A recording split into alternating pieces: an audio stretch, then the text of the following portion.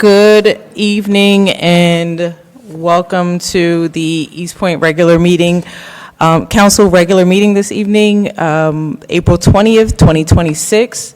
Madam City Clerk, roll call, please. Councilmember Hemming is present via Zoom. Councilmember Freely? Present. Councilmember Atkins? Present. Councilmember Ziegler? Councilmember Cummings? Present. Councilmember Mitchell? Present. Councilmember Caldwell? Present. Councilmember Martin Rogers? Present. Mayor Chapman, we have a quorum. Thank you. And I just wanted to confirm that the Zoom is something that we confirmed is allowed for the meeting. We just need to have on record that the votes or anything that comes in via Zoom is, if it's allowed, we just need confirmation on that, if we could.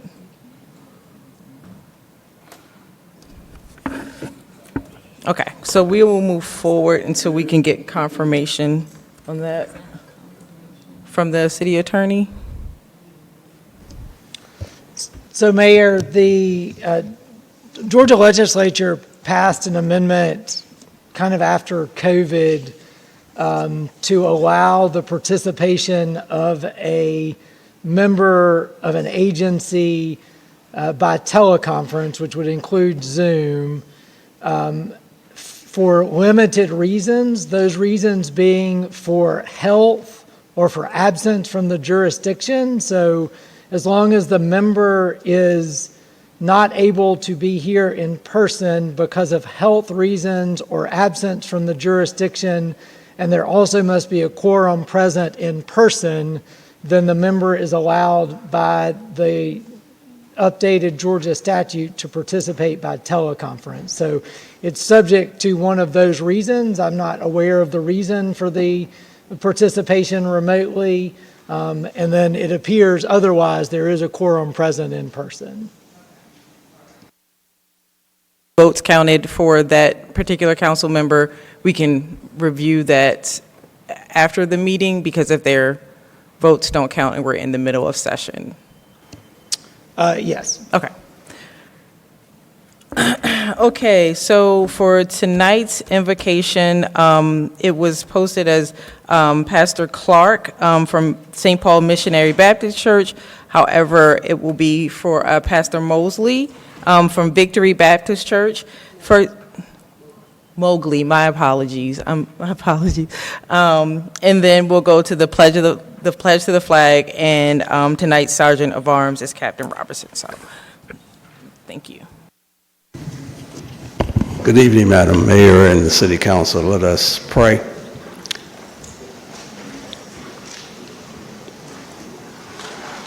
We are blessed beyond numbers, that we can't even count them all. But we thank you for this day. We come here gathered as citizens and customers of this great city. And we pray for the city mayor, the city council, and especially the city employees. Bless them all as they seek to do the work representing us. In thy name we pray. Amen.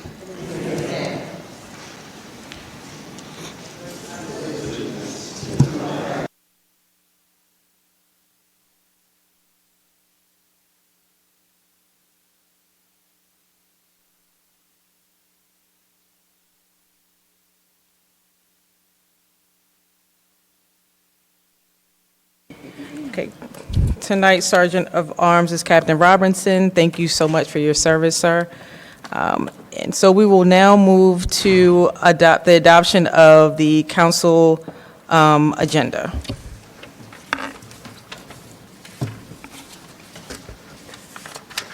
Is there? Madam Okay, Mayor, yes. I move that we adopt the agenda as presented. I'm sorry.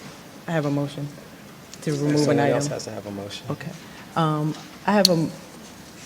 I'd like to make a motion to remove my item number 20. Someone The else will motion's have on to the floor. make the motion. What is your The number? motion has been moved and seconded. Okay. There's a For motion on the floor to discussion. remove item number 26. Yeah, that's not the motion. No, the motion is to approve, but you want to. Yes. There's a motion on the floor to adopt the agenda with the removal of number 26. Is that the motion? Is there a motion? The motion, I made the motion to approve the agenda as presented, but I understand, Madam Mayor, that you would like to have number 26 removed. Yes. So I would like to update my motion, then that would be the motion. I think it I was would already like to- seconded. It has been, and then I guess he could be asked if his second would stand. Yes. Yes, the attorney is shaking his head, yes. For discussion. Right. Yeah, I was about to say, To remove item number 26 for that amended motion. Okay, so we have a motion on the floor to adopt the agenda with the amendment of the removal of number 26. Is there a second? He seconded, you have to ask. him to Okay, second any- the same. Discussion. Any discussion? Second for discussion. Go ahead, move forward. All in favor? All in favor? Aye. All opposed? Ayes have it. Thank you. And I'm in Microphone. to go ahead. Thank you. I'm in to remove item number 6 from the agenda. And I'm also in to remove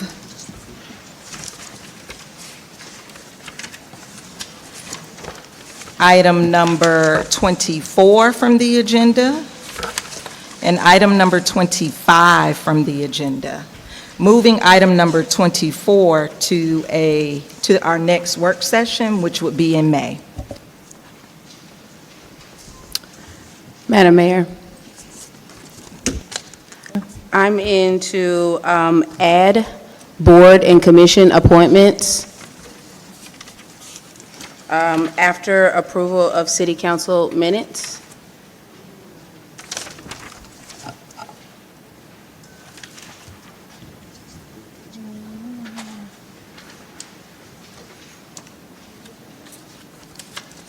Okay. Are there any other motions?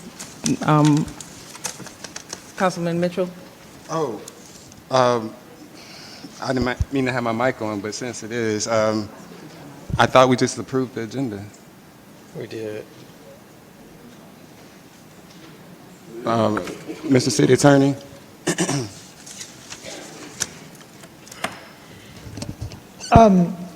I'm slightly confused, I will say. I heard Councilmember Martin Rogers make a motion to second for discussion. I After guess it was my approved. interpretation of the vote was to allow the discussion to occur. Then Councilmember Martin Rogers suggested to remove 3 additional items. And so I'm uncertain, to be honest, if a vote has actually been taken on the actual agenda. So can we have the city clerk confirm that the vote was confirmed to move the agenda? I mean, I'm sorry, to approve the agenda? Councilmember Atkins' motion to adopt the agenda with the removal of item number 26. Councilmember Martin Rogers seconded, but she also added to move items 6, 24, and 25. And Okay. then Councilmember Caldwell wanted to add boards and commission appointments right after the minutes. Gotcha, but I think I called for the vote to approve as is. So, council, can we move forward with the amendment that was given to, by the adoption of the council meeting tonight with the removal of item 26, and then when we get to your items, Councilwoman Martin Rogers, we can maybe table yours, and then for yours, Councilwoman Caldwell, you can make a motion after the approval of the minutes. Okay. Do you get your appointments? I was going to say, you can Yeah, also she do it needs during to- council comments if you want to make I'm sorry? appointments. I said you can also, usually we make our appointments during council comments. I don't know if we necessarily needed to add that. I know we've been doing that in the past, so I'll just, Okay. So I had a pretty lengthy council comment, so I wanted to add it separately. oh, So for you're sure. going to make the motion after comment? I can, yes. Okay. All right. Council, we are now moving on to the approval of the city council minutes from April 6, 2026. Is there a motion? Madam Mayor, Yes. I make a motion that we approve the City Council regular meetings for April 6, 2026 at 6:30 PM. Thank you. We have a second. All those in favor? Aye. Any discussion? Hearing none, the council minutes from April 6th have been approved. Madam Mayor, Yes? may I make the motion now? Yes. you can. Okay. I'd like to move to add boards and commission appointments to the agenda. You want to make a motion to appoint? Go ahead. So your motion would be to appoint? To do the full appointment now? Just to appoint, yep. Okay. Okay, so I would like to make a motion to appoint Dewan Dapp Paxton to the Cultural Enrichment Board. He is an award-winning filmmaker and creative director with over 25 years of experience in media and cultural programming. As a 3-year East Point resident, he has supported independent filmmakers and empowered youth and will be a great fit to our Cultural Enrichment Board. Second. All those in favor? All those in favor? Aye. All those opposed? Any discussion? Should have called for this. Okay. The ayes have it. Do you have another appointment? Okay. All right. So now we will move to the public hearing section of the agenda. Hold on one second.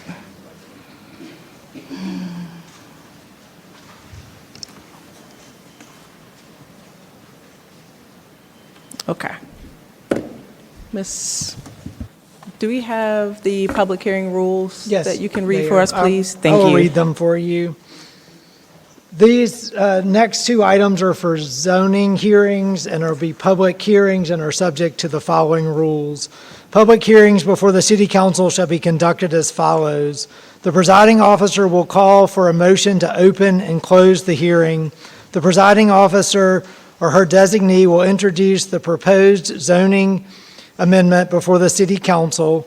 Staff will then be called upon to present the Planning Commission's recommendation and summarize the staff reports written. Persons both favoring and opposing the proposed amendment will then be provided an opportunity to address the council. The applicant for the proposed amendment, if any, will be entitled to speak first, followed by other speakers in favor of the proposal for a total of 15 minutes.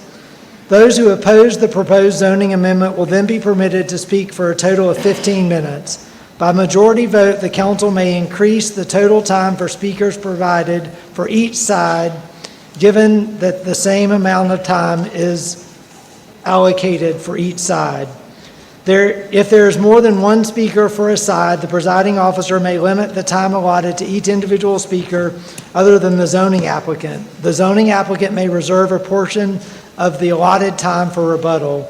Speakers must adhere to the rules of decorum. Prior to speaking, each speaker shall identify him or herself and state his or her current address. Each speaker shall speak only to the merits of the proposed zoning decision under consideration, shall address remarks only to the City Council, and shall refrain from making personal attacks on any other speaker. The presiding officer may refuse a speaker the right to continue if, after first being cautioned, the speaker continues to violate the rules of decorum.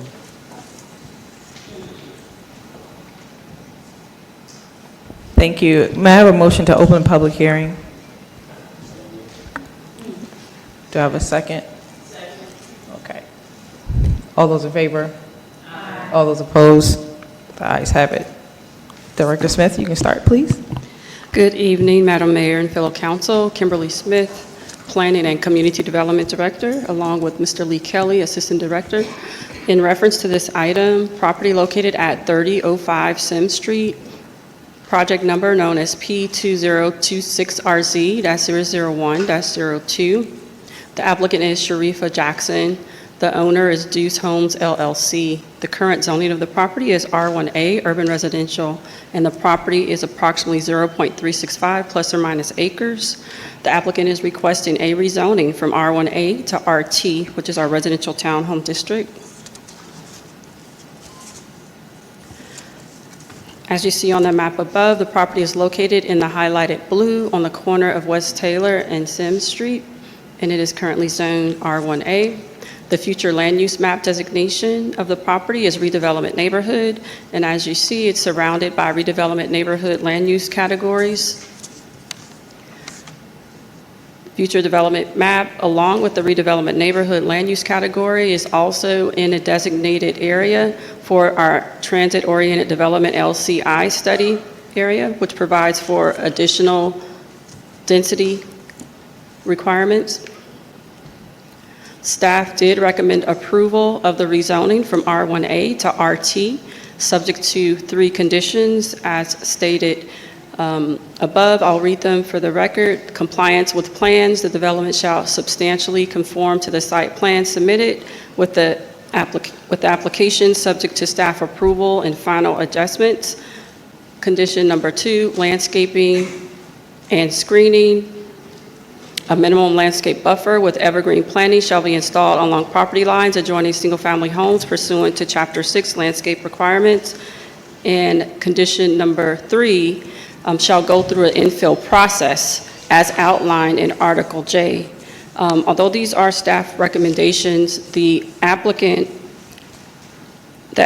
has made a request to defer this item to allow time to meet with citizens and the community at large, given the discussion that happened at our work session last week, and staff has no objection to accepting her request for deferral.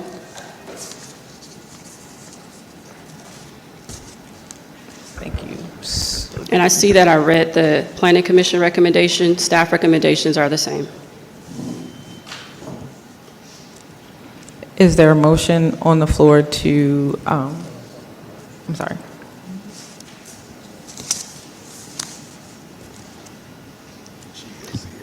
The applicant is here, and we are in public hearing.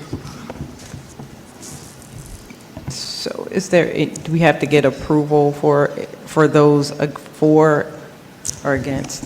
Correct. Good evening. All right.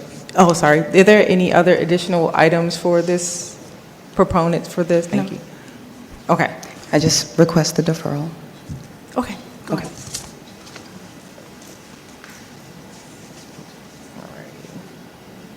So is there anyone here for this item? Seeing none. Is there anyone here opposed to the item? Okay. Madam Mayor, I move that we close the public hearing for the case number P2026, R as in Robert, Z as in Zebra, -001-02 for the address 3005 Sim Street. Second. All those in favor? Aye. All those opposed? The ayes have it.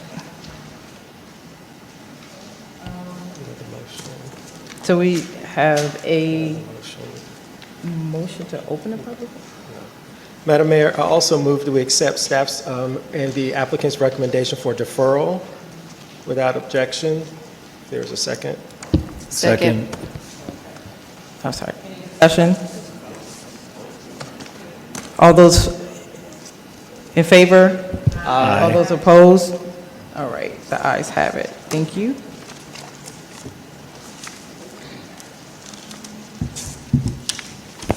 So we have another case.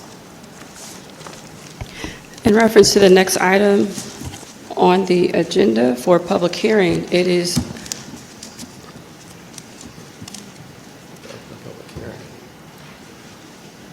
a city-initiated rezoning located at 2418 Millage Street, known as case number P2025RZ and -002 and 10. It is also associated with case number P2026RZ-001-01. This is a city-initiated rezoning. The property is approximately 0.859 plus or minus acres, and the applicant, which is the city, is requesting to rezone an unzoned zoning district property to CL, Commercial Limited Zoning District. The current zoning map shows the parcel is surrounded by I-1 on on the north with R1A on the east side and the south side, and there is a portion of it that is also adjacent to a C2C zone property. This particular property is located in the Town Center Sub-Area 1 land use category, which accounts for pedestrian-oriented center community, including historic, culture, business, and neighborhood types of land uses. This is a picture of the property. This particular property is unique in the fact that it is adjacent and bounded by a railroad, a utility, a overpass, as well as several industrial properties. Staff has recommended approval, and Planning Commission has also recommended approval of this city-initiated rezoning to rezone an unzoned parcel to CL Commercial Limited, subject to the following condition. Condition is known as A, under CL Limited Zoning District. Permitted uses on this property are limited to the following permitted uses in the CL Commercial Limited District, except for the following, which is number 13 in that zoning district, nightclub.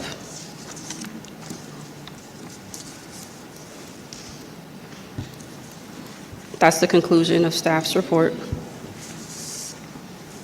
And just for clarification, because, and I apologize for this, because the public hearing was actually closed, we may have to look at what we can do to move that presentation. The first presentation was addressed in the public hearing, but we moved to close the public hearing, and that's when the next item kept going. So that was, we'll have to look at that.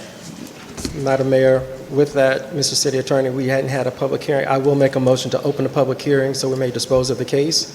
That is okay? Thank you.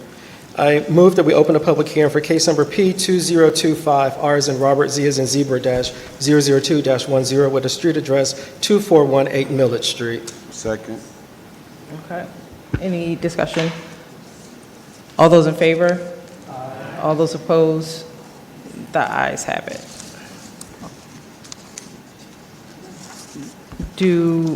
Was there a staff recommendation for that one? Staff provided the recommendation of approval with a condition. Okay. Madam- Go ahead. Madam Mayor? No. Madam Mayor, I think we have to also ask for other proponents and opponents. Is that, we have to ask for opponents and opponents. Can we ask? Mayor, I think it's okay that staff concluded its presentation outside of the public hearing. Okay. Staff doesn't need to present again. Once staff is finished, and if there are any questions for staff, then you would need to call for the applicant, which is the city technically, but any proponents and then any opponents. Okay. Madam Mayor.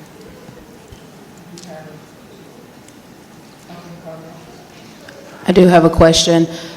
So during the last work session, we also provided a list of items that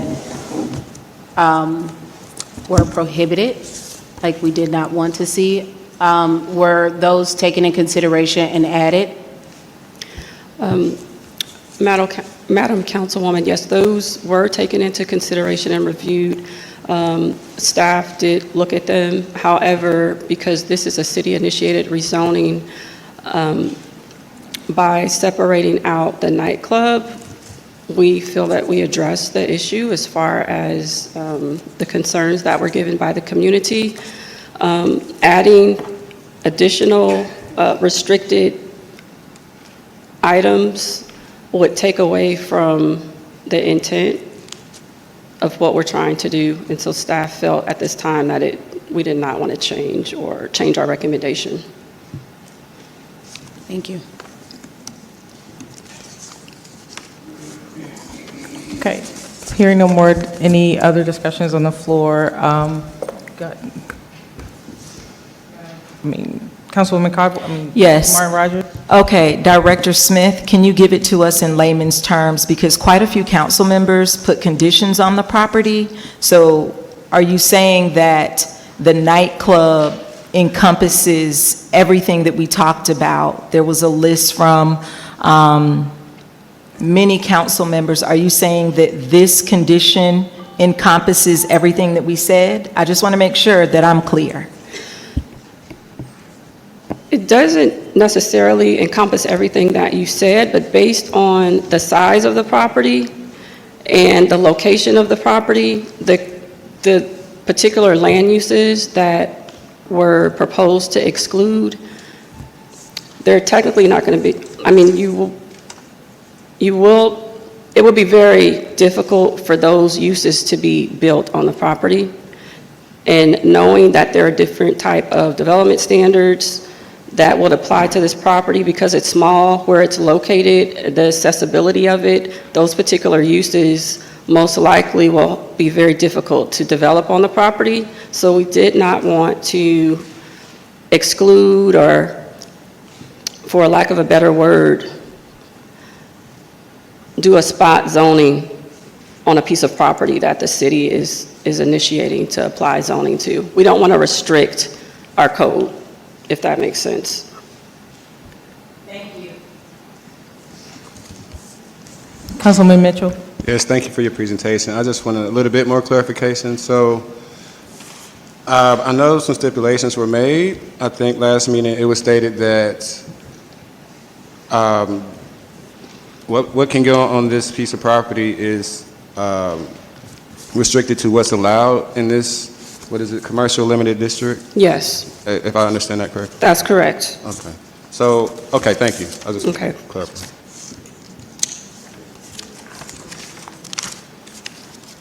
Okay. Hearing no additional discussion, is there a motion to accept staff recommendations? Madam Mayor? I'm sorry, do we have anyone here in favor of this code? Go ahead, Tony. I just wanted to state for the record as well that this council does have the option to deny the rezoning as well. That's another option. What was the option? I'm sorry, say it again. I said there is an option for council to deny staff's Okay. recommendation as well. Okay. That is also an option. All right. Do we have anyone here in favor of the case? Anyone here opposed? Okay, hearing none. Is there a motion on the floor do we have a motion? Madam Mayor, we first need to close the public hearing, so I do make a motion, if there are no other proponents or opponents, to close the public hearing for case number P2025, R as in Robert, Z as in Zebra, -002-10, with the street address of 2418 Millage Street. Second. Favor? All those opposed? The public hearing is closed, but we didn't vote on the item.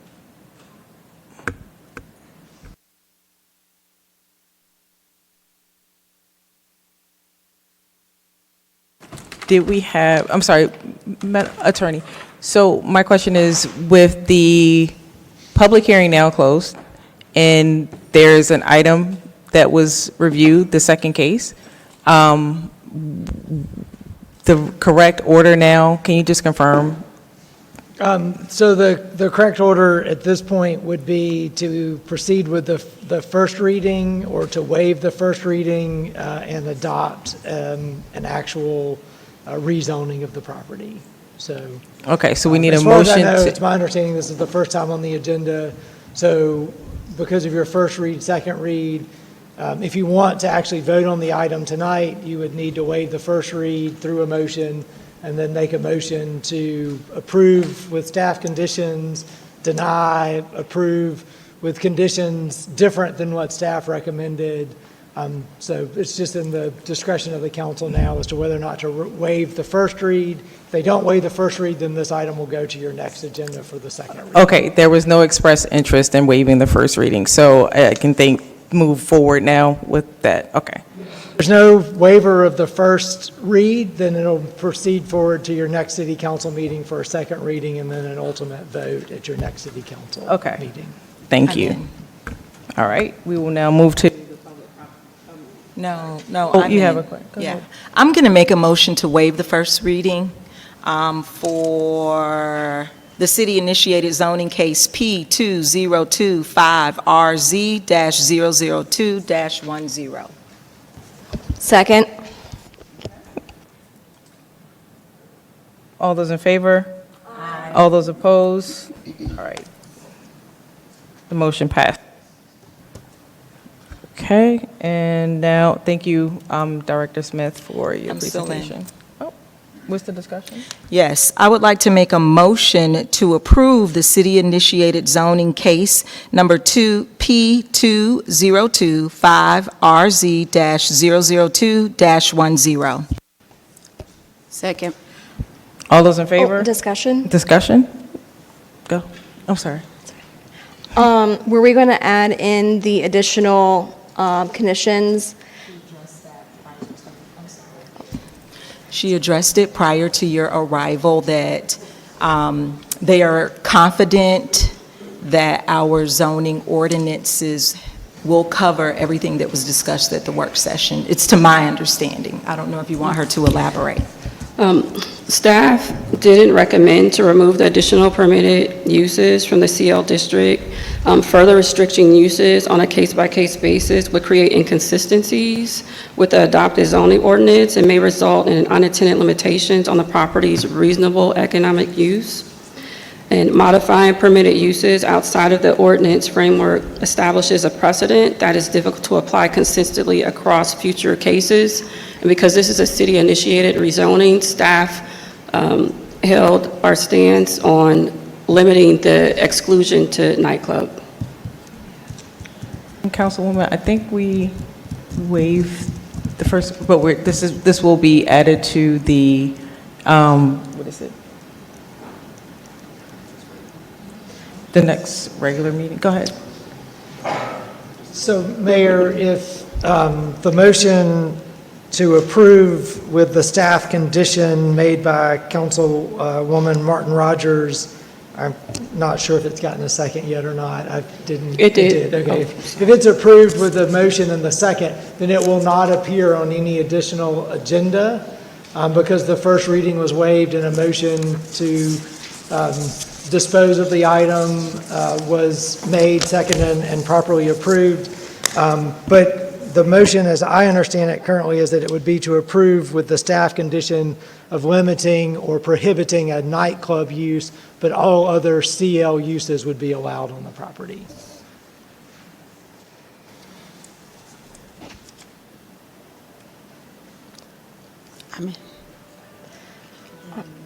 Andrea's in. So just to also clarify, and I think this may help Councilmember Ziegler, is that the property is owned by the city, correct? The property is not owned by the city. Okay, never mind. Okay. All right, so with this, now we can move forward unless there's another, oh, you're still in? Okay. There has been, what is the rule?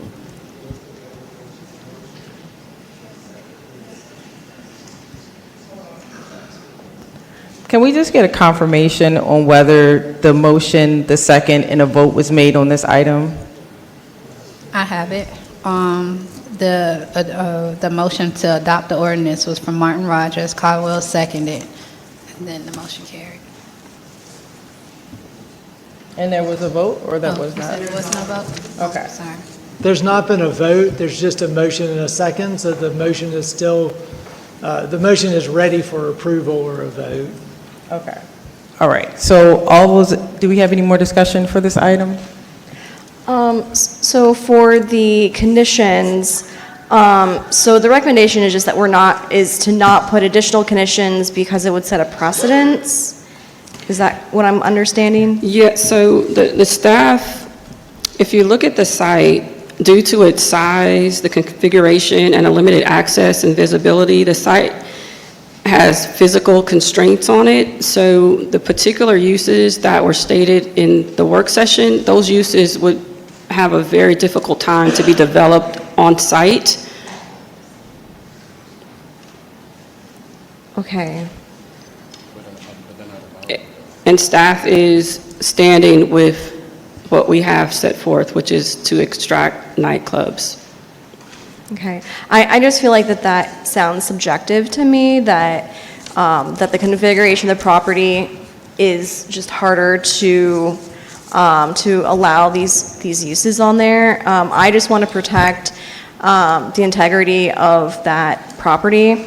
And also, it's sandwiched in between Jefferson Park and Colonial Hills, and we have Tri-Cities a stone's throw away from this property. So for me, I feel like that we should put additional conditions on there. And at the very least, we need to have a motion that accepts the condition of the nightclub.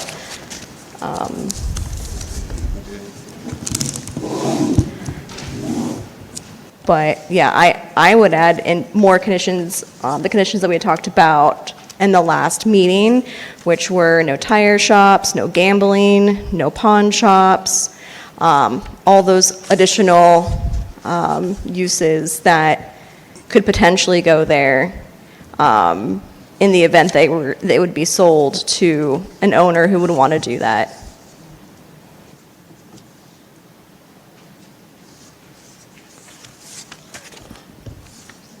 Councilwoman Mitchell? Thank you. Do you have a list of allowable uses for that? I think that might be helpful. I Because I'm do. thinking if it's not allowable, I think we can make, 100 things we recommend that don't go there. But I think it might be helpful if we have a list of allowable. Director Smith? Yes. Okay, thank you. Yes, I'm getting them. Thank you.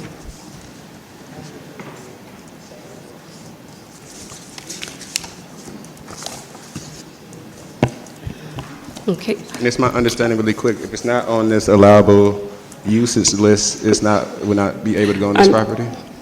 I'm going to read them off for you, Mr. Councilman Mitchell, and they are up on the screen as well.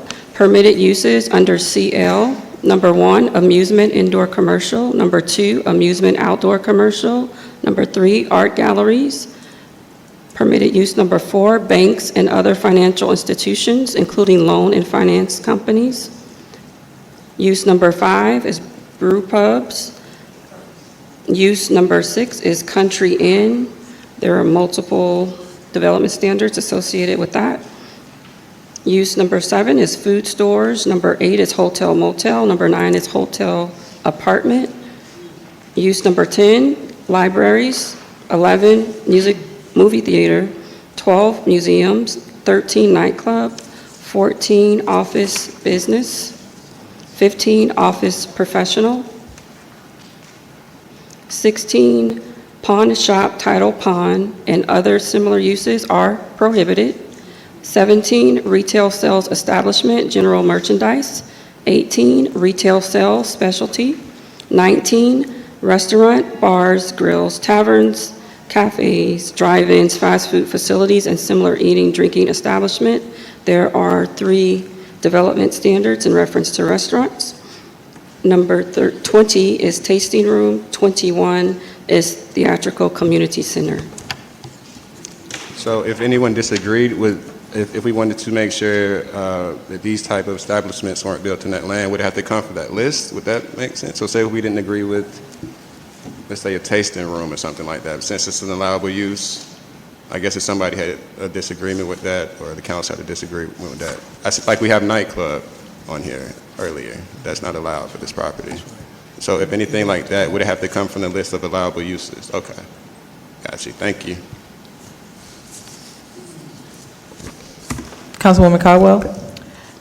So I just had a quick question. If this item is approved, then can you walk us through the permitting process and clarify if there are any stages in which council would have the ability to influence or shape what's being built there? These are uses that are permitted by right, so they would not come back before council for any type of review. Okay, thank you. Okay. Anybody else? Okay, so we've wrapped up the discussion for this item.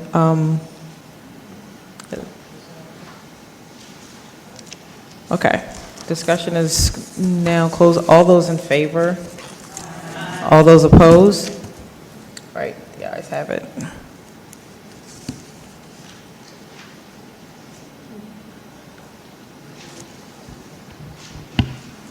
What was the,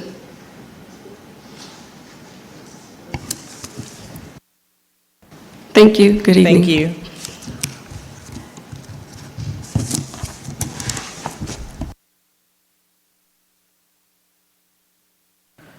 All right, we can move now to the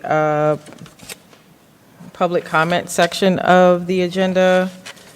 And for public comments, it reads as such, the public may speak during the public comment section of the agenda. The city clerk shall make public comments form, public comments form available in the city hall labor lobby prior to the start of the meeting. All speakers must complete a public comment form and provide a completed comment form to the city clerk between 6 p.m. and 6:25 p.m. prior to the start of the meeting. Subject may include any subject of choice. There will be a 3-minute time limit for each speaker. Should the speaker desire to give his or her time to another speaker, he or she may do so by notating what speakers shall receive the time his or her comment on his or her comment form, provided that the speaker, given his or her form, that he or she gives all or part of her form to up to 3 minutes to another speaker for the total of 6 minutes per speaking time. Speakers may address the council only once during the time of the agenda. Speakers must identify themselves in their address prior to speaking. Questions from the speaker may not be addressed during the public speaking session of the agenda. East Point residents shall have priority over other speakers. There will be a total of not more than 60 minutes per public speaking section of the agenda. Speakers may only address the presiding officer. Speakers shall observe all rules and decorum. No debate, disrespect, or obscenity shall be tolerated. The presiding officer shall rule any such individuals out of order that fails to comply with the foregoing. All right. And Madam City Clerk, do we have any speakers? Yes, ma'am, we have 17 public comments this evening. Okay. Up first, we have Ms. Marie Terry. The time. Do we have the time for the presentation? Okay. Good evening. Good evening. Mayor and City Council, my name is Marie Terry. I am a resident of East Point. I'm here tonight to speak on accountability, fairness, and the impact of city decisions on everyday resident. Issue 1, sidewalk vegetation. You had sidewalks put in on Seven Road, and when you put them on Seven Road, they planted weeds instead of grass, not maintained grass directly in residents' yard. At the same time, the city enforced an ordinance that says if grass or weeds exceed 6 inches, homeowners can be cited or fined. This creates an unfair situation where residents are responsible for maintaining vegetation they did not plant. I request maintain these areas, replace with proper grass all of the yards on Seven Road all the way down to Cleveland, or remove penalties tied to them. Issue 2, rising costs of city spending. Residents are facing increased power bills, rising property taxes, and a report of $27 million shortfall. And I did receive a paper in my utility bill about the rising of the utilities. Now, I am against you guys raising the utility rates because it has a great effect on me as well as the residents. We do not need you guys to raise that. And I'm also against you guys firing any of the employees. And that goes to you as city councils, also as the city manager. I would rather for you guys to actually try to find a way to keep them, maybe lower their hours. Do not fire anybody. That'll be another issue. You're raising the power bill, money shortages. Residents are being asked to pay more without clear accountability.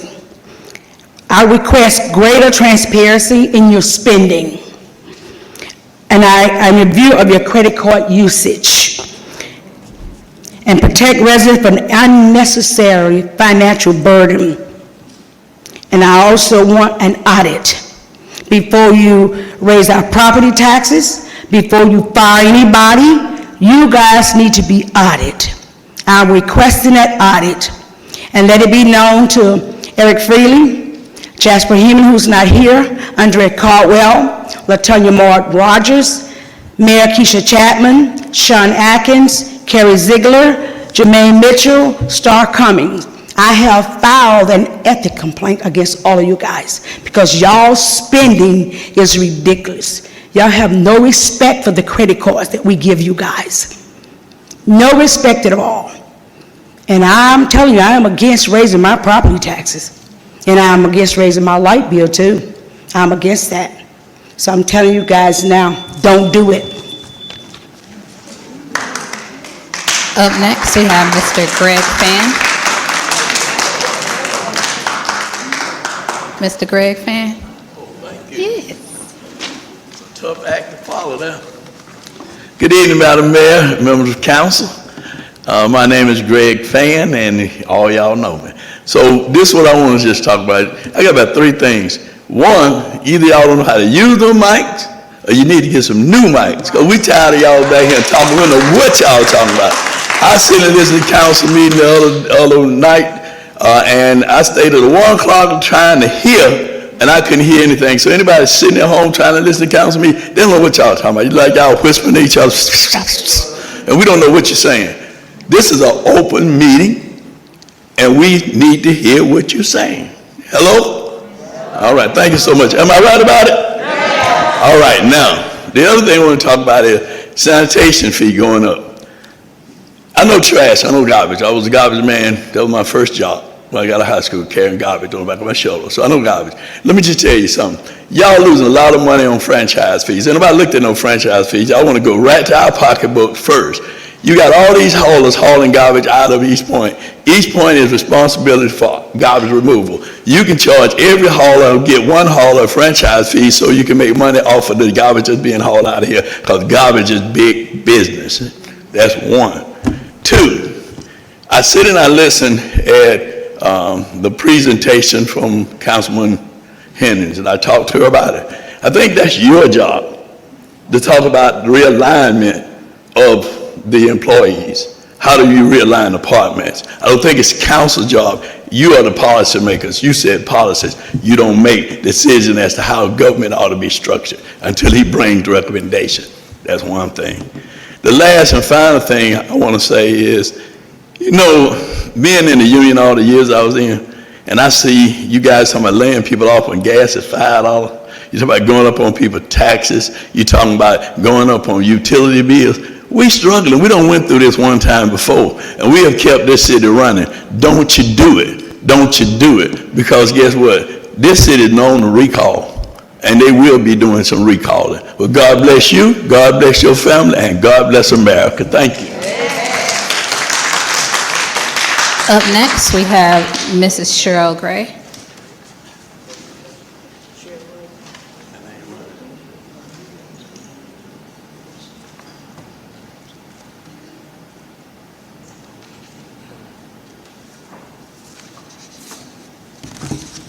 Hello, members of the City Council.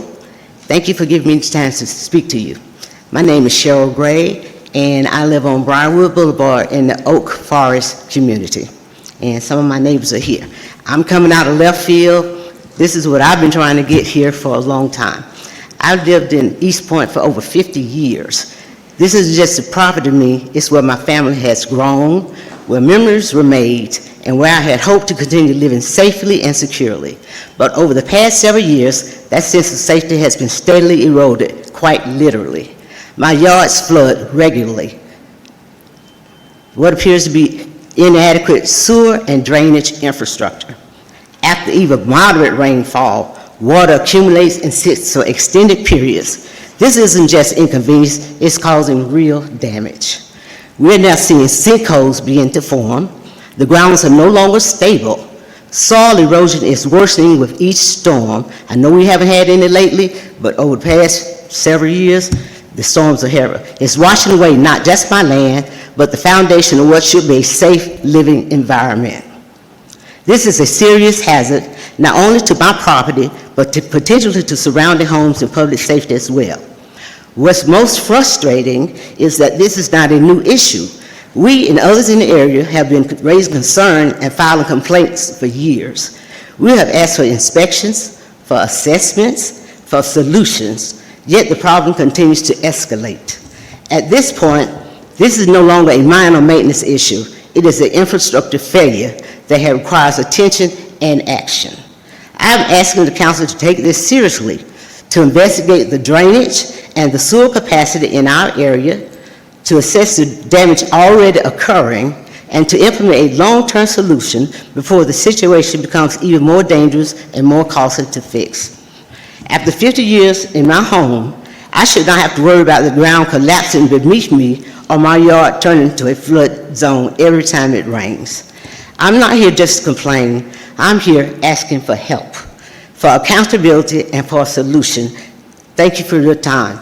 The biggest problem is I live in the curve of the street, so rain flows down here one way, rain flows down here the other way. So I'm in the center.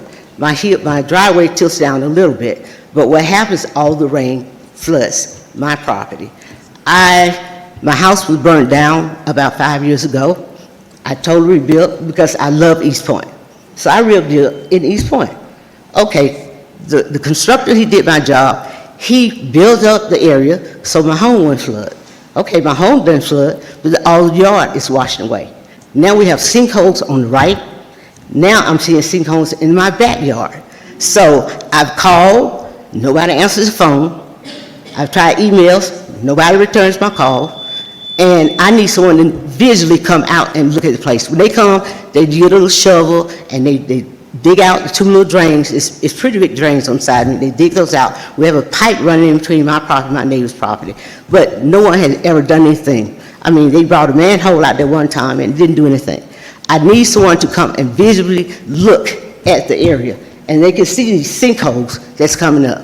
One time my son stepped in it and he sprained his ankle severely in a sinkhole. So I need some help. Thank you very much for your time. Thank you. Up next, we have Miss Jackie Slaughter, and she had time given to her by Miss Cheryl Warren, so she'll have 6 minutes.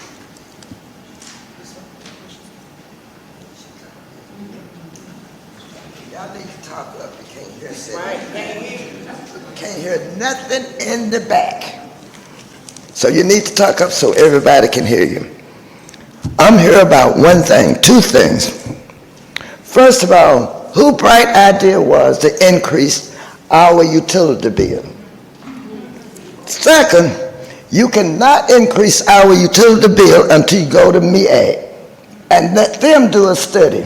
And it's not for the manager to do it, it's for the council. They have to be notified. How I know, I spent 8 years as MEAG representative for this city council. You need to get okay from MEAG, and they will give you the study. If you can increase or decrease. Not only that, if they're not increasing their base costs, you can't decrease, can't increase. If they don't go up on our price, and you have to put part of that money in reserve for emergency. For emergency. Not to spend to go to training, not to spend to keep the city operating. Cut your employee's salary. When I was on council, we made exactly $5,000 a month, but we survived, and we was able to go to training. How many of y'all been to MEAG, Southeast, with the municipal city? You don't even know where your tax come from. You didn't, when y'all went to Washington, I bet you didn't talk to one representative about getting money for the city. That's what going to Washington is thing for. To get money for us. Because if you count on Fulton County giving you your right money, I got some gold in my backyard you can come and dig up. Now, Fulton County cheated us out of money, over $100,000. So y'all council is his boss. He's not y'all boss. He can only make suggestions. Y'all are the one that's going to be held accountable. And I will lead the pack if this city go in the red, because it's on the way there. You got a finance manager, it's an internal manager, and an external. How's she going to be investigating her books? Not only that, you got a lawyer know less about law than I do. And I know about law. I was married to a lawyer, and I put 2 kids through law school. So y'all need to get on the ball. And I'm not mad at y'all, but I will.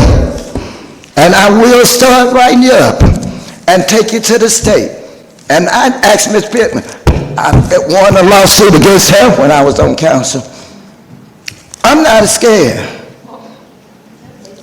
But y'all better wake up and start thinking about the citizen and not about everybody else. It don't matter what he thinks. He can't fire you, but we can.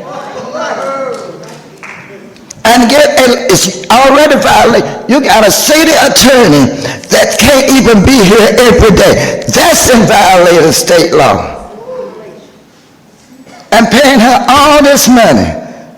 And then you got a finance man going to do 3 things. That's in violation. I'm putting y'all on notice. You better start making some changes and get a permanent city attorney, a permanent finance, internal, and an external finance manager. And thank you.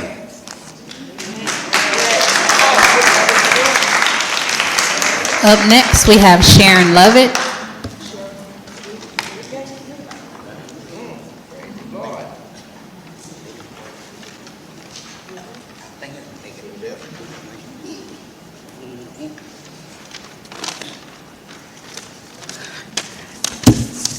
Good evening, Sharon Lovett, Delow Drive. Okay, I had knee replacement. That's why I haven't been here, but I'm back. I lived in this city 38 years, and I'm here tonight to talk about the summer. I'm sorry, ma'am. Can you speak into the microphone, please? Can I what? Speak into the microphone a little bit. Oh, you can't hear me? There you go. Can you hear me? Yes, ma'am, Deb. Okay. All right. Okay, so I've been here 38 years, and I'm here to talk about the rate increase starting next month, and no real notification given to the residents except through Facebook posts and a bill that my neighbor received last week. Every time there's been talk about rates, the city made sure to notify the residents, but that hasn't been done lately. There used to be town hall meetings or city council meeting, and then the city council votes for it, and you can veto the increase, okay? We voted for city council members to make good decisions for our residents, not for you to hand this city over to the city manager to do what he thinks is best, with some council members even not knowing. While you're talking about changing rates for the city, are you going to talk about decreasing his $203,000 salary he got last year? Okay, that would be some money right there.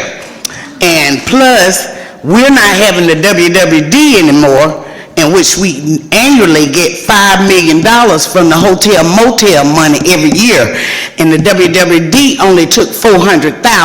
So you add them $400,000 back in there. I am a senior citizen. I can't afford to pay that increase. So I received information on some of the credit cards too. I got an email from GAP, Georgia Accountability Project. Yeah, and it was showing where y'all making all these charges and stuff, which doesn't make any sense. And it was CVS, Cash App, $200 to a church. Nothing against the church, I love the church, but you give your own money, not the city's money. I can't afford to fund nobody's lifestyle. I don't make $203,000. Everyone's credit card and statement need to be put on the city website. And no open records have been requested on these charges. I wonder why, because we just went through that. There are 4 at-large city council members, which most of the time you don't hear very much, and I shouldn't have to reach out to my city council. They need to reach out to me. I didn't, they just do. So, as I was stating, most of the residents in this city are not on Facebook, and the meeting is not on Channel 22 on Xfinity, because that's what I have, and the meeting is not on Facebook. So a lot of them don't even know how to get YouTube. I could pull it up, but most of the time it's over with. But anyway, you all need to figure out something better and collect some of their other money and make it sense for the residents. Up next, we have Pat Scott.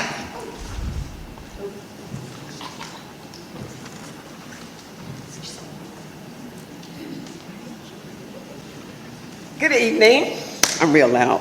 I am a retired sergeant, first class, United States Army. I did 34 years in the service. I've been in East Point ever since 2006. I've deployed 3 times to Iraq. Twice, I left my niece in charge of my financial. My kids are grown. I have a house by myself. She emailed me, Auntie, your light bill from this month all the way to this month, which were the summer months, is $400. There's nobody living in the house. The refrigerator is off. The only lights I had on my house was the outside lights. Why is my house, why is it like that? So I came up here and talked to someone about it. They said, well, that's what we was reading. Nobody never read my meters. Once I retired in 2013, I was at home every day. I ain't seen nobody come and read no meters. I need to know. But that's water under the bridge. Right now, I'm 72 years old. I can't afford light bills to be $400 a month. I can't afford it. So I would appreciate if y'all really think about what you're doing with our finances. I love East Point. I don't want to move anyplace else. So please, help a sister out. Also, my second one.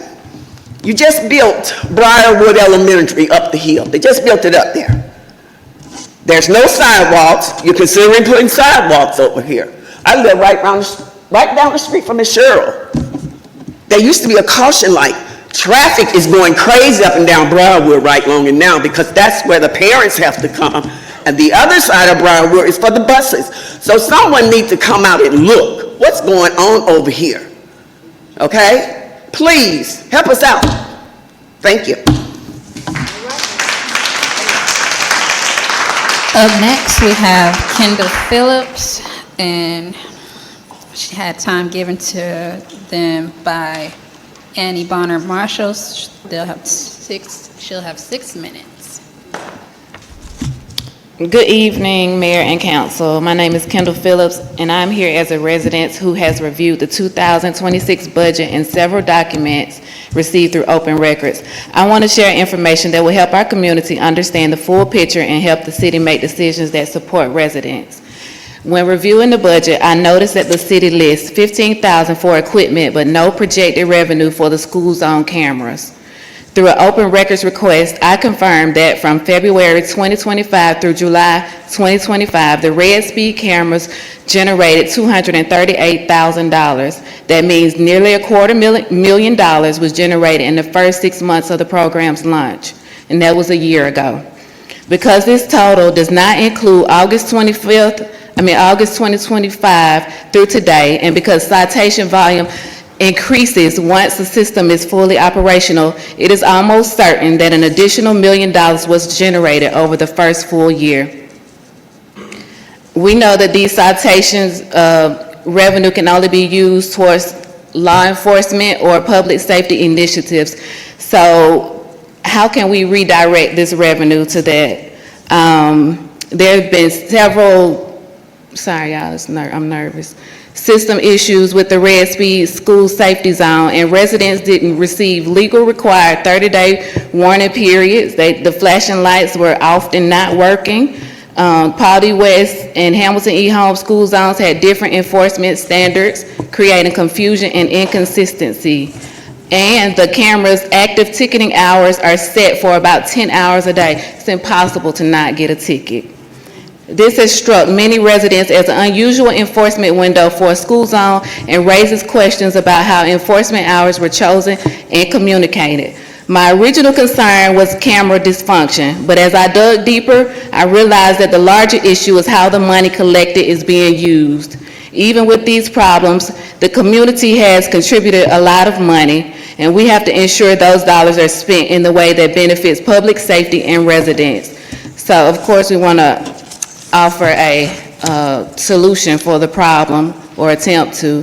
The 2026 budget recommends approximately $1.6 million for replacing police vehicles. Since citation revenue can only be used by law enforcement, I recommend that they buy their own cars with the money. Why does this matter?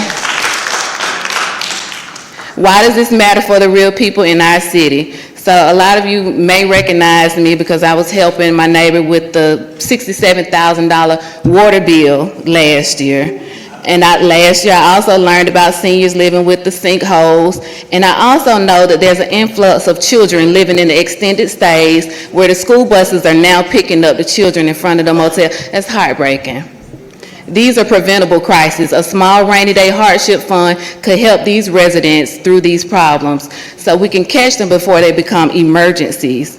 Last year, also, Ms. Yolanda Johnson, our community social services manager, she helped a lot with trying to assist my neighbor and others with limited resources. I recommend increasing her department's budget so she continue meeting the needs of our most vulnerable residents. In closing, my goal tonight is not to criticize, but to offer a documented, practical solution that using existing revenue to strengthen public safety and support residents. Please publish a clear summary of all citation review and special review funds so residents can see the full financial picture before decisions about rate increases or taxes are made. Thank you.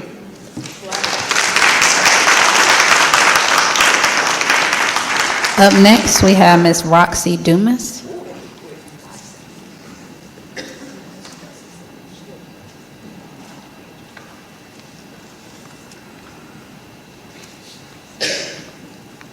Good afternoon, everyone. I'm against the property tax and the power bill. Ever since we've been on Stone Road, we've lived about 35 years, the tax been going up just about, higher and higher. I'm a resident of East Point. I'm a senior citizen and everything. You know, we don't get, we get the check just once a month. We got to scratch that check once a month to make for another month. And that's just tough when your tax going up. I don't think I'm gonna say, like I said, I'm not gonna beat up on nobody. Everybody know right from wrong. We do need help in the city. We need to clean it up. We need the area need to be cleaned up. The bushes in the road, you go by, you scratch your cars up and everything. In East Point, it really done got to a point like a ghetto. Cause there ain't no cleaning up around that area. And then you see people out there, every now and then try to pick up paper and stuff. We pick up paper all the time in our yard and stuff. Down the street, you see paper and stuff. If we paying this much tax, we need to clean it up. I don't know what they're doing, sitting in the truck. I see some of them sitting up in their truck, sleep. They probably ate too much. I don't know what they're doing. But we need somebody to clean up East Point. We go in the other place, it's clean. But East Point is not clean. I like East Point. I've been there for years in East Point. And I love it. And that's a nice place. But I don't think I say y'all know what's right, y'all know what's wrong. And God see it all. Y'all be blessed. Up next, we have Anthony DeRubius.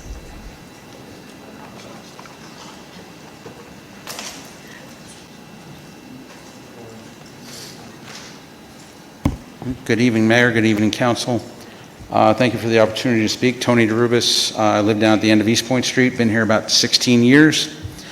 3 small items. I feel overwhelmed by all the comments so far. Mayor Chapman, when you were running for office, I asked you if you could run a council meeting for in under 3 hours. The first one was promising. When I see an agenda take 30 minutes to get through, something's wrong. You got to sit figure out your agenda. People are making suggestions every week for the same items to be moved around.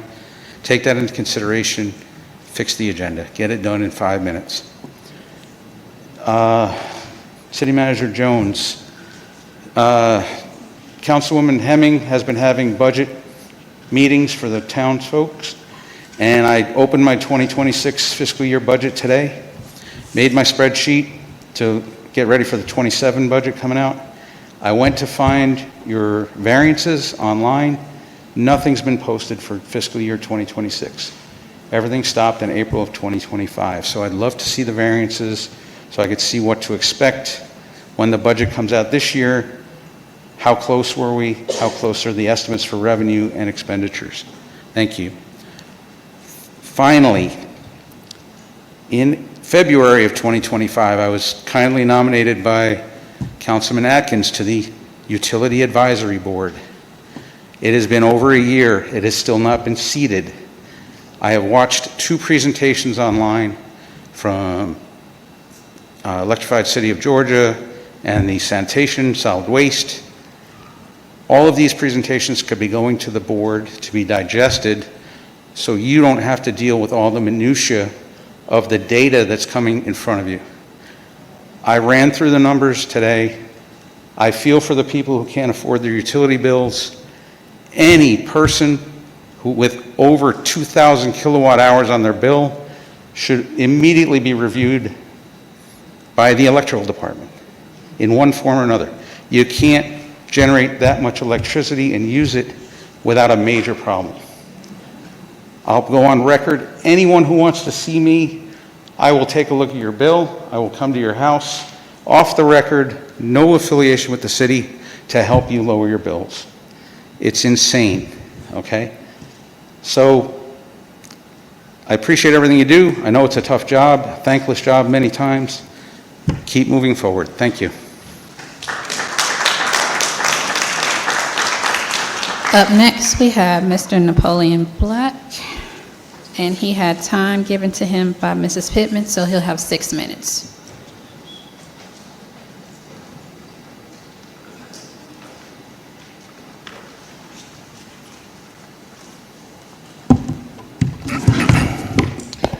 Good evening, City Council and Mayor. I know a lot of people have been pretty emotional up here, but I think we just need to start getting official information from you, like through the website or through mailings with the utility bills.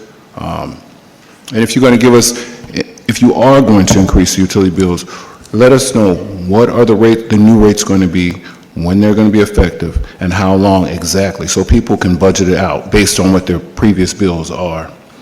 It said that we're considering laying off frontline employees, okay? If we do that, what departments are going to be affected?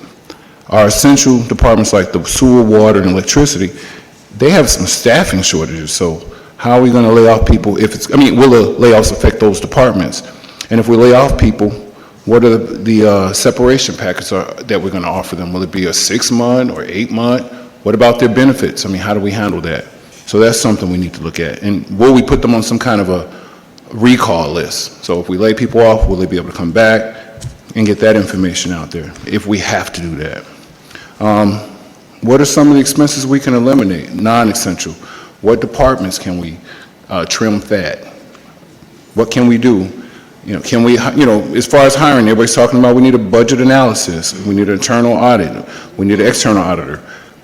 When can we do this and how fast can we do it? And without the emotions behind it. If we do need to go up on rates, what are the rates for? What are we going to improve? Will it be, okay, I live all off Dillow and Montrose. We have power outages pretty often. So when are we going to get that power station or the substation fixed? Things like that. So just tell us what you're doing and maybe people will be more open to an increase. I'm open to it if it's going to be improvements. If it's just going to be run-of-the-mill and we're increasing utility rates, I don't think anybody's going to buy that. When are we going to get an official audit? Show us the numbers. What's the revenue?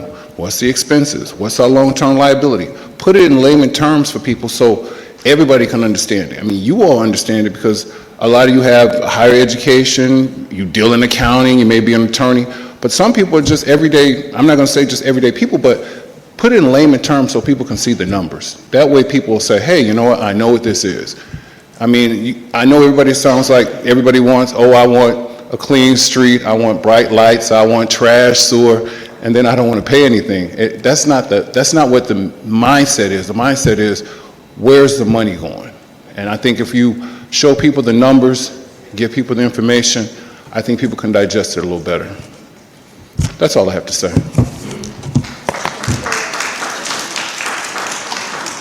Up next, we have Ms. Deborah Hargrove.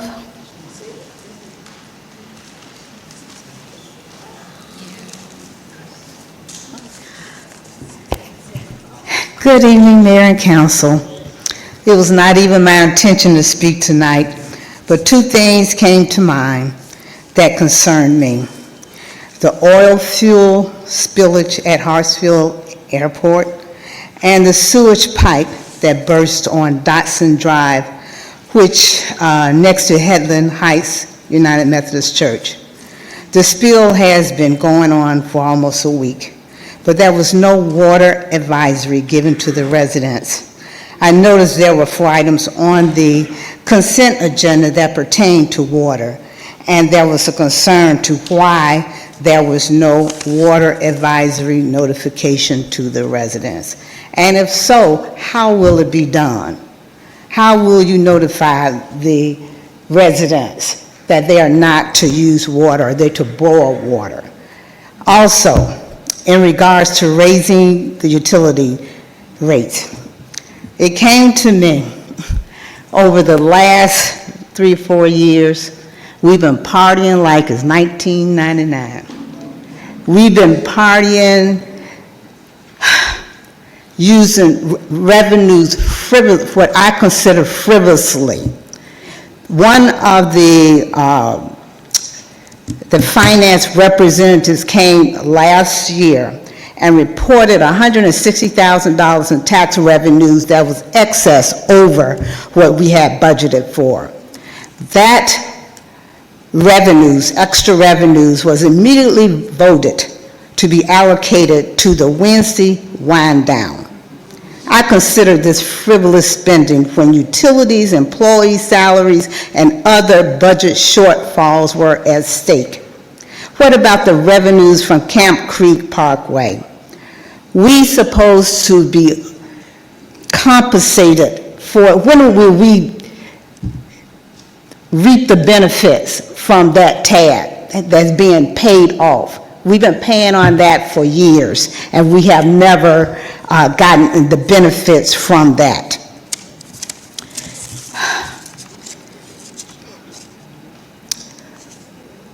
What in the budget this year can be postponed for future considerations so that we can alleviate raising utility rates for residents? New signage for the city boundaries was submitted last year. Is this an urgent expenditure or a discretionary expenditure that can be delayed for further usage? You know, reconsider some of the spending that is in the budget that can be delayed so we can not raise the utility rates. Thank you. Up next, we have Mr. Willie Jackson, and he had time given to him by Anita Smith, so he'll have 6 minutes.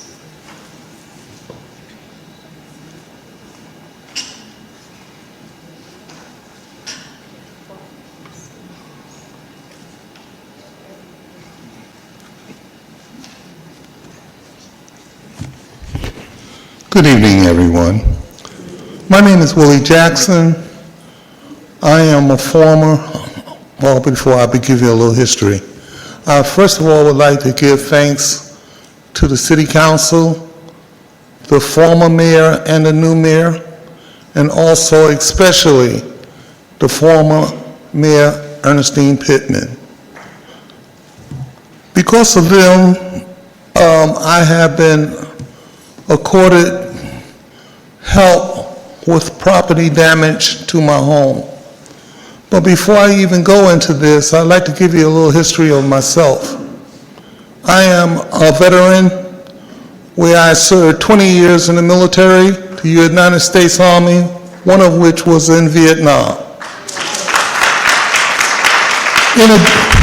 Thank you.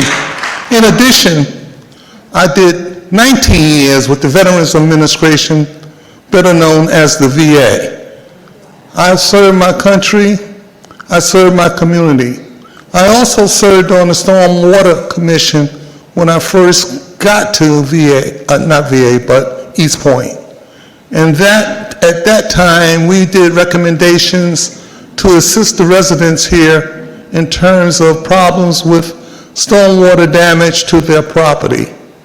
I was very proud and happy for that. Money was allotted to go ahead and assist the residents in terms from our recommendations. Well, that was like about 2011 when I served on that committee.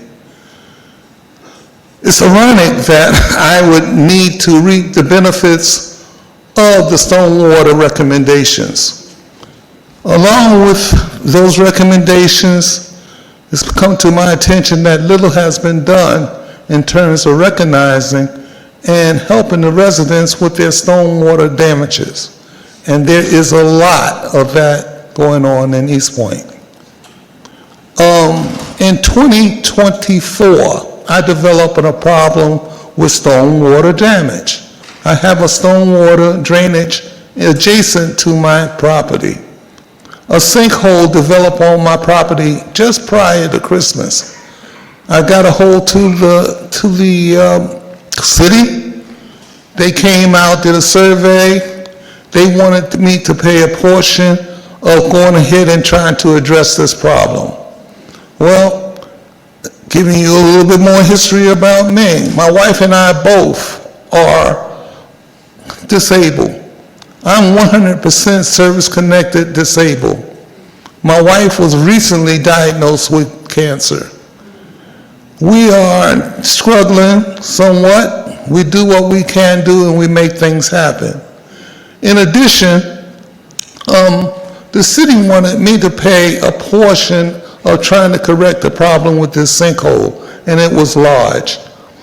I told them that I couldn't, and that's where the fight began.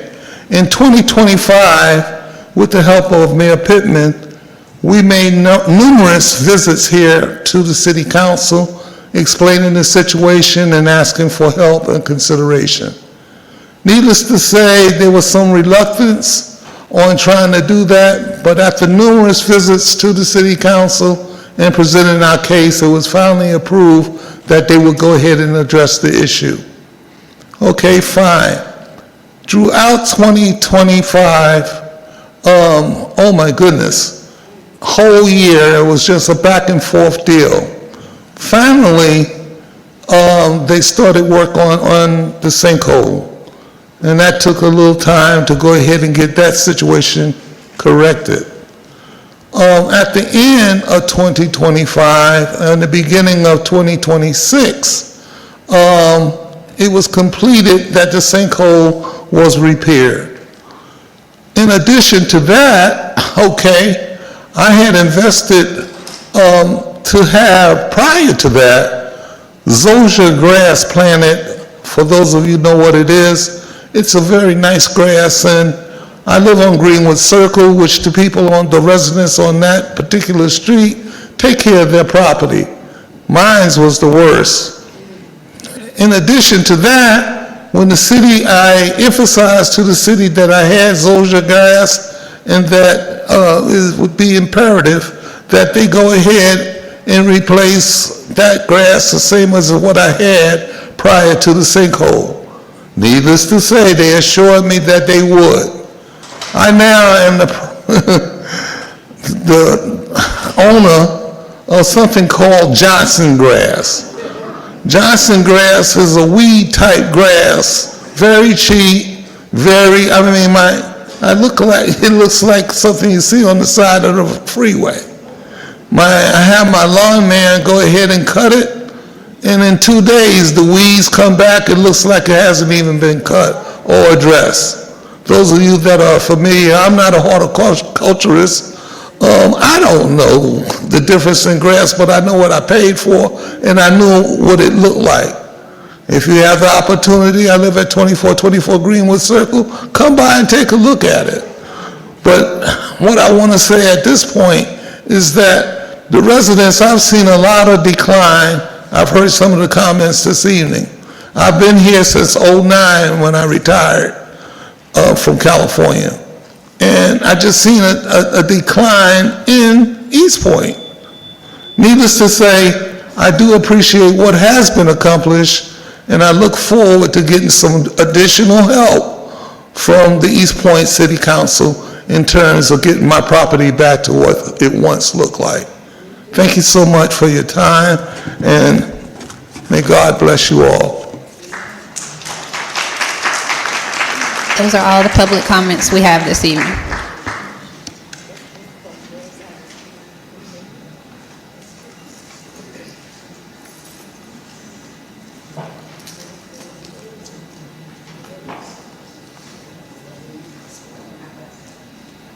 Okay, thank you. We will now move to comments from council.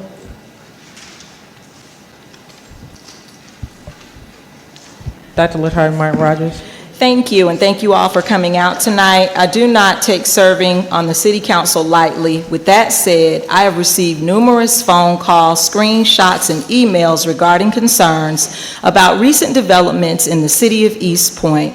Residents that I represent expressed concerns about the $27 million deficit, but then $10 million had been found over the last 48 hours. And to be honest, that figure raises concerns about the accuracy and timing of financial reporting, especially given prior years of balanced budgets and maintained reserves, and even the city receiving awards for financial competency. Additionally, members of my community have also addressed concerns about possible employee layoffs or early retirement options. As of Friday, April 17, 2026, some departments and employees have already been reassigned, which has created a culture of fear and uncertainty among staff. These issues were never brought before the city council, and I had no knowledge of them. Although some council members may have had knowledge of these actions, I did not. The city went through an entire pandemic and managed not to lay people off. The city administrator does not have the authority to get rid of departments that have already been budgeted. That is a budget amendment that has to be approved by the city council for a vote. It's also best practice that when managers are reorganizing, that they let their supervisors know. If there's a structural deficit, then all council members should have been fully briefed. This is not how local government works, and I'm extremely concerned about the operations of this city. We owe the public transparency, clarity, and a complete accounting of the city's financial position. Section 5-101, on or before the second regular meeting of the City Council during the month of April of each year, the city manager shall submit to the City Council a budget. As of 7:56 p.m., we just received the budget. Thank you. Councilman Atkins. Yes, thank you, Madam Mayor, and I'd also like to thank all of the residents who've come out this evening to allow us to hear your concerns regarding a few things that are happening in the city. I have a few announcements that I'd like to make. The first two are regarding economic development within Ward B. Happy to announce that the Bistro by Whisk is now open at 1509 Norman Berry Drive. That is a new restaurant providing breakfast, lunch, and coffee for residents to enjoy. They're open Monday through Saturday from 8 a.m. to 3 p.m., so we're very happy to see that establishment no longer vacant, but have a thriving business.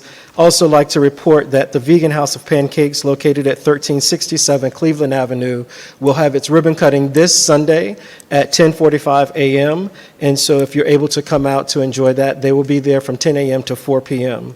Lastly, I regret to inform many of the residents of the passing of a longtime staunch community activist, Ms. Gwen Maddox. Ms. Maddox lived at Hillcrest Active Senior Community, and she was a huge proponent for all of the residents who lived there.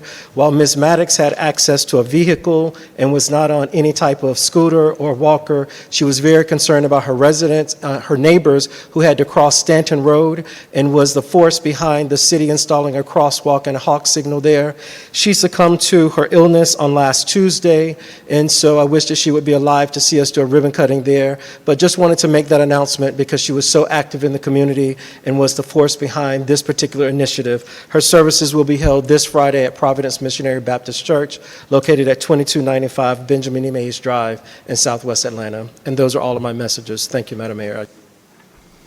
Thank you. Councilwoman Caldwell. Thank you, Madam Mayor. I just want to say thank you to everyone that's come out tonight and spoken up, or just your presence. Your voice and your presence definitely matters. I hope that tonight's engagement from the community shows that, or this is a reminder of who we report to.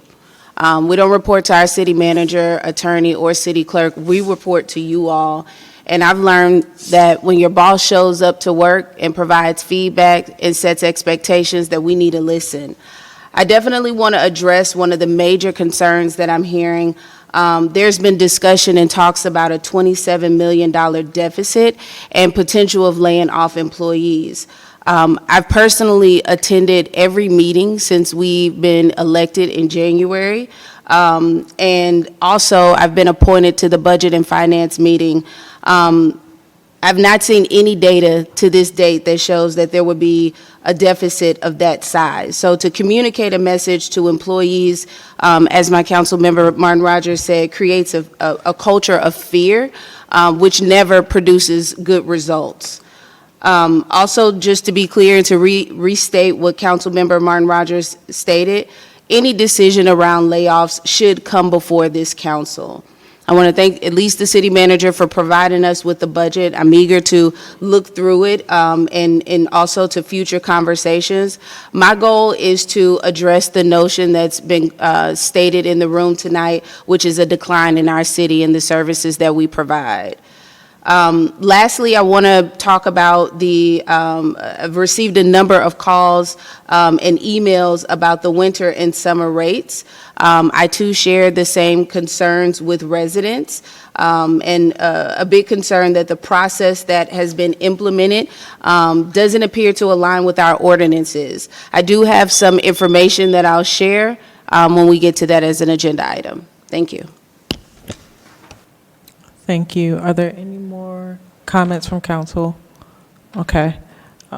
Thank you. And I echo the sentiments of the council persons in terms of you guys are our bosses. We report to you, and it is in our best interest to listen to what you're saying so that we can communicate that and help help the city manager do his job. I will stop there, but I want to say that you have been heard, your items have been documented, and I think that Councilwoman Hemmings had something that she wanted to say as well. If I'm getting a message is that right? Yes, that's correct. She's in for public comments. Okay. Excuse me, council Public comments. Okay. Yes.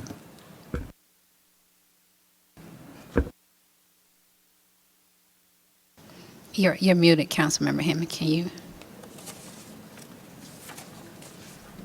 unmute yourself, or do I need to? Okay. Oh, she can't hear me. Okay.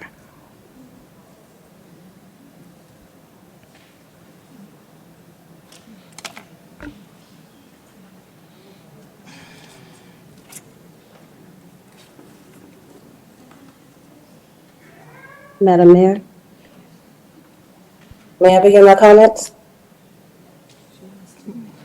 All right.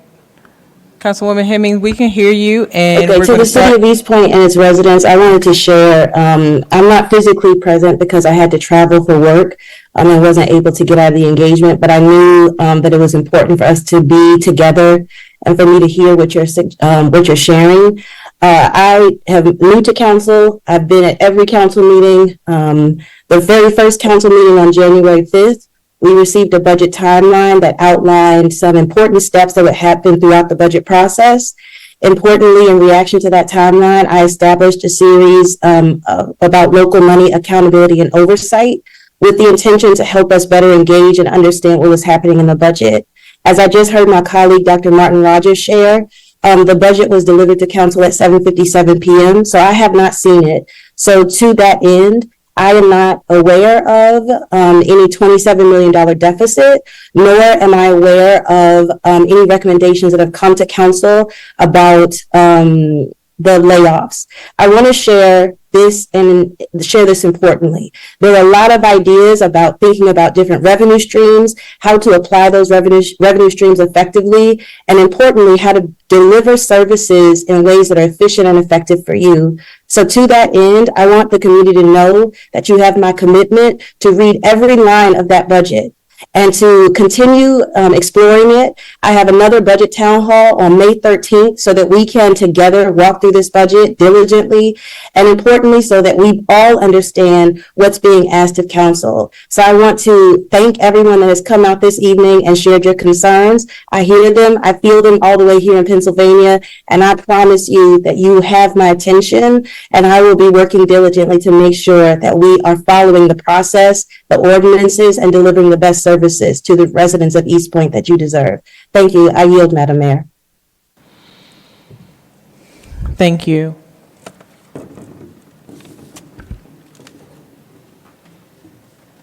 All right. Thank you all for hanging in there with us. We will now move on to the next section of the agenda, which is presentations and announcements. And the first presentation will be a proclamation to Miss Lolita Higginbotham.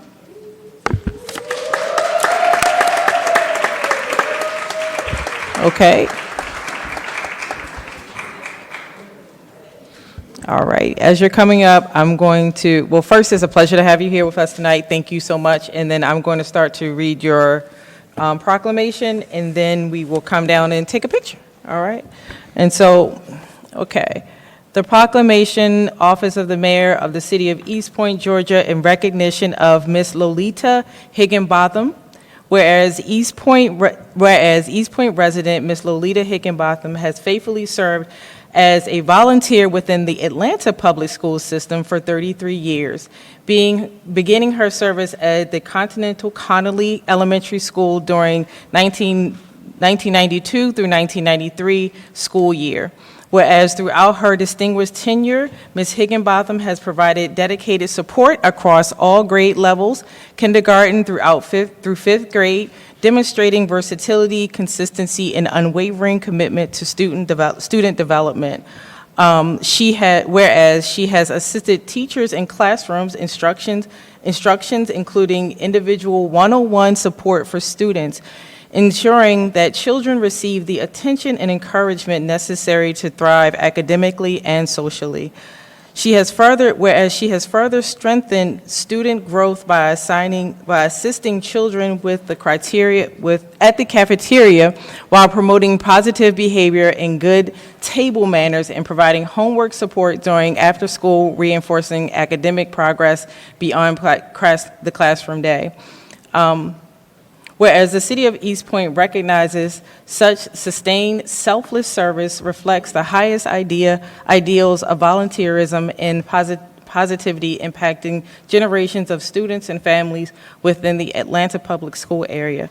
And therefore, be it proclaimed that I, Keisha Chapman, Mayor of the City of East Point, along with the City Council, hereby honor Ms. Lolita Higginbotham with an expression of the city's appreciation and admiration for her continued commitment and compassionate service. Thank you. I'll allow council comments. I just want to personally take this time to say thank you so much, Lolita Higginbotham. I've had the pleasure of working with Ms. Hickenbottom for many years, and it's truly rewarding to see so many others recognize and appreciate her hard work and dedication, her commitment not only to the local school where she has volunteered for many, many, many years, but also to the broader community is inspiring. And congratulations, Ms. Hickenbottom. And we have words from Councilmember Atkins. Yes, thank you so much. And Ms. Higginbotham, thank you so much. I'd also like to thank the Meadowlark Estates Neighborhood Association that brought this to our attention about Ms. Higginbotham's many years of dedicated service and volunteerism at Continental Colony. So thank you so much for being so selfless and giving of yourself to pour into all the young charges at Continental Colony. It is greatly appreciated. Thank you. Thank you. Any comments?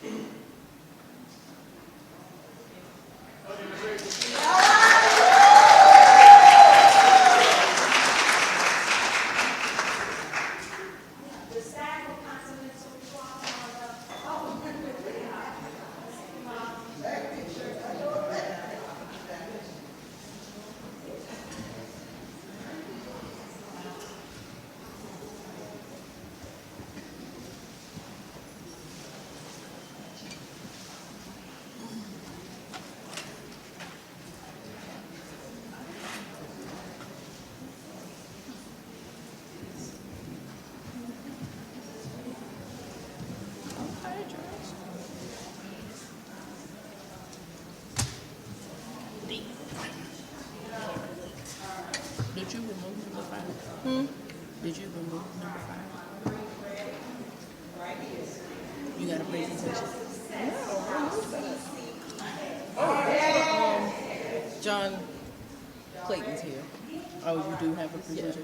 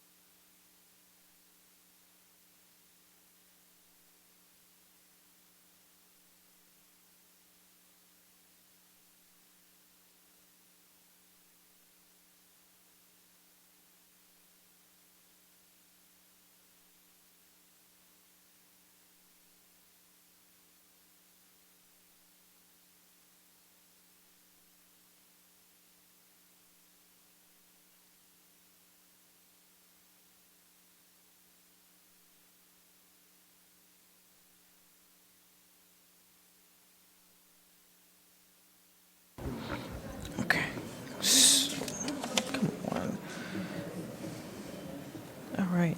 So we have, oh, they're still taking pictures.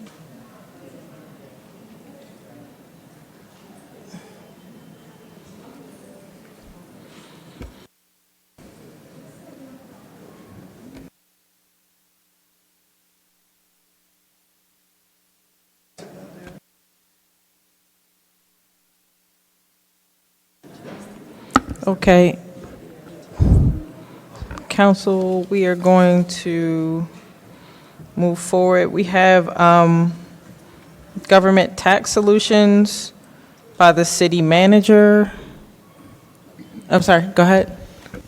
Yeah, Madam Mayor, I would like to bring the council's attention to a long-standing pressing real estate matter that would require executive session. I would ask that we have some, give some grace to allow us to go into executive session because a person that we've been trying to meet with is available but will have to be leaving. So I ask the council to give that consideration for executive session. You gonna make it? I'd be willing, Madam Mayor, to make a motion for an executive session item, but only for 15 minutes. I don't want to go back into executive session, and we have people waiting to get through the agenda. Do we? I think that, I could second that. Second. if you- I'm sorry. Discussion. Discussion? Quick question, so would this be the only executive session if we do make it one item? This is just for somebody. So it says that this is just for the one item, and then Yeah, and then we'll resume back. So he's asking to, will we be allowed to have another executive session? we would have to open it back up if that was the Okay, case. thank you. So, all those in favor? Aye. Did you have discussion? I'm sorry, did you have? I was just going to ask, was that time sufficient? 15. Okay. Yes. Executive session for 15 minutes? Okay, all those in favor? Aye. All those opposed? We will now step into executive session. Thank you. Council, can we move forward and have a motion? Motion to return to the regular scheduled meeting and conclude executive session. Do we have a second? Any discussion? Thank you, sir. All those in favor? Aye. All those opposed? Thank you. The ayes have it. We are now back into our regular meeting. And next, we have the legislative presentation. I think we have lobbyist Mr. Clayton here today to speak with us. Government tax. Isn't that? Oh, I'm sorry. Because he took it off. The item before, we were going to ask to table that, so, yeah, the tax solutions. There were some questions that council had that staff is responding to, and it's been asked that it be tabled by staff, so. Okay. yeah. Okay. Go ahead. No, Madam Mayor, I just want to be clear. So, Mr. City Manager, are you asking to table or defer? Because table would require that we come back to it later in the Yes, agenda. it'll come and back in defer the is next- for a later meeting. Yes, yes, sir. Later in the meeting. A later meeting. Okay, thank you. So, Madam Mayor, with that then, I move that we table agenda item number 4. Second. Okay. Any, To next meeting? No, a table is for this meeting. That's what I was a asking. deferral- Would defer would be next meeting, right? Are we doing? But he this? wants a table. Then, so it would be defer. It is the next meeting. It's, Next meeting. you want a deferral? Then I withdraw my motion to table and move to defer to the next regularly scheduled city council meeting. Second for discussion. second for discussion. All in favor? No, go ahead. Yes, and I'm glad this item is going to be deferred. However, as I made comments in our last work session, this RFP is 17 years old, and the city has a procurement process, and normally the validity proceeds, or the process is between 60 and 120 days, 180 days, but rarely more than a year. This matter should be reissued through the RFP process, as the original procurement is nearly 20 years old. We've had updates to our ordinances, and the one that stands out is a local option preference.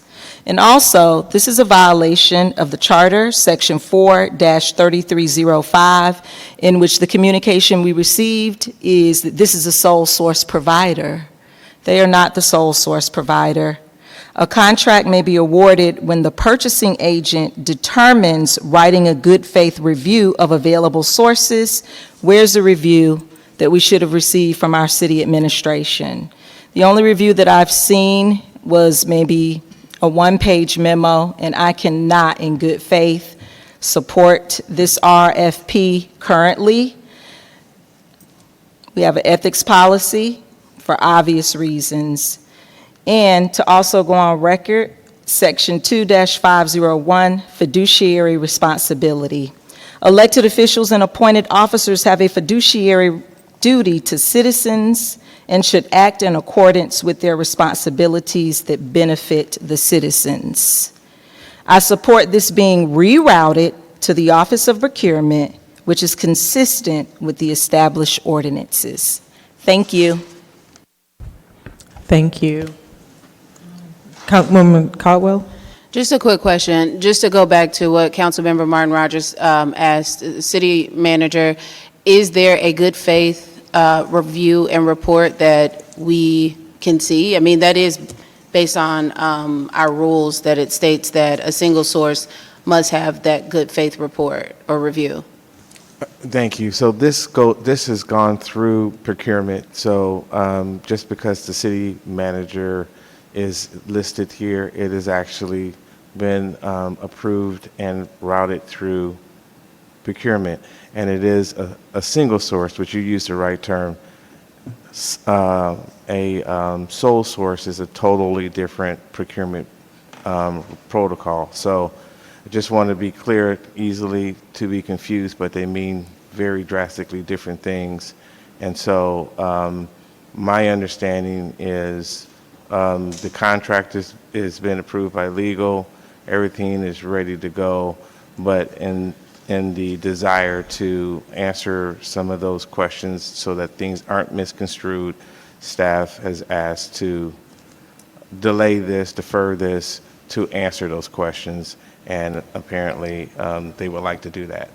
I think that this is a viable solution. The problem that I'm having with it is foregoing the bidding process. And there were two things that came up in the last discussion, which was the under or no cost. Anything that has $12,500 or more should go through the bidding process. But the two things that came up was that they were not accepting any cost, or there was going to be no cost to the city, and then the single source or the sole source piece.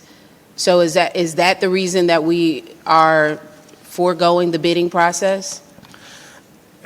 Again, that's a little bit into the weeds for me. I can make sure that the director, here he is. He can answer those questions for you. Thank you. Good evening, Mayor and Council. To answer your question, single source. It was a single source. The justification was given by the city manager's office. It was received. It was accepted. The single source was based upon, it's not based upon the actual RFP itself, right? As Councilman Dr. Martin Rogers said, the RFP is expired. It's old. We're not using the RFP. We're using a single source, which is a different procurement method, right? And because of that, not just because of the difference in the procurement method, it's also the fact that because they actually were the winner of that RFP from over 20-something years ago, we viewed that process, right? We viewed what they had, and we utilized that as a single source justification. So you have your sole source, which mistakenly was mentioned. That's not what this is. This is a single source. And so that's where the justification was received, and it hit those points. So that's what we're using right now. Again, If it's up to the will of the mayor and council, we'll put it back out. We're not fighting to not put it back out. However, this is a single source that can be used, and we've used many of times. So I don't want you all to think that this department is trying to fight against putting out an RFQ or RFP. That's not the case at all. But we just want you to understand that the single source justification was provided and accepted. Thank you. Wait, I'm still in. You had another question? Yeah, I was just still in. So two things. I mean, in the ordinance, sole and single source procurement is one definition for it. So although I hear you with it being two different things, it is one definition for it that requires that good faith review. The other thing is, would we be able to get a copy of the contract? I do have concerns with applying a fee to residents to collect the taxes and not even knowing what that fee is. So we would like to see a copy of the contract or all of the pricing. Absolutely. I'm working with the department now and making sure we get the request from Dr. Martin Rogers about the fee schedule and things of that nature to put that within the contract. So we should have that sometime this week. The other part about it, yes, the city attorney and I had discussed, there was only one definition within the single source and sole source ordinance. We're going to talk about having that rewritten.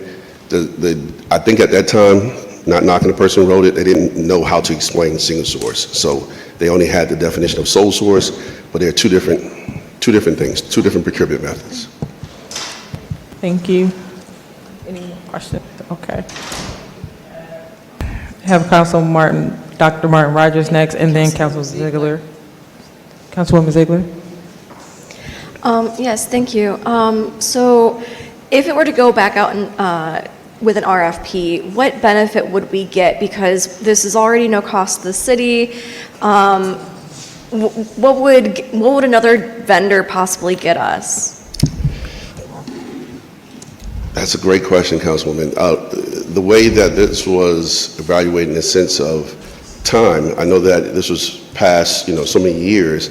However, we did look at how many responded during that time. There was a lot of things weighed in that regard. I can't see it being better than what it is right now, especially when this company provides, this vendor actually, they provide the same service for neighboring cities. So this is not like, we're jumping into a pool and not knowing what's in there. We know from neighboring cities what is happening in this regard, so. Thank you. And, like the presentation stated when we received it, they're not going after single elderly people. We have a lot of egregious offenders in our city, and knowing that we need to collect as much tax money as we can because we have so much stuff we have to do. I think that delaying this any further would only hurt us. That's just kind of where I'm thinking.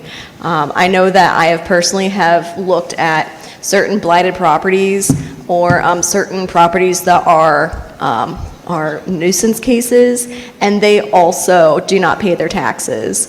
And I just think that it's a slap in the face to those people who do, that we're not collecting in good faith. We're not making a good faith effort to collect those back taxes on those properties that are causing people to live in hell. Oh, okay. Councilwoman Ziegler. Councilwoman Caldwell.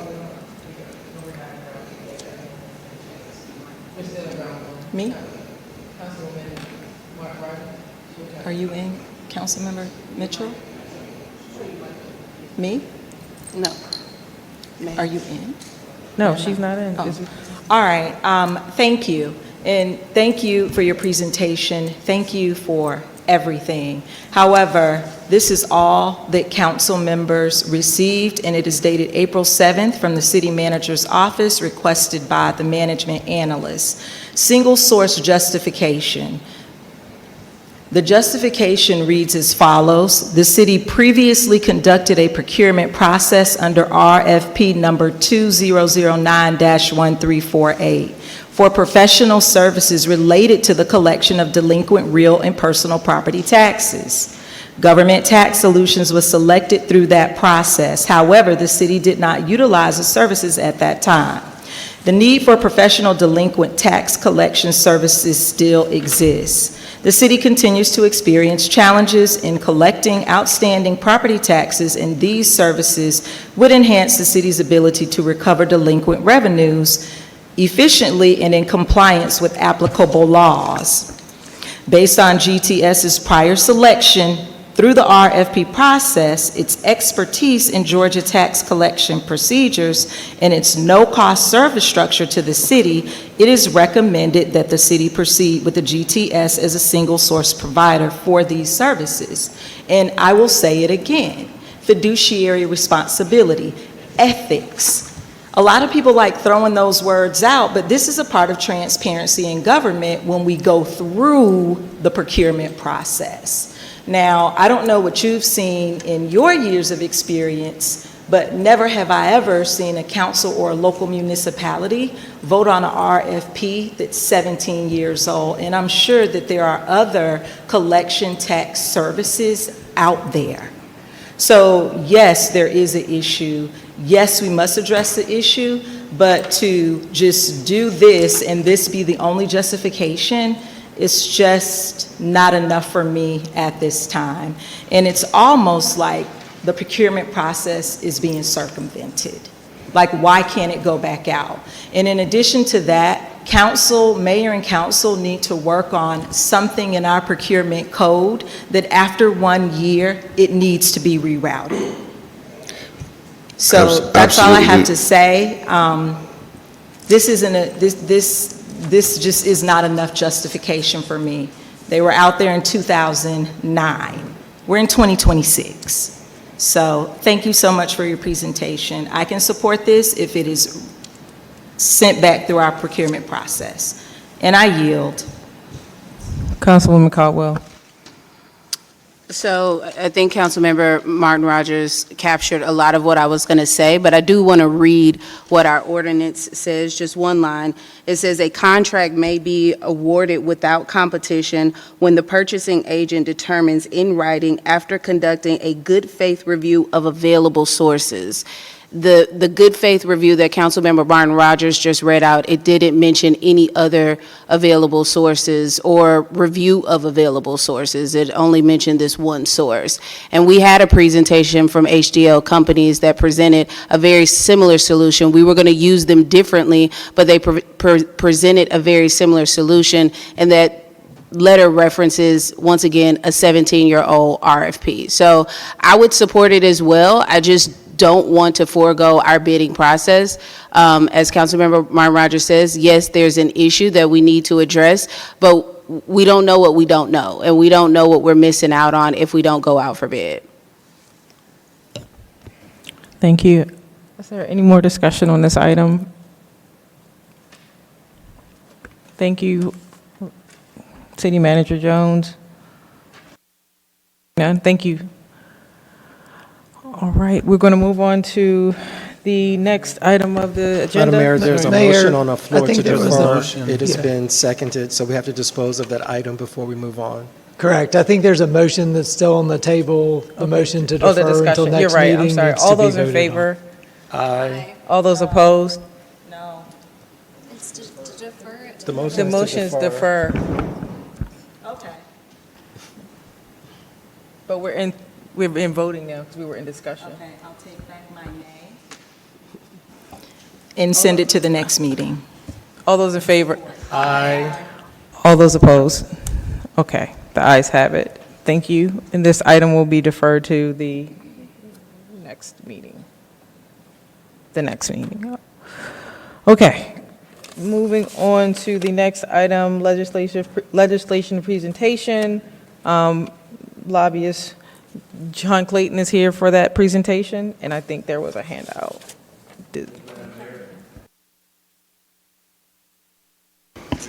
Okay, thank you, Madam Mayor and members of council.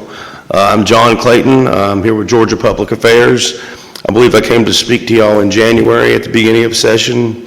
Now I'm going to speak to you tonight about some of the bills that were passed during the 2026 legislative session that I believe will have an effect on East Point. I hope all of y'all have had a chance to get the two-pager that I kind of passed out to everyone.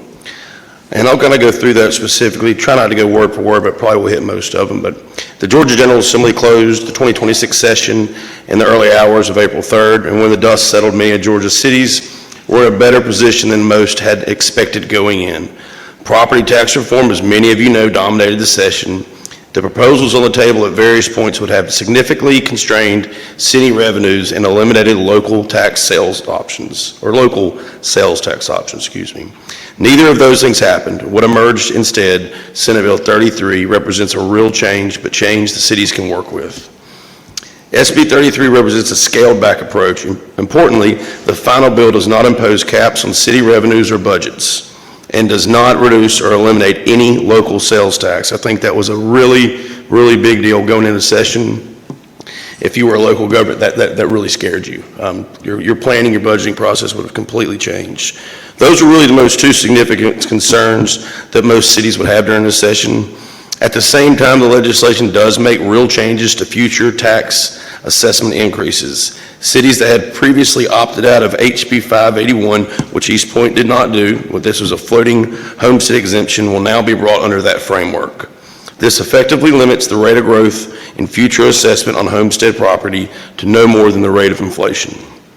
By bringing all cities and counties into the HB 581 framework, nearly all cities will be eligible to participate in the floating local option sales tax, what we refer to as the FLOST, and that is pending voter approval as early as November of this year. FLOST provides across-the-board property tax relief.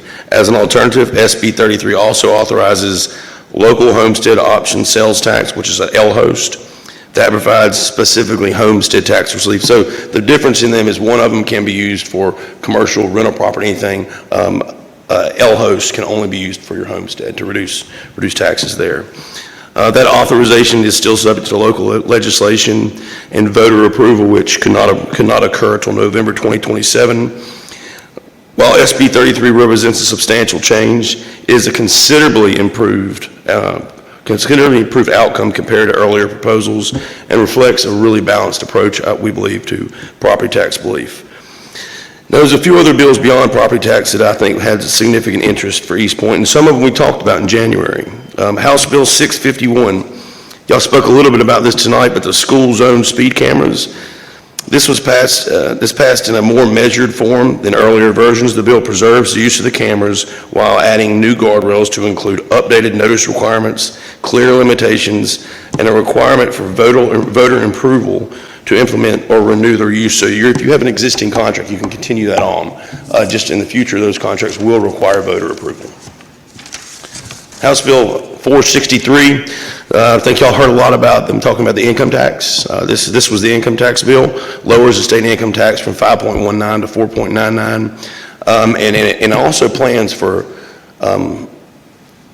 reduction in this income tax by 1.25% every year to 2035, and the goal is to get it to 3.99 by 2035. House Bill 295, this was the homeless enforcement bill. I'm sure you may have heard about this in the news, but it passed in a very narrow form as well. A late amendment that would have broadly waived sovereign immunity for local governments was removed, and the final version instead allows for a more limited legal remedies. The removal of the immunity waiver substantially reduced the potential exposure from cities. So essentially, they were saying if someone was harmed by a homeless person, y'all didn't remove this person in a scheduled amount of time, that they could sue the city for the harm that the homeless person did to the individual. As they said, that was substantially watered down. I think the cities, they don't have the exposure for any of that sovereign immunity waiving penalties that they would. So I think that went well for all cities. Senate Bill 447 updates the land disturbance permitting process. It established more defined timelines and procedures for development review. These changes will require some adjustment at the local level, but also places a greater responsibility on the applicants for these land disturbance permits. And I believe this was something that was brought to us when I came here in January, brought to me when I came here in January. House Bill 10,009, this was the cell phone banning bill. I was a little bit skeptical of its chance of passage when it came through in January. The bill did pass. It bans the cell phones in high school from bell to bell. So If y'all remember, this, in elementary school and middle school, this was already banned. This just specifically applies to high school. And it gives you a little while to kind of move into this. It's the 27-28 school year when it will begin. At the same time, several bills that would have posed significant challenge to East Point did not advance. Notably, legislation that would have restricted municipal annexation failed to receive a final vote and is no longer active. The 2026 session underscores a broader reality. The policy decisions made under the Gold Dome have a real and immediate consequence, not only in cities but also on counties. City officials in East Point should take pride in the role they played this session. We had a very good East Point day at the Capitol. I want to tell everybody I appreciate y'all coming this year. I think that was a very good highlight for our legislative session. And we've begun many conversations with our elected delegation, and I hope we can continue into future sessions. The discussions we have this month will certainly help the agenda that we will carry into 2027. And I had a brief discussion with the city manager recently. We'd like to start that planning for the legislative agenda for next year, maybe in the summertime, so around July and August. And I know a lot of y'all think that's early, but it'll catch up with you quick. That's at least my experience I've had on that. Ladies and gentlemen, I'm more than happy to answer any questions y'all have. Really proud to represent y'all, and thank y'all for everything. Thank y'all for having the confidence in us. Okay, thank you so much for your presentation. Councilwoman Freely? Councilwoman Freely, I do apologize. Haven't had my coffee yet today. Sorry. Thank you. Hey there. Just one question, clarification, excuse me, on the speed zone cameras, that to implement or renew use will require approval by vote?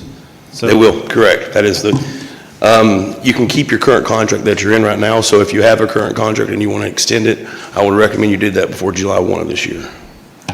Okay, but in future, if the police chief wants to put one in front of a school, that goes on the November? It would be a voter, Oh, wow. if you wanted to add new speed zone cameras in school areas. There was a really large pushback this year about some municipalities experience a lot of abuse, meaning they would run them 24 hours a day, not just during school hours. And that was a heavily debated issue this year, I will say that. Okay, all right, thank you. Yes, sir. Thank you, Councilman Freely. And Councilman Atkins? Yes, thank you, Mr. Clay, for this update. Yes, sir. Actually, Councilmember Freely went directly to my question, but I also wanted to go just a little further. So it speaks to the speed camera zones and the fact that we would need to go to the voters if we are not currently under a program. Does that mean that we would have to have a referendum in general for the city, or do we have to have the voters to vote for those specific cameras in the various zones? I think right now we've got two, if I'm not mistaken, one on Headland and the other one may be on Connolly, both around the elementary schools. So will the referendum be about the city utilizing speed camera zones within our corporate limits, or do we have to go to each individual one, and then does it have to be renewed after a certain period of time? So if we, probably multi-pointed question, so if this has to go to a referendum at some point and the citizens vote yes, over a period of time the citizen says this is too much, like we feel this is abuse, is it that we have to go back to the citizens every 5 years, every 10 years, or once they approve it, then that's it? I'll answer some of those questions, and I don't know maybe the best answer I have on others, so I'll be direct with that. On the renewal, I don't know. I do know that it will be a citywide vote, so all the schools within your city, if East Point wanted schools to be able to levy that tax, that would be a vote that y'all would take in the city.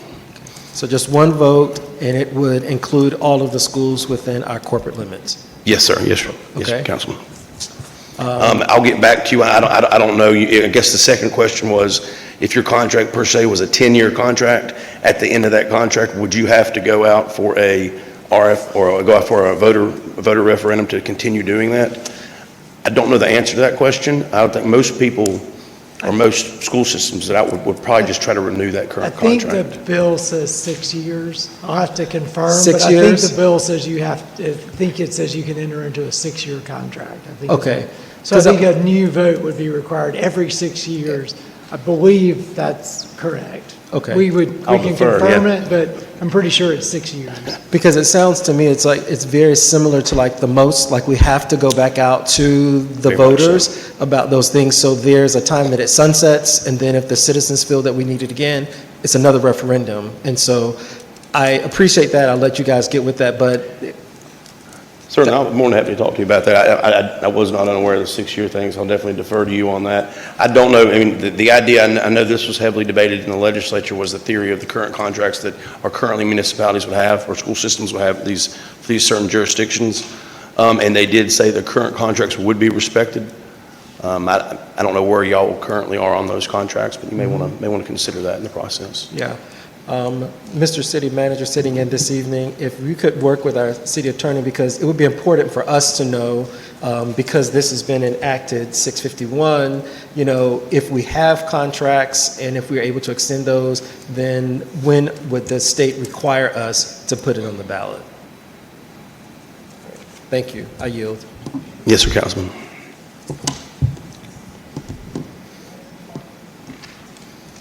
Councilwoman Ziegler?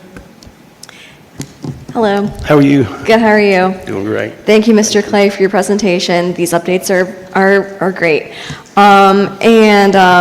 You know, my colleagues kind of, they already covered my questions. You know, I really look forward to participating in the East Point Day of the Capitol next year. I did take the day off this year to attend. Unfortunately, I lost power for most of the day. And so I was not able to get ready in time. So hopefully next year I'll be able to attend with everybody else. Well, Councilwoman, you are missed. I will tell you that. Thank you. Any more questions? Okay, and also I would like to say that was my first time for our day at the Capitol, so it was really nice and exciting to learn about the process and how many bills can go on the floor and those types of things, and actually being present in session. So thank you so much for your hospitality and for bringing this report. The only question that I do have is at the end of this report, or maybe you can follow up at another time, if there is anything that came out of this session, like the top 1 to 3 things that East Point may not be putting into place now, but can be looking out for in the future, and maybe that has been captured here, but just like a bullet. I mean, I can certainly speak. All right. Pardon me. I can certainly speak to what I think would be advantageous for us to kind of, if we come into like the genesis of our agenda for next year. I think we need to look at, while the state still has money, maybe some state appropriations. We've never really gotten into that before. And that kind of will take some grinding with some of the staff here to say, hey, where are y'all lacking? You know, I know we have a DNR has got a lease here with East Point. I mean, it would be nice to know what we could, if we get some more state investment into those areas. Some of these tax incentives, tax relief plans that they put out there, I hope that we really have enough time to kind of look at those, because I do think, I know y'all didn't opt out of 581, so y'all have the cap max at inflation. You can't go higher than that. But some of that F-host, which will allow homestead relief, that's something I think we should really look into. And I do think that if you're looking at, you know, who wants to, that's a judgment call, really a policy call for y'all, but where do y'all want to go after all property, or is homestead more important?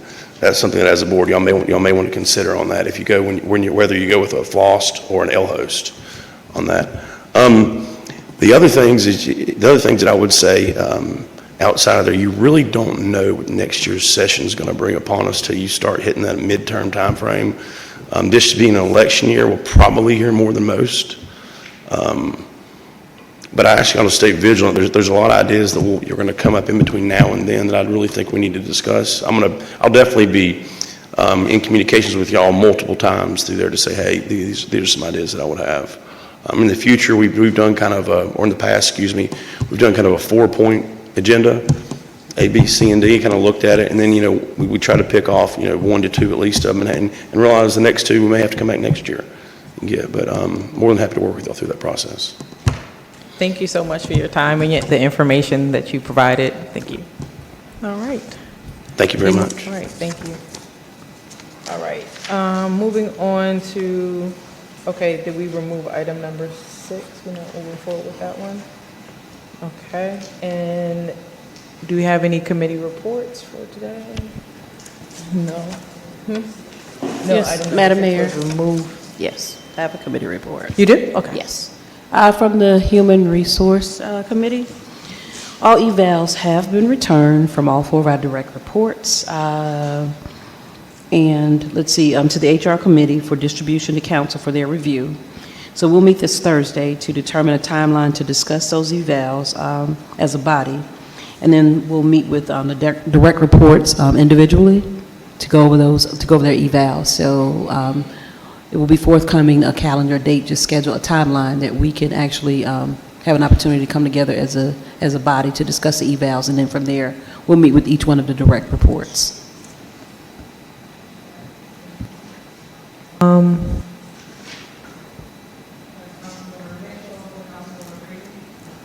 Yes, thank you, Madam Mayor. I just want to remind everybody, we will be having our Budget and Finance meeting tomorrow at 6 p.m. Via Zoom. Unfortunately, we were not able to have one last month due to us being in D.C. So the information is available to Zoom in, and I look forward to the meeting. Thank you. Councilwoman Freely? On a similar note, the Blighted Property Task Force did have a meeting scheduled for last week, and we did plan to hold it, but then a critical staff member who was doing a key presentation was out sick, and so we did cancel that at the last minute, so we're going to reschedule. Thank you all for your committee reports. All right, and now we are moving on to the consent agenda. Does the council have any, let's see, where's my time? Would the council like to move forward with the consent agenda as it is, or make any updates? Yes. I make a motion, we approve consent agenda items 7 through 20.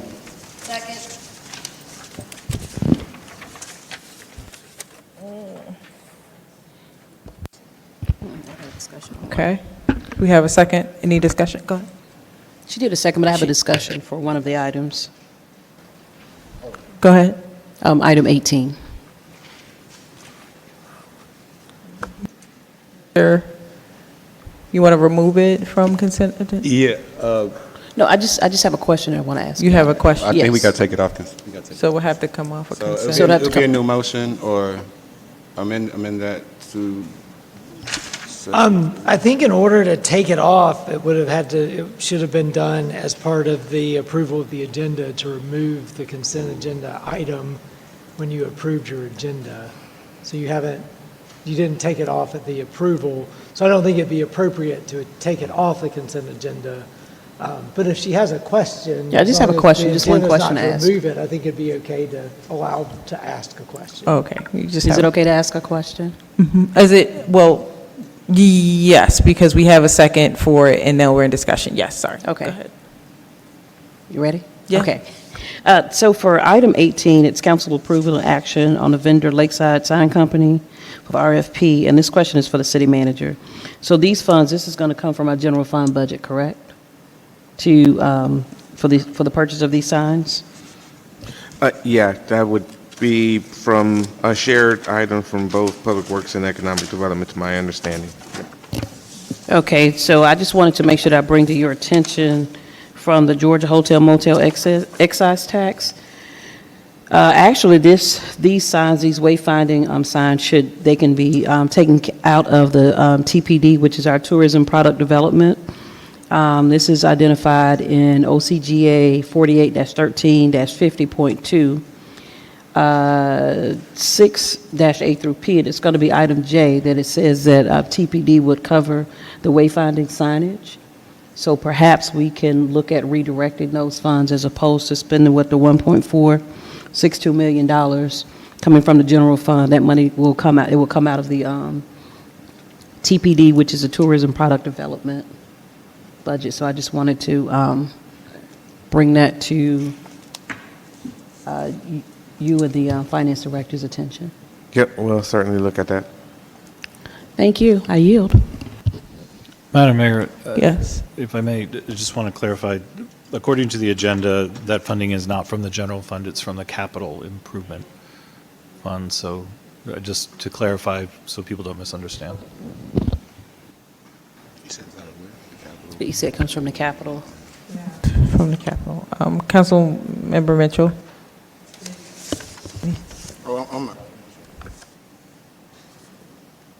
And, okay. Any more questions? All right. So council, on the floor, we have a motion to accept the consent agenda as is, and there was a second. So all those in favor? Aye. All those opposed? Okay, motion passes. Now we'll move on to the agenda items. Item number 21. Council discussion and possible action on approving the corrected contract amount for vendor Pike Electric LLC to assist with the city's electrical infrastructure of $5 million over 3 years, which reflects the accurate and intended value within the contract versus the originally approved amount of $500,000, which was submitted by typographical error and therefore not approved, not to exceed $5 million funding source for CIP. Councilwoman Martin Rogers. Yes, I'd like to make the motion that I'd like to verify that the contract has been changed to the correct amount and then make a motion for approval. Oh, we still have. It was the correct language. Councilman Mitchell and then. Go ahead. I'm sorry, that was going to be my question. If we had the actual contract, basically the same question, had it been corrected? Yeah, I'm sorry. Go ahead. And then, Council. Has the legal department reviewed it? Yes, it has been corrected, and the legal attorney Wiggins signed off on it. Okay. Well, if there are, do we still want to discuss? I just have a question. Okay. Was it corrected by amendment? Yes, it was. Okay. All right,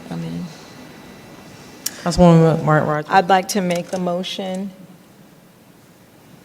I'd like to make the motion that we approve the contract for $5 million over 3 years, which reflects the accurate and intended value within contract versus the originally approved amount of $500,000, which is located as item number 21 on the agenda.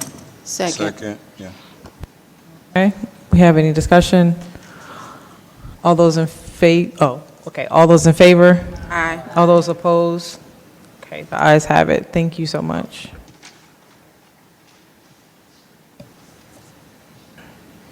Okay, the next item, item number 22, the City of East Point Council will need to select 2 officials for the MEAC Power Competitive Trust. The 2 selected MEAC Power Competitive Trust officials are authorized to communicate city decisions with respect to the trust by jointly executing written directions to MEAC Power and the trustee. The 2 City of East Point Trust officials' signatures are needed to transfer and move funds within the trust. The City of East Point Trust officials is not limited to a 1-year term and can extend longer.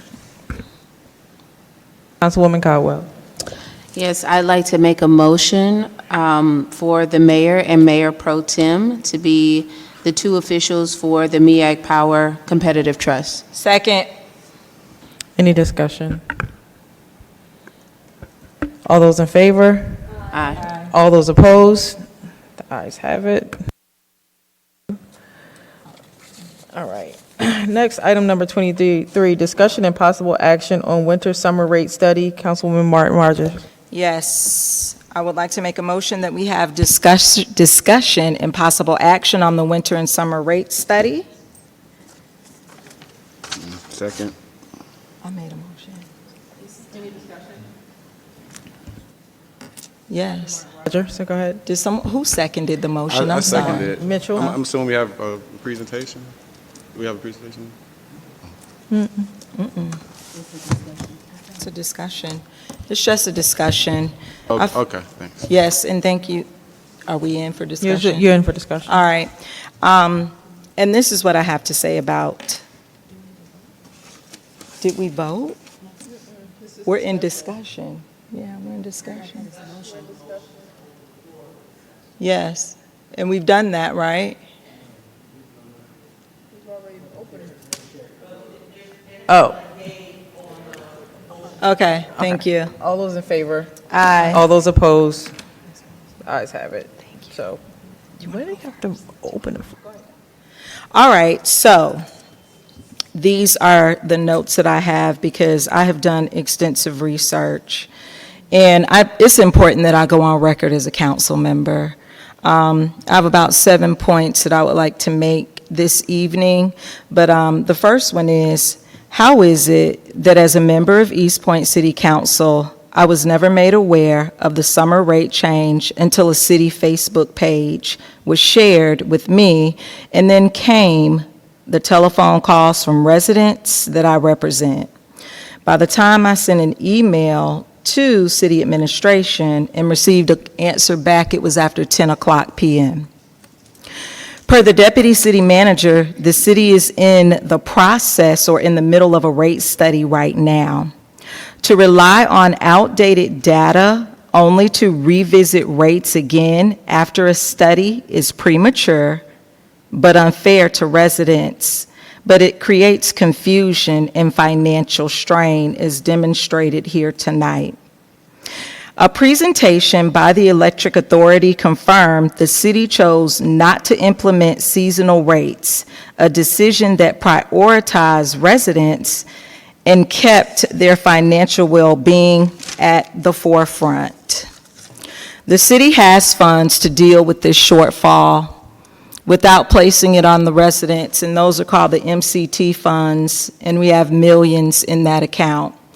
Speaking with ECG representatives, you can use the ECT funds to offset rising power costs to ease the burden on residents. You can reinvest the money back into infrastructure and long-term benefits and set aside the funds to protect against a future rate increase.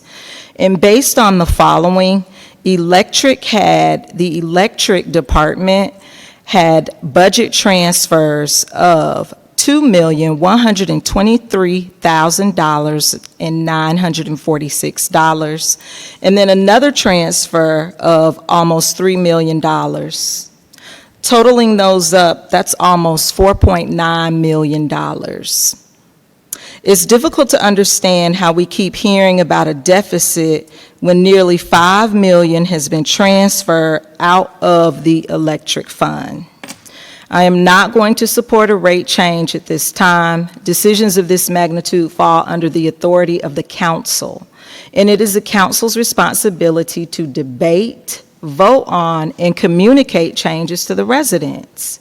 The city manager's attempt to move forward without proper council involvement undermines the role I was elected to fulfill. In Section 2-302, Powers and Duties of the City Manager, the City Manager shall subject to the policy control, direction, and supervision of Mayor and Council. Thank you.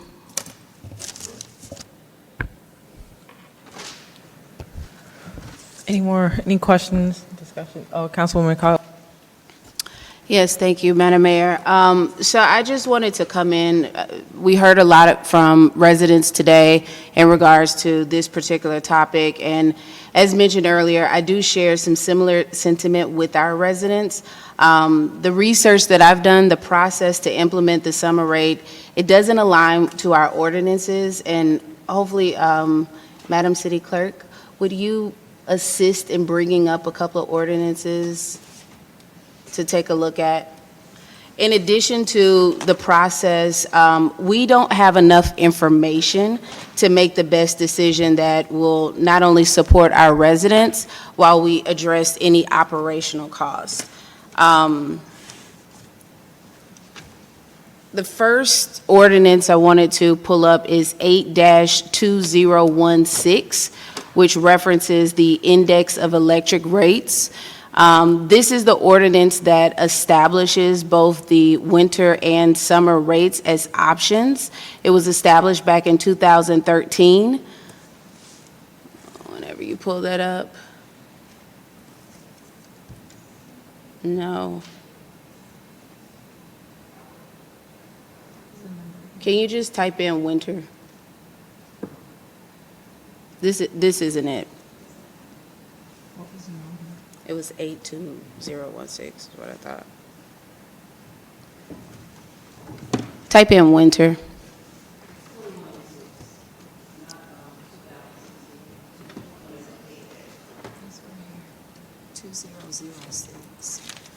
What's this? It's 2106. 2106? Yep.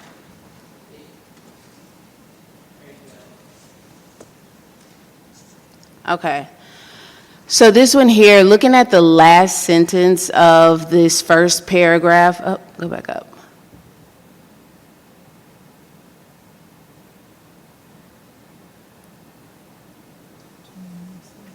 It says three-phase service may be furnished where available.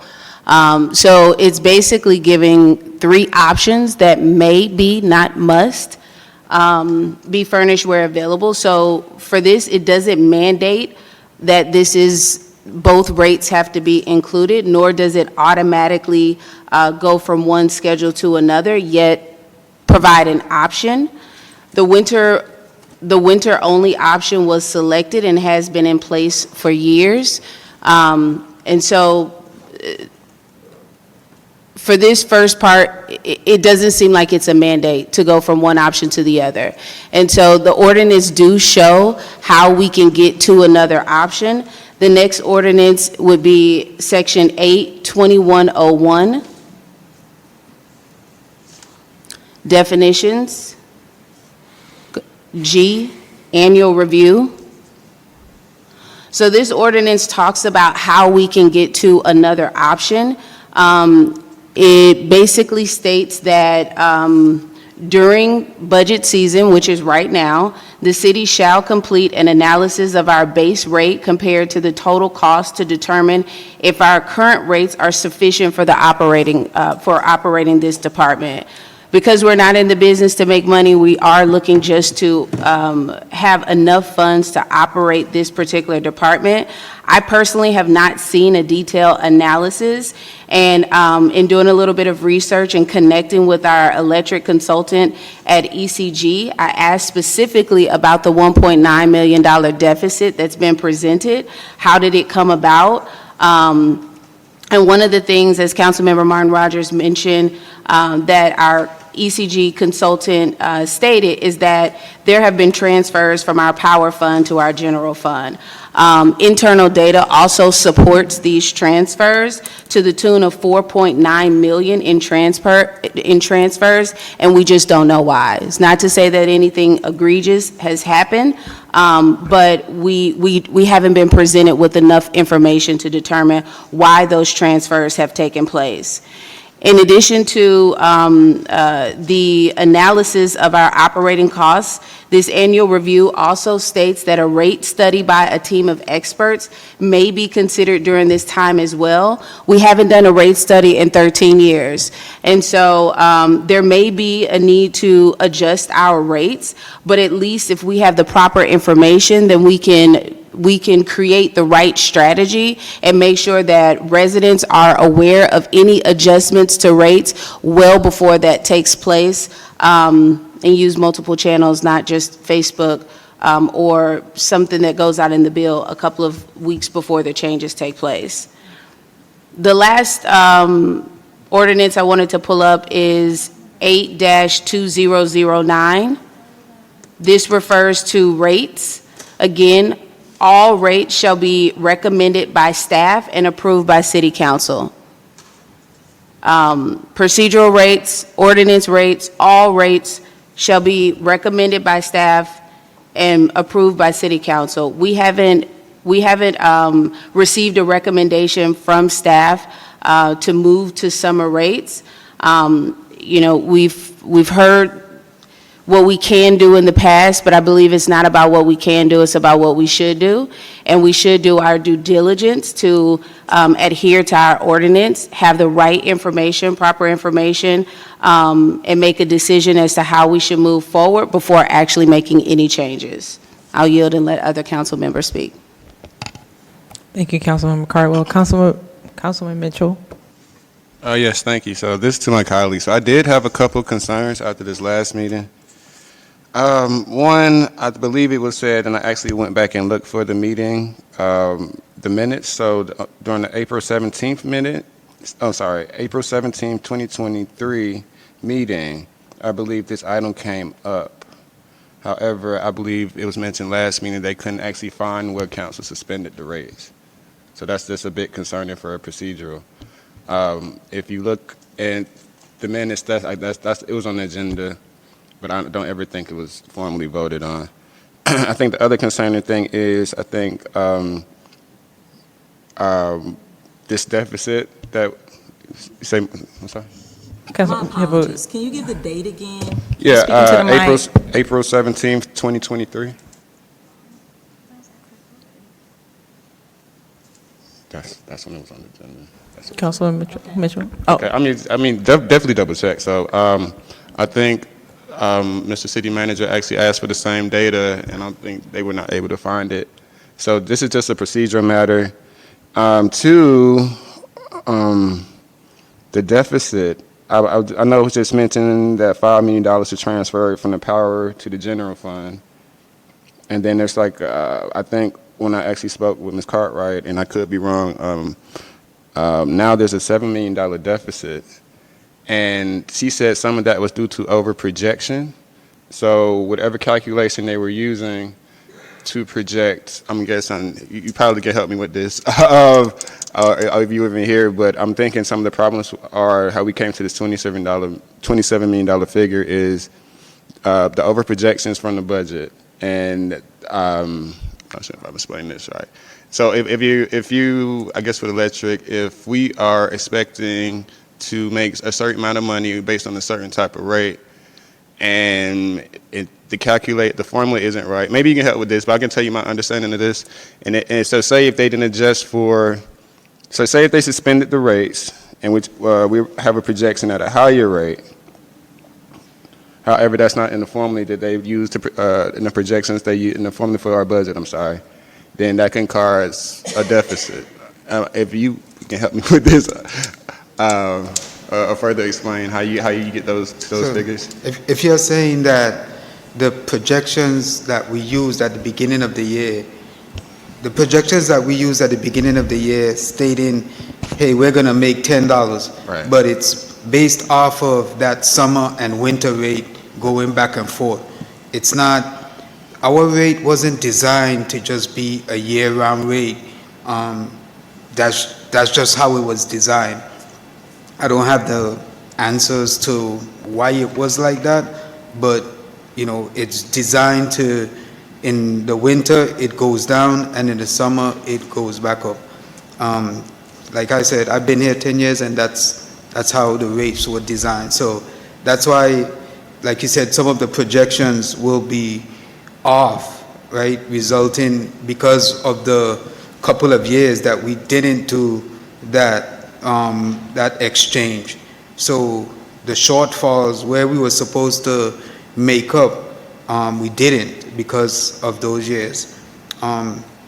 Also, I like information, and I like everyone to know exactly what they're talking about or what we're putting out there.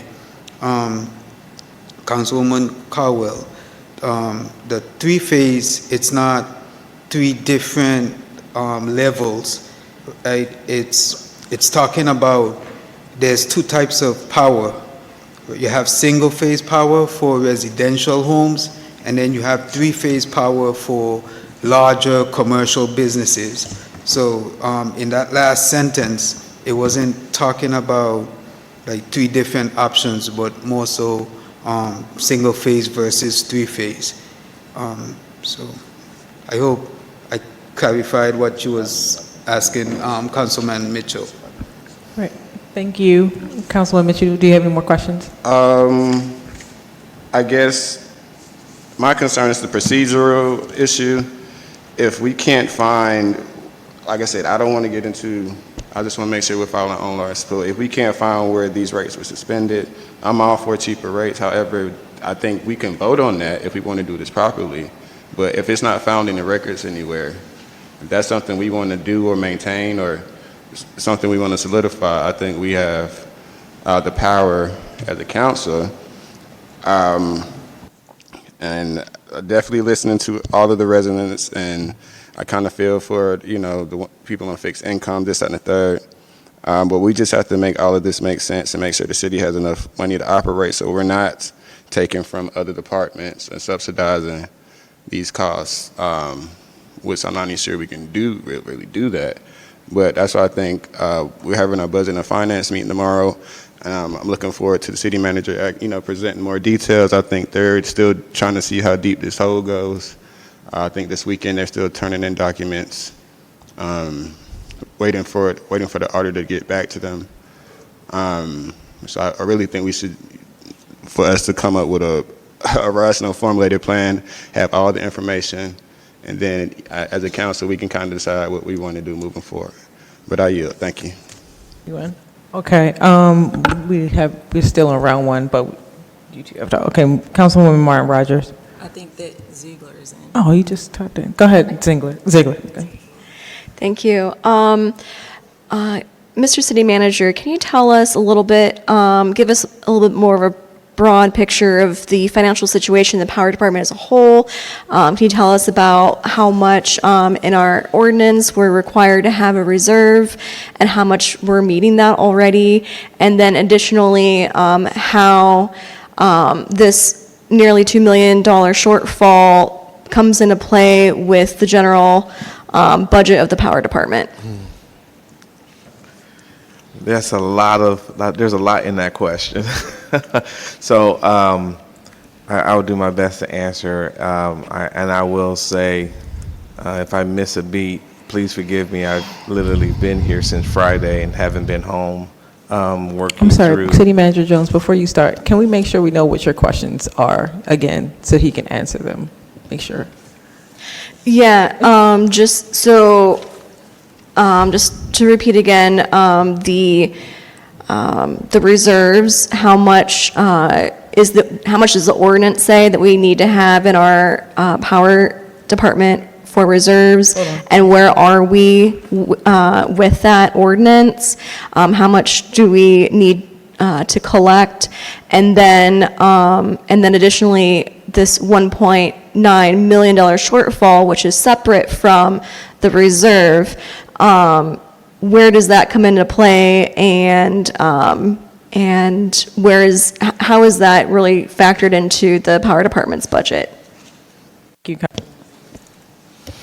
Okay, so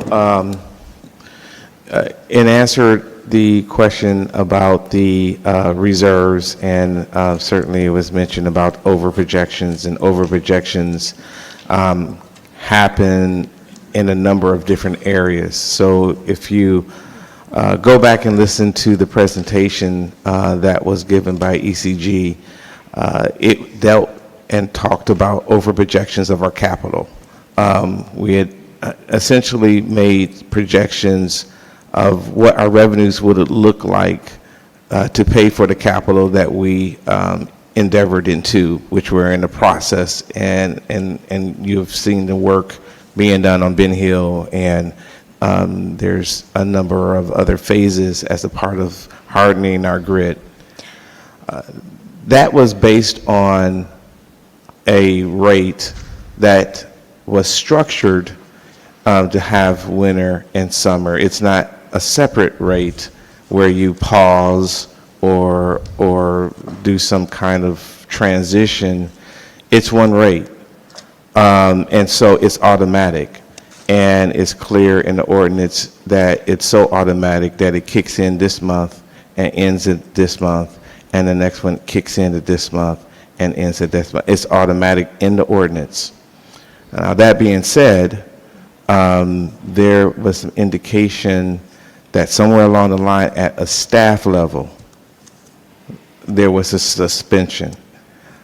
And that would not be appropriate because I think it's been said several times, city manager can't do that, and certainly anyone who answers to the city manager cannot adjust on the whim an ordinance. That being the case, maybe that staff directive was based on some type of council directive, either in executive session or in open session, but it would have to be a record. There was no record that we could find. So that being the case, and frankly, there's been situations where we found similar situations where ordinances weren't being observed, and we've made the corrective action. This is as simple as that. Should the ordinance change, that's a whole different story, but we're certainly, we understand that has had an effect on our ability to meet our capital outlay, and so those projections directly relate to what was presented to the council by ECG. Now, there's another challenge, which is overall city projections, which is a much deeper conversation that we will be having as a part of the overall budget that also affects all of the enterprises in what you'll probably typically see, particularly if you've been looking at, our finances as all funds. And the all funds, that includes enterprise funds, general funds, and every other fund that is established that the city takes in for the various things we do. Many of them have restrictions. So anytime that Can I you... interrupt real quick? Sorry. Yes. So I guess my question is, do we have an ordinance that states how much money we need as in reserves for the power department, or a policy? We do. It's called the Fund Stabilization. Okay, and what does that fund stabilization policy state we need to have for power? 15 million. And how much do we have right now? That's a question that requires research. Okay.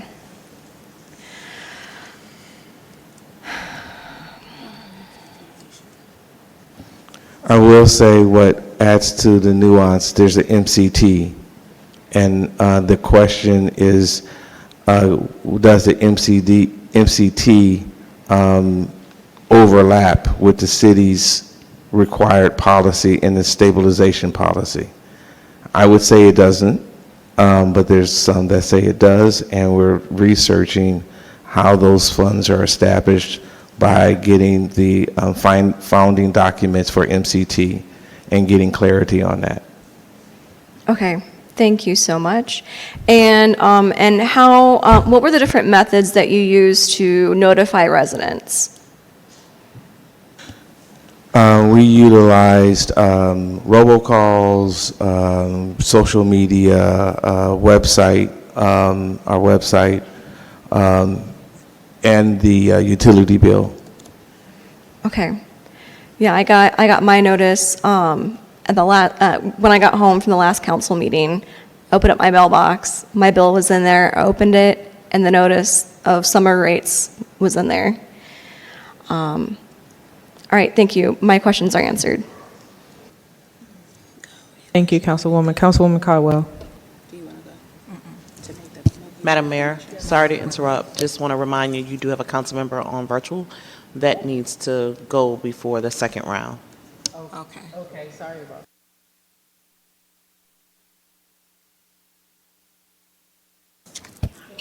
that. She would just have to unmute her mic. Councilmember Hemming, you can unmute your mic.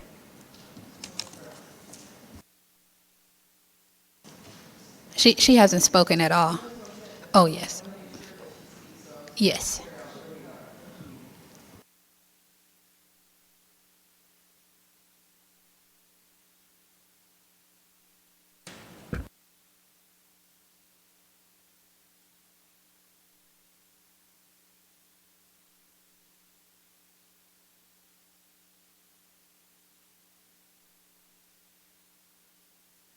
Councilmember Hemming, you can unmute your mic.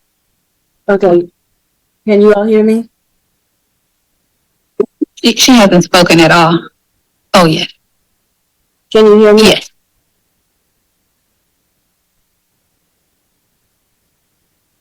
Okay, I think that's a yes, so I'm gonna go. I can't tell, there's a delay on the end, but I have questions for the city attorney, and it's picking up on a thread of questions that Councilmember Mitchell was asking. Madam City Attorney, are there differences in the way that this body would, I guess, legislate? So for example, is it accurate that a motion is typically used for procedural purposes, that a resolution would establish like policy or provide some administrative directive formally, and then that ordinances would be used to establish the law? If I understand your question correctly, motions, seconds, and a vote is used to pass anything by this council. Resolutions, ordinances, policies. So there's no difference in the legislative vehicle to achieve whatever this council wants to do. It's done by, you have to be in a public meeting. It has to be a quorum of the council. On an advertised agenda, blah, blah, blah. So you have to have those procedural things in place first before this council can approve approve a resolution, an ordinance, or any type of policy that they have the authority to approve.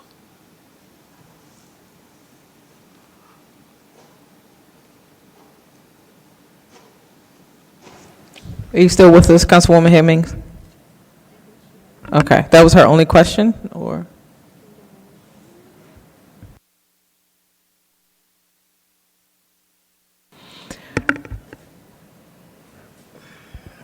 Okay. Maybe when she is able to. Another question, but is there any other questions for round two? This is round one, right? Okay, thank you for that. And my next question is related to Councilmember Caldwell's question. Are you still with us, Councilwoman Hemming? Yes. Okay, that was her only question, or? It's a delay. It's a delay.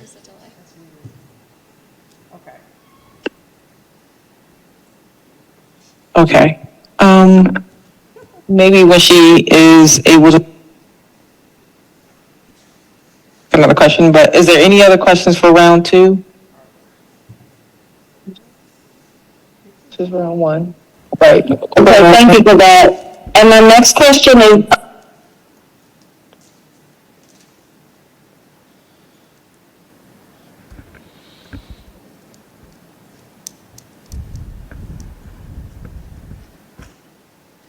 Okay, council, we're still in round one. Councilwoman Hemming is having technical difficulties.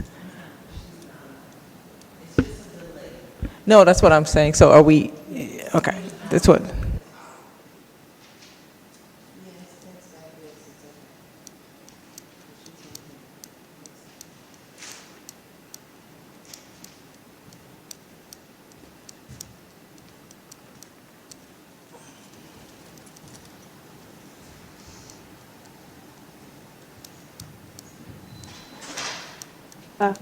I just got an alert from the city clerk that said it's okay for me to continue my question, so I'm hoping that I'm not speaking over someone, and thank you all for the accommodation so that I could participate in today's meeting.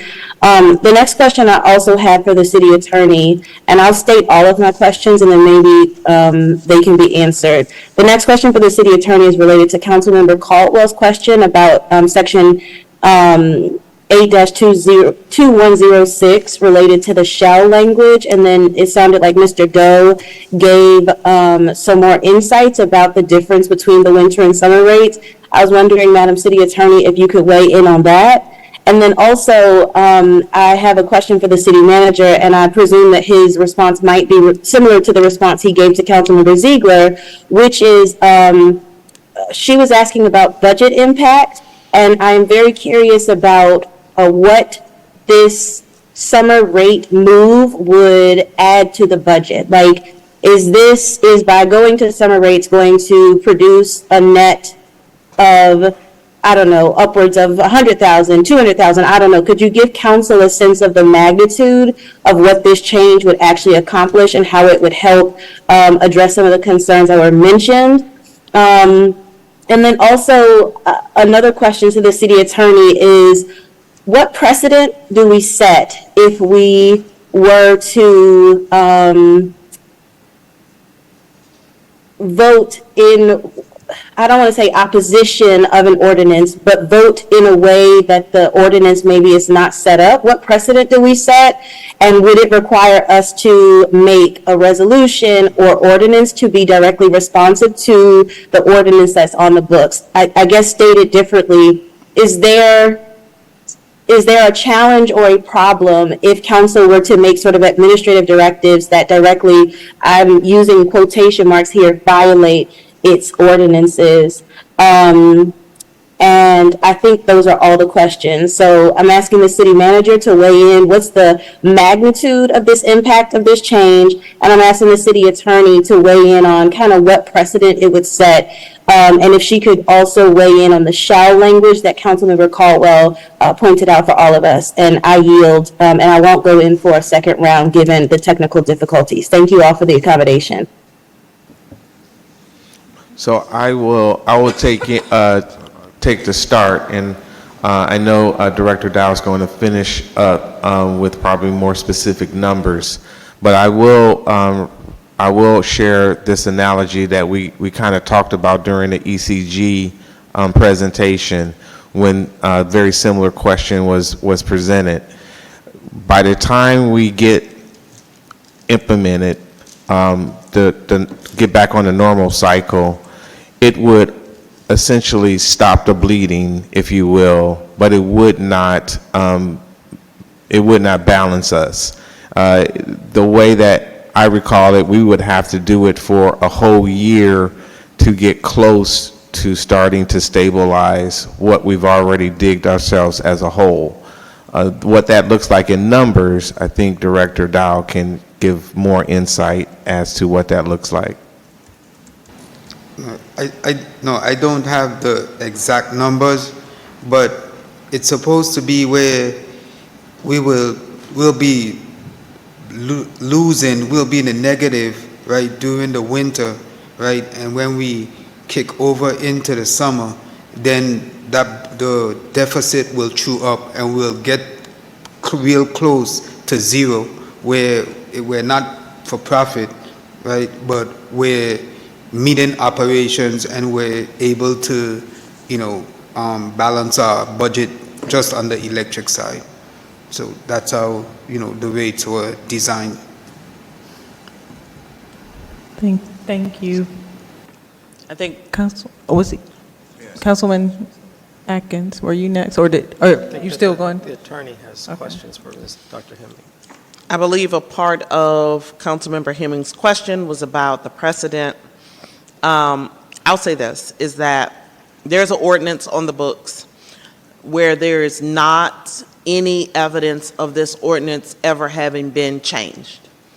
I know we heard from Councilmember Mitchell that there was a date of it being considered in 2023. Yeah, like I said, I'm actually double checking on date right now, but that's Okay. what I heard.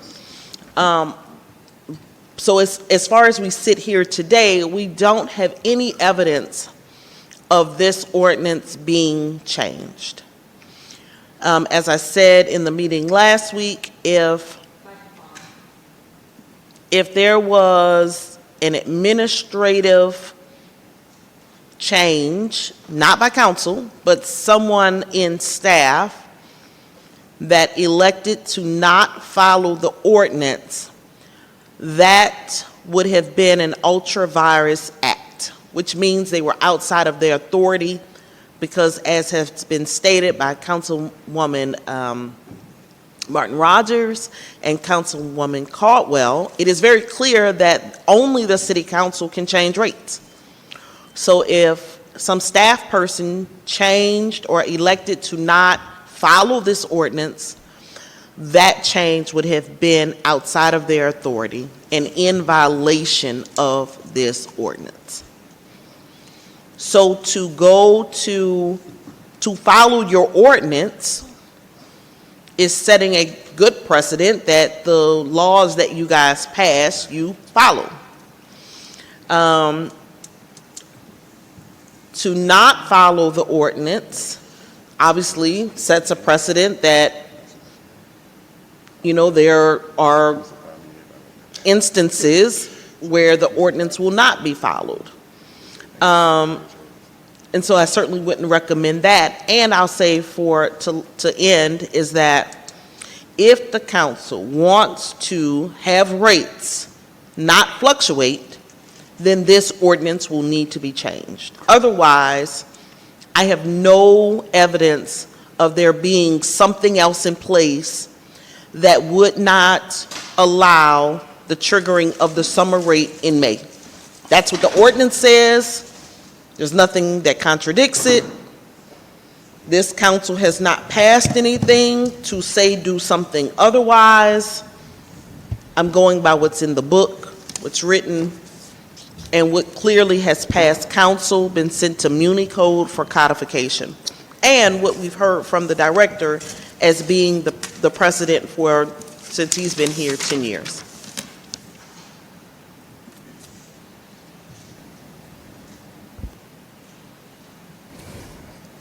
Thank you, Madam City Attorney. Did we wrap up that round? Okay.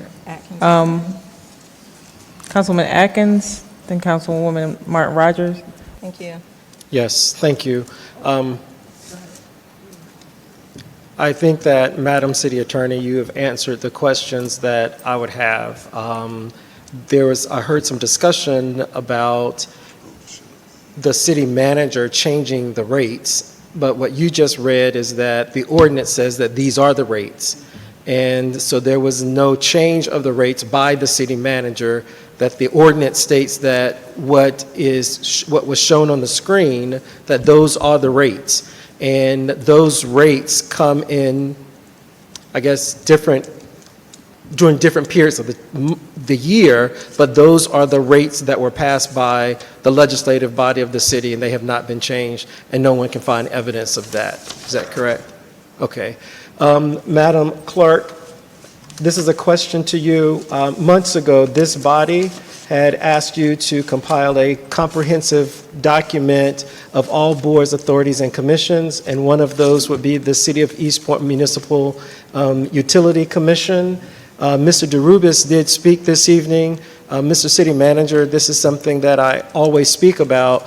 This is an opportunity for the citizens of this city to be made aware and abreast of anything as it relates to rates, business operations for any of our utilities, power being one of those.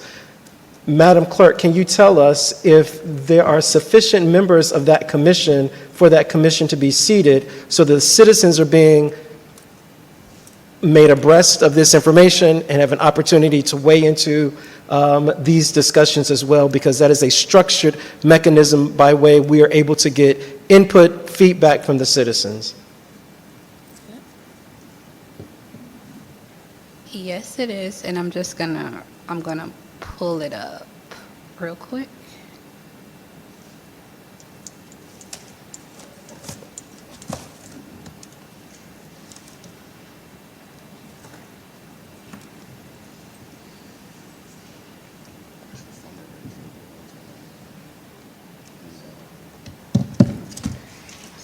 I guess while you're looking for that, it could be just as quick to go around just to ask the council members, have they appointed someone to the commission? And then we would be able to know if there are enough members to constitute a quorum to seat the commission. Yeah, I think that's the bigger question. All right, I have the list up. I just scroll down to it. So you would have Napoleon Black, Shenard Cole, Anthony DeRudis, Jasmine Welch, DeMarcus Cruz, and Ernestine Pittman. Okay. Do you have a? I have a person too. Mine, I appointed somebody, but they're not listed. Okay, so Councilmember Ziegler says she appointed someone, they're not listed. That's 7, I think, that I heard. But I appointed someone and they're not listed. that's 8. Person as well. The mayor stating that she has. I think I appointed Mr. Wayne Lewis from.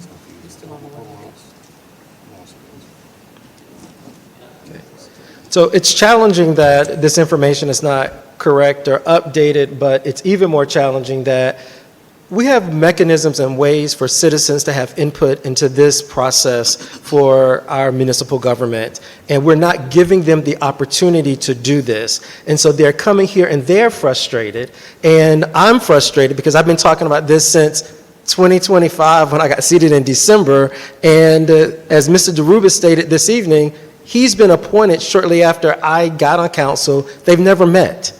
They've never met.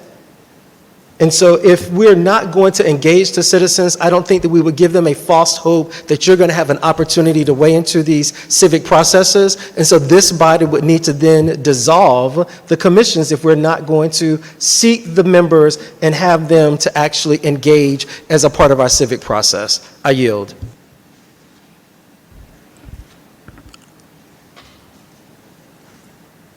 Councilman Mitchell? Oh, thank you. Just as I mentioned earlier, so I think it was confirmed that we could not find where the rates were suspended. I think we said, did we say that earlier? Okay, so just doubling back. So if that's the case, and I think we have already 2 ordinances to choose from, I don't think it would take us writing a resolution, or because it's already on the books between the winter and summer rates. But however, if we cannot find where it was suspended, I think they were saying it was possibly done illegally or hasn't been done at all, and we're running these rates without the vote of council. I think at the very least we should correct that. However, I think we do have the ability to correct that if we just vote on it. I don't think it'll take a written resolution or anything like that. Please step in if I'm saying something out of place. Because the ordinance is already there. We have 2 to choose from. So it's actually up to us to make this legit. And if we want to stay on the rates that we are now, I think that would be up to us. Because right now, I think we're working out of compliance and out of with our charter. One, by not, like I said, apparently the spirit of the way this ordinance is written is supposed to change from, what was it, from May to October summer rates. I think that's how you guys have been functioning, operating, and projecting outcomes and revenue. So that being said, we make that official so we can get you guys a better projection coming from, I guess, budget and finance or the finance department. So we'll be less likely to run these deficits. My only concern now is just all these other issues that's popped up with 27 million and whatever missing and all these deficits.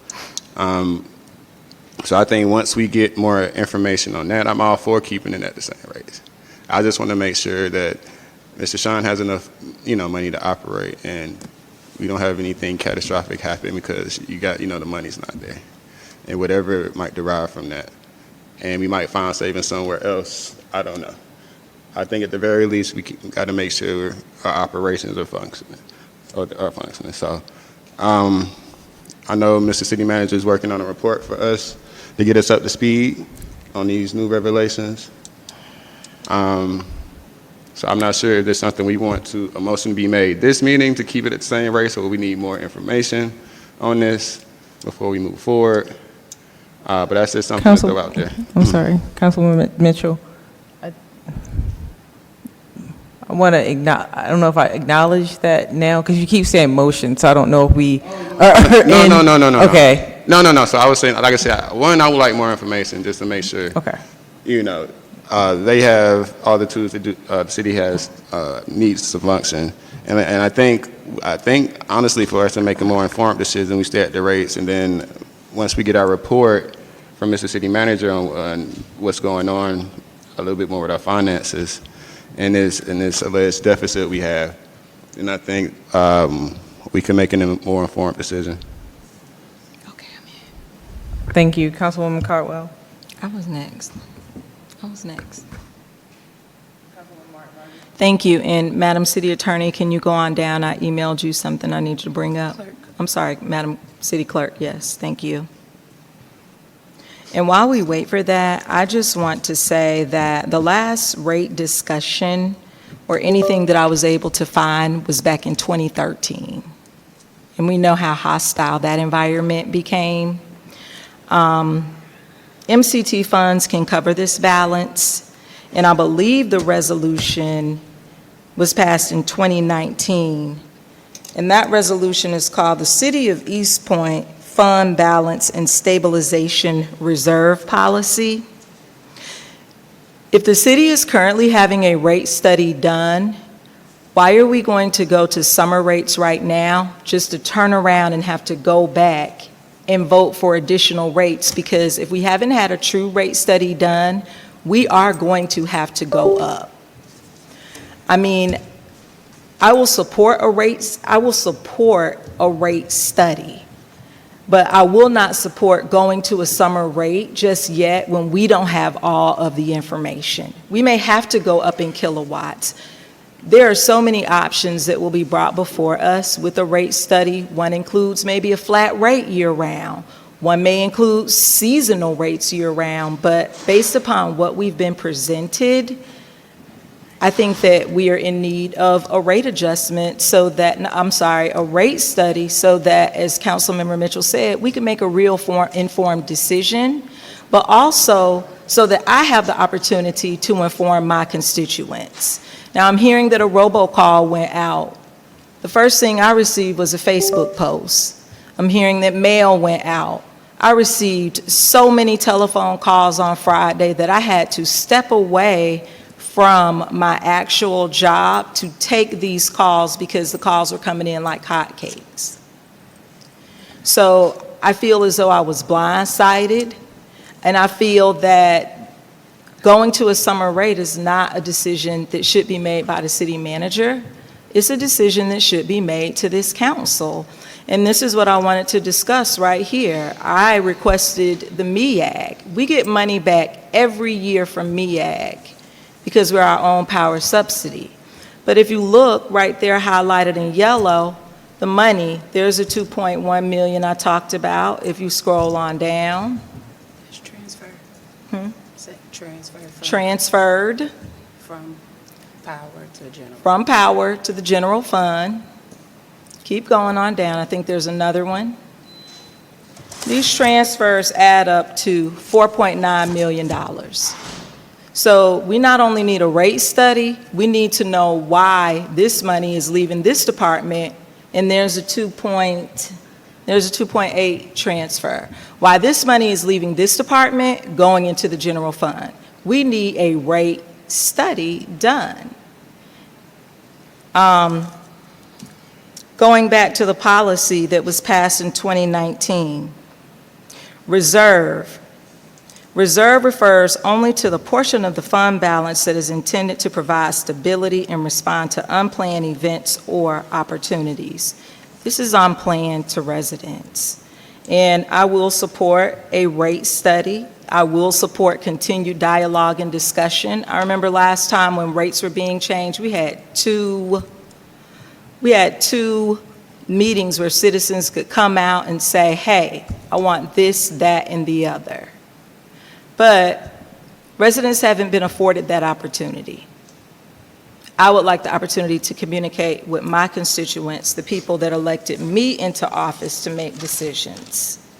Thank you so much, Madam City Clerk, and I yield.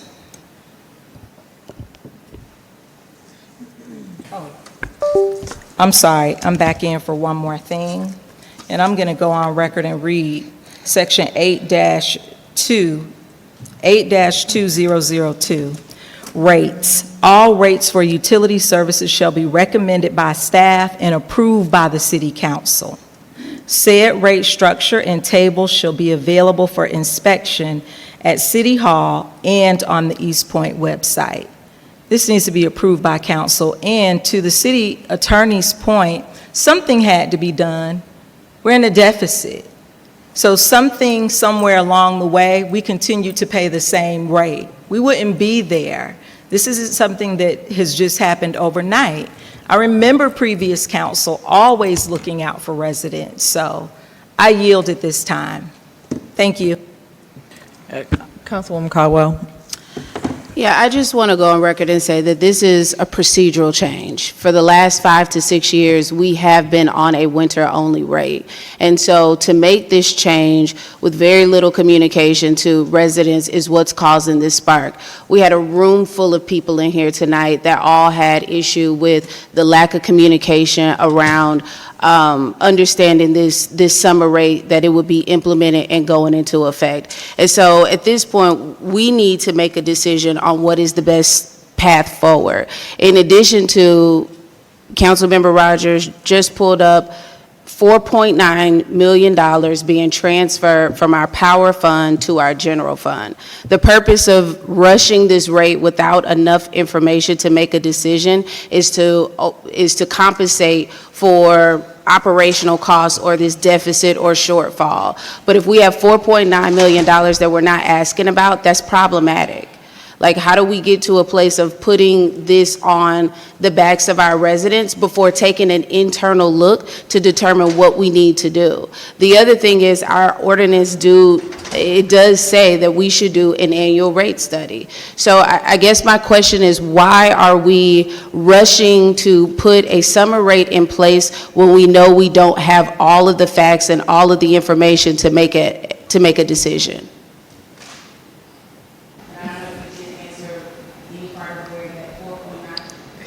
Sorry, where the 4.9 million, why that was transferred. And let me just bring up two other things. We do have an MCT fund. I would like to know from the city manager how much is in the MCT fund. I did speak with the ECG consultant myself, and one of the things that she suggested was to look at our MCT fund to help offset some of the costs associated with the deficit. She also recommended that we do a rate study. And the purpose of the rate study is to determine what is needed in order to make sure that you and your department have the funds that you need moving forward. Without that information, we don't understand the impact of going to this summer rate and how it's going to affect our operational costs, but we heard from the community tonight that it is going to have a negative impact to our residents. So I don't know when city manager is coming back, but I would like to know what is in the MCT fund. So for some of those questions, I don't have the answer to. Don't worry. Okay. But, that's okay. The one question that I wanted to let you guys know, so we are doing a rate study, right? ECG is doing the rate study. They've already started, but there was some more information needed, which the year just finished, where they were able to gather that information from MEAG and, do those numbers with what our wholesale power costs really are. So they should be almost finished completely with the rate study. And Cho did look at whether keeping the summer winter rates or moving to just one rate across the board. So he did look at those different options. So I'm waiting to get that full report back, and we'll see where that goes. Thank you. I had a question about the MCT fund. How much is in the MCT fund? It's over $20 million. I want to say it's like 27 million, something like that. So the MCT fund can be used to offset deficit costs. If that is the case, then why wouldn't we choose to use that money to offset this cost, complete the rate study so that we have a full picture of how we should move forward before implementing a summer rate and coming back in another few weeks to implement a higher rate?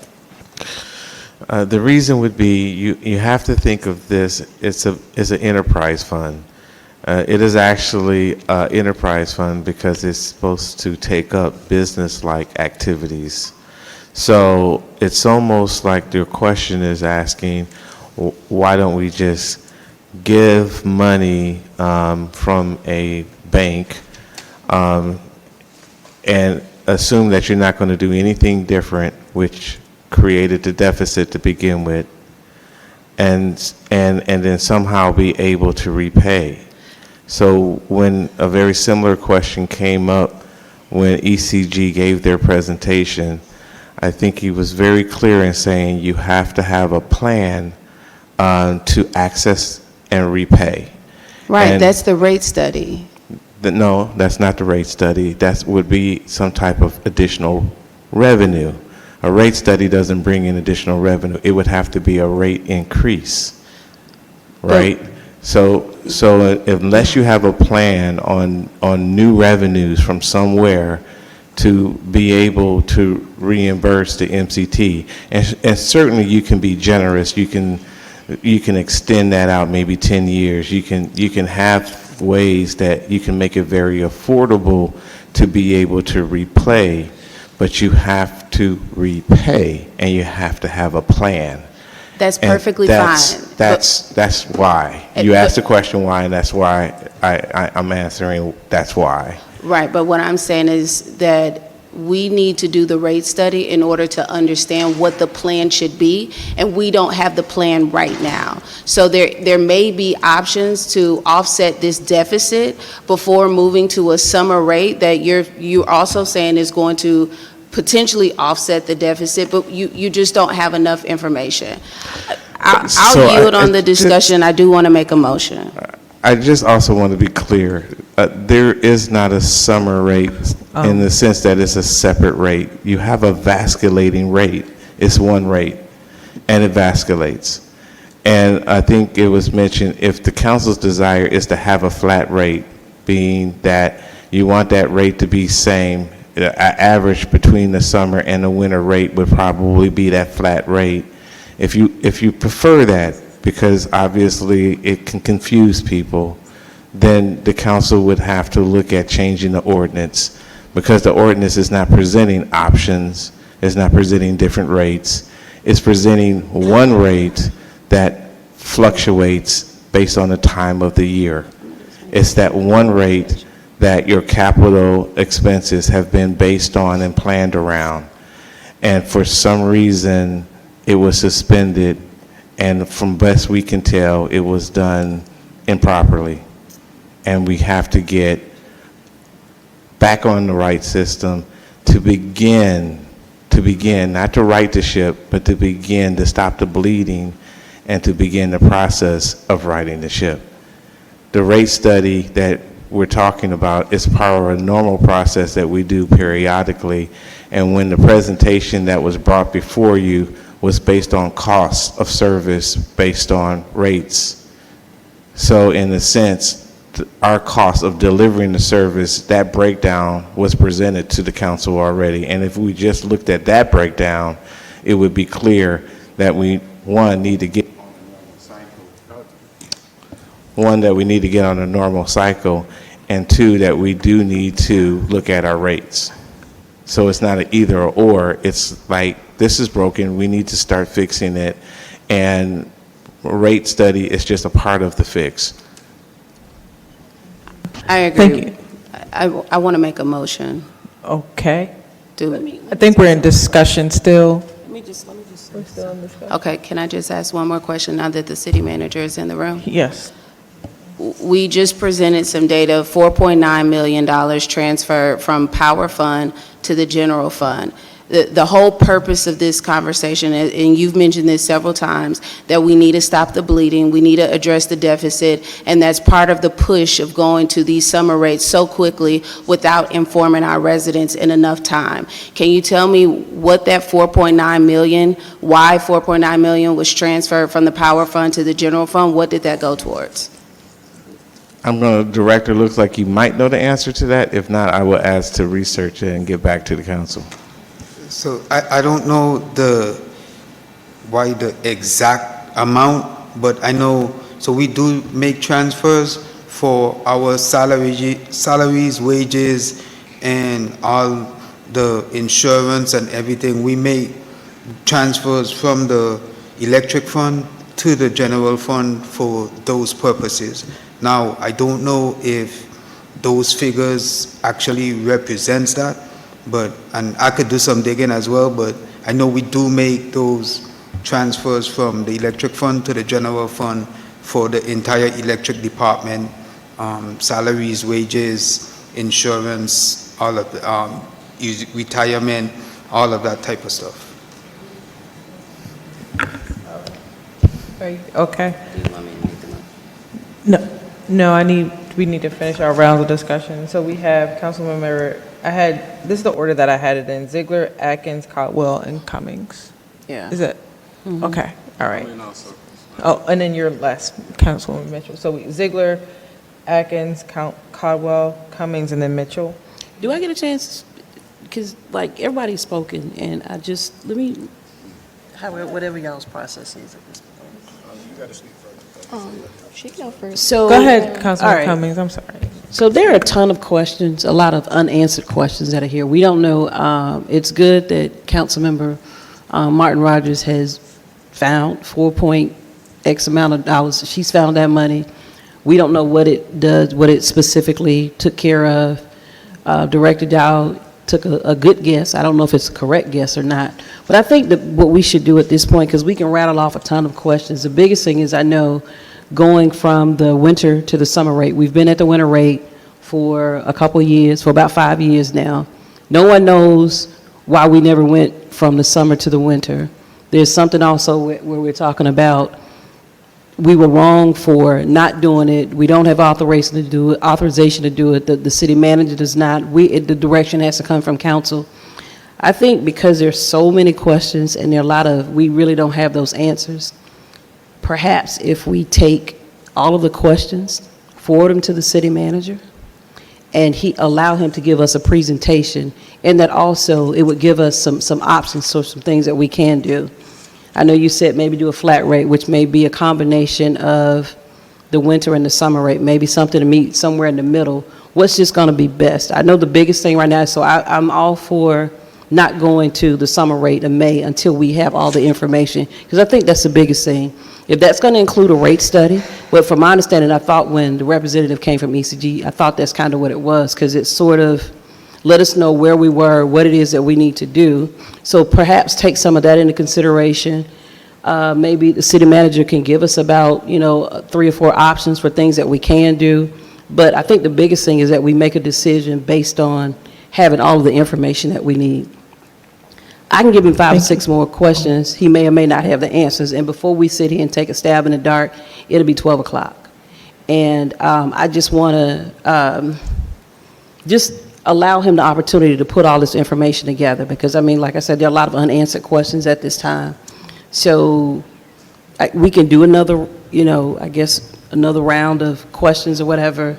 But I think it would be good for us to take these questions and compile them, send them to the city manager by close of business on tomorrow, or definitely no later than Wednesday, and allow him the opportunity to prepare a report or presentation for council, so we can make an educated, decision on, as far as an informed decision on what it is that we need to do with regards to this whole rate thing with for the residents. Because I'd like for us to stay on the winter rates. It may not be possible, but at least when we make the decision, we'll have all the information that we need. So I guess if other people want to speak, if not, I'd love to make the motion, but y'all can whatever, ask your questions. I yield. Okay. So we still have Councilman Atkins, Caldwell, And well, I'm me. sorry, Atkins, Ziegler, Atkins. I have Ziegler, Okay, Atkins. Go ahead, Ziegler. thank you. So I guess I'm just frustrated sitting here in this council meetings. I feel like we've already debated so much on this issue. And not only that, but we just keep going on, and this issue of the deficit is not getting solved because we're not fixing something that is already written in an ordinance. Meanwhile, I get power outages. I just said earlier in this meeting that I could not attend the East Point, I'm sorry, I can't think. That I could not attend the East Point Day at the Capitol because I did not have power. I could not take a shower.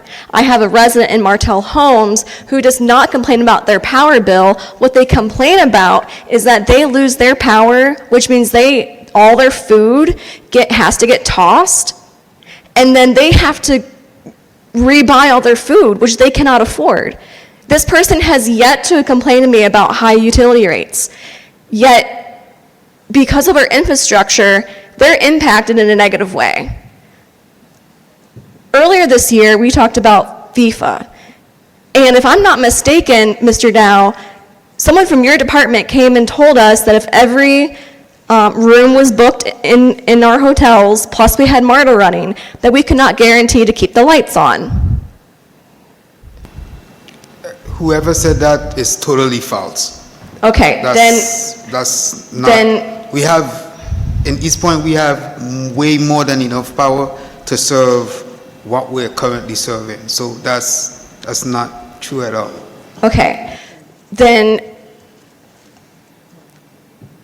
we will talk about about when that was discussed, because someone from your department came to this council and said that. Point of order, Madam Mayor. What's your rule? Rule number 2-205, decorum, incivility. Can't badger the employees.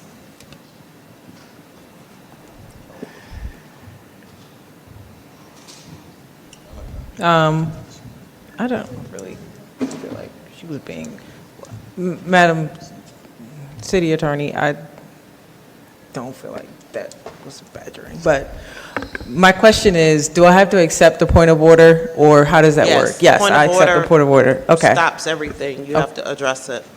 The only thing I'll say is that the way this rule is written, right, the point of order rule is written, it requires the person making the point of order to state the rule number. We have rules 1 through 38. Section 2-205, I believe it is. 1 second.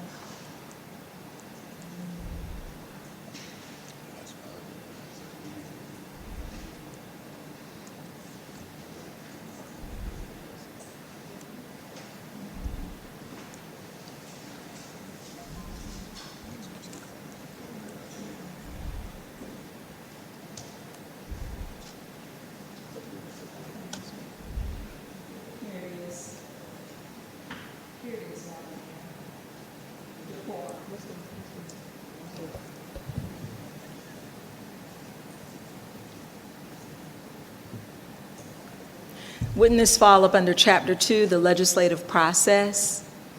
So, again, Rule 13, point of order, says that it will take precedence over all business, which it is. The chair must recognize the council member calling a point of order. Once recognized, the council member may only quote the rule number and the rule. So it does not. It would be a subsection. But so that's my point. The rule for point of order does not refer to you calling out a section of the ordinance. It says that you can only quote the rule number and the rule. The rules are found in section 2-2002, and they go from, again, 1 through 38. So for there to be a proper rule of order, it must be one of those rules. However, let me say this. When we had this conversation with Councilwoman Ziegler last week, what I mentioned to her is that you may want to name some more rules, because whatever you're calling your point of order on, because hers was decorum last week, it's not a rule right now. And so there may need to be an ordinance amendment to name additional rules that cover the behaviors that you want to call council members out on. Right now, decorum is not a rule. It was Alicia Pearson's. And so you do not have a valid rule of order on the floor, Madam Mayor. Thank you for your clarification. I believe we're in our second round. So I'm still in. Oh, okay. So this is, so you had two questions, well, you had three, but just go ahead to your, Thank you. Councilman Mitchell. So the point is that we do know that we have a deficit. We had a presentation from the ECG. They came to us. We have that presentation. It's been posted. And we have a lot of maintenance that we have to fix because people are living in a way that people should not have to live. And we do not need a rate study to go back to summer rates, which are already in the ordinance. A rate study re-looks at that ordinance to see if we need to go up or down in rates. Since we have not had an increase in rates in 13 years, more than likely, that recommendation will most likely be to go up astronomically. We're going to have to figure out a way to get out of this hole, and going to summer rates is a very tiny step in something that is going to take us years to fix. And with that, I yield. Councilman Mitchell.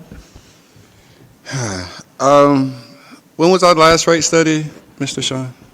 I know I keep going back to this. I just had this in my notes. I think it was 2013 or 2014. And how accurate do you think that study is? Excuse me? How accurate do you think that is compared to that happening back then and today's rates? And really, with the rate study, what does that really, I guess, equate to or prove? If you could shed some light on that. What are the rate studies for? If you could expound on that. So the rate study looks at your entire operations and figures out, well, hey, this is where you need to be just to provide basic service. So not having one done since 2013, we've definitely kicked the can down the road. But using that, so not going to the doing the winter summer rates, right? It even put us further down because of how they initially built our rates. So, granted, a rate study is needed. It's being worked on, but I don't think that. I'm honestly I would be real cautious, right, in how we're calling for this rate study, right? My reason being, and let's say we do get back this rate study, right? And it says that, we're at 9-point-something cents right now, that we need to go to 20 cents. Right? What are we going to do? Right? Are we going to actually go to that, or we're going to, do incremental ways to get to that? So that's why I would be cautious, right? Yeah. So I would say it's better to know now before that it jumped to 40 cents. You know what I mean? Correct. So I just, at some point we got to start planning. Like you said, we just kick the can down the road. Next thing you know, it's going to be $2. In the next 20 years. I do agree. So I think the sooner we know, I feel like we just can't stick our head in the sand and wish for the best. The earlier, even though knowing about this now, I think we can take preventive measures, as she just said, so it won't jump, and we can have a gradual plan. But I think the sooner the better we know. The sooner that we know, the better. I know a lot of people came out tonight.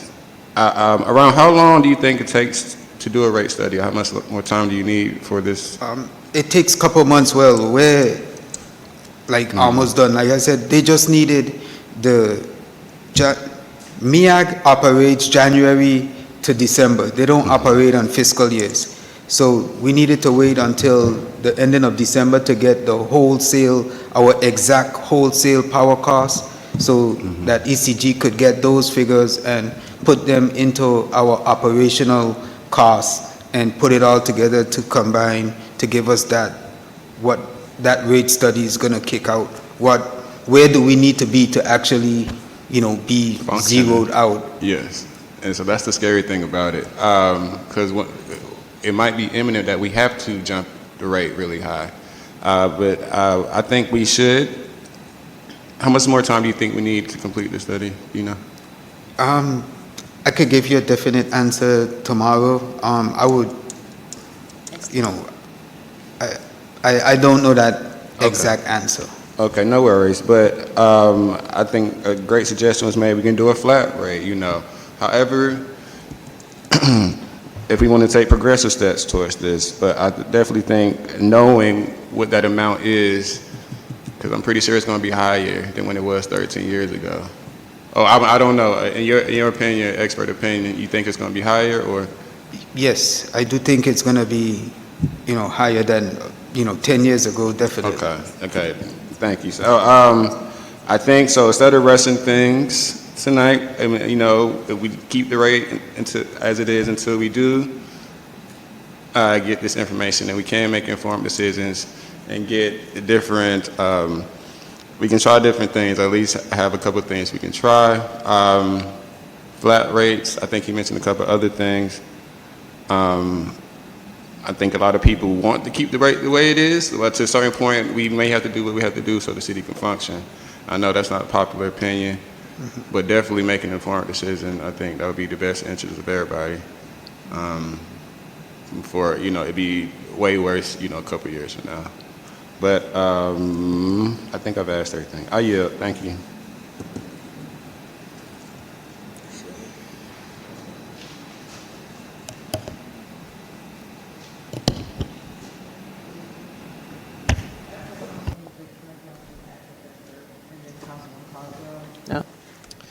Thank you, Madam Mayor. Hearing from Mr. Dow, Director Dow, that a rate study is already in progress and that those actions will continue to move forward, and understanding how important this is to the citizens, and also hearing that there are enough members of the advisory commission to seat that commission.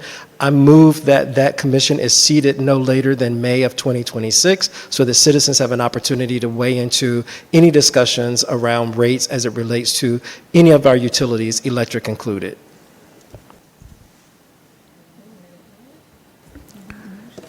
That was the motion? Yes. Second, just to seat the board, the commission? To seat the commission so that citizens have an opportunity to weigh in on any of the rate studies or any of those operations, because they are supposed to, by legislation, they're supposed to be able to also weigh in and provide feedback and all of those things. Ultimately, the recommendation comes to mayor and council, but the legislation states that they're to be a part of the process. And there is a quorum to seat the commission, and we've not seated the commission. Second. Thank you. Any discussion? All those in favor? Aye. All those opposed? The ayes have it. All right. So, thank you. You have, I want to make a motion. okay. So I would like to move that the electric rates remain at the current winter-only structure until a full operating cost analysis and independent rate study are completed, presented to council, and shared with the community. Second. Any discussion? Discussion. Councilwoman. We already had ECG do a presentation to us, and we all sat in that meeting for like 3.5 hours with the reality presented to us. So I don't know what other information can be presented to us that would provide any different information than what we already have. I can share that because I spoke with ECG after that session, and they're the ones that highlighted the $4.9 million being transferred from our power fund to our general fund that still has not been accounted for. We have a $1.9 million deficit. If part of that deficit is just bringing back those funds that shouldn't have been transferred, we're not having, what's the discussion? We don't have to rush into it. And this was a suggestion by ECG. They also suggested that we do a rate study so that we could get a clear picture of what we needed to move forward. And so that's all we're asking for. The rate study is only going to provide us with information about how much, on if the current rate is correct or not if we should go back to summer rates or not. No, I'm not saying that it would go back to the summer rates. There may be an adjustment up or down, but at least we would have the information. And what the rate study will do is tell us, based on our operation cost, where our rate needs to be in order to meet that operation cost. That is the information we need. Okay. So,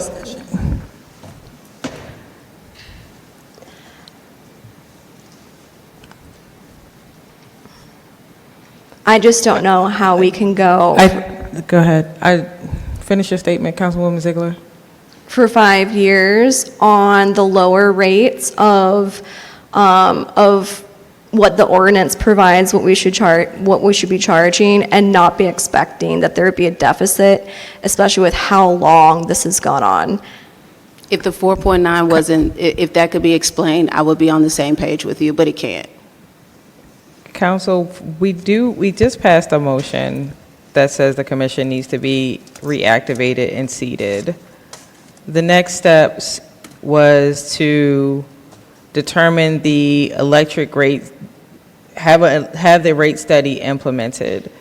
And that was a motion that Councilwoman Caldwell was putting into place, And we're in discussion. along with additional information. There is discussion. Is there any new questions or new information that we have not covered since we've started this? We're actually in round 4 of this discussion. I just want to be clear, Madam Mayor, pardon the interruption, that was not Councilwoman Caldwell's motion.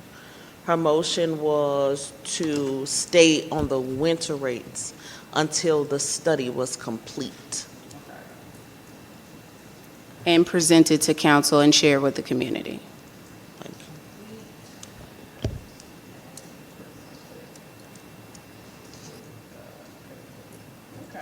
So, stay on the winter rates until the study was completed and a presentation was available to council and then to the community.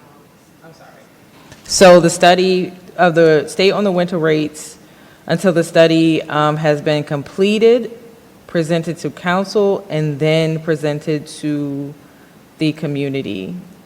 That's right? Yes. Okay, so, all right, there was a motion, correct? Yes. Okay. Did we have a second? We're in discussion.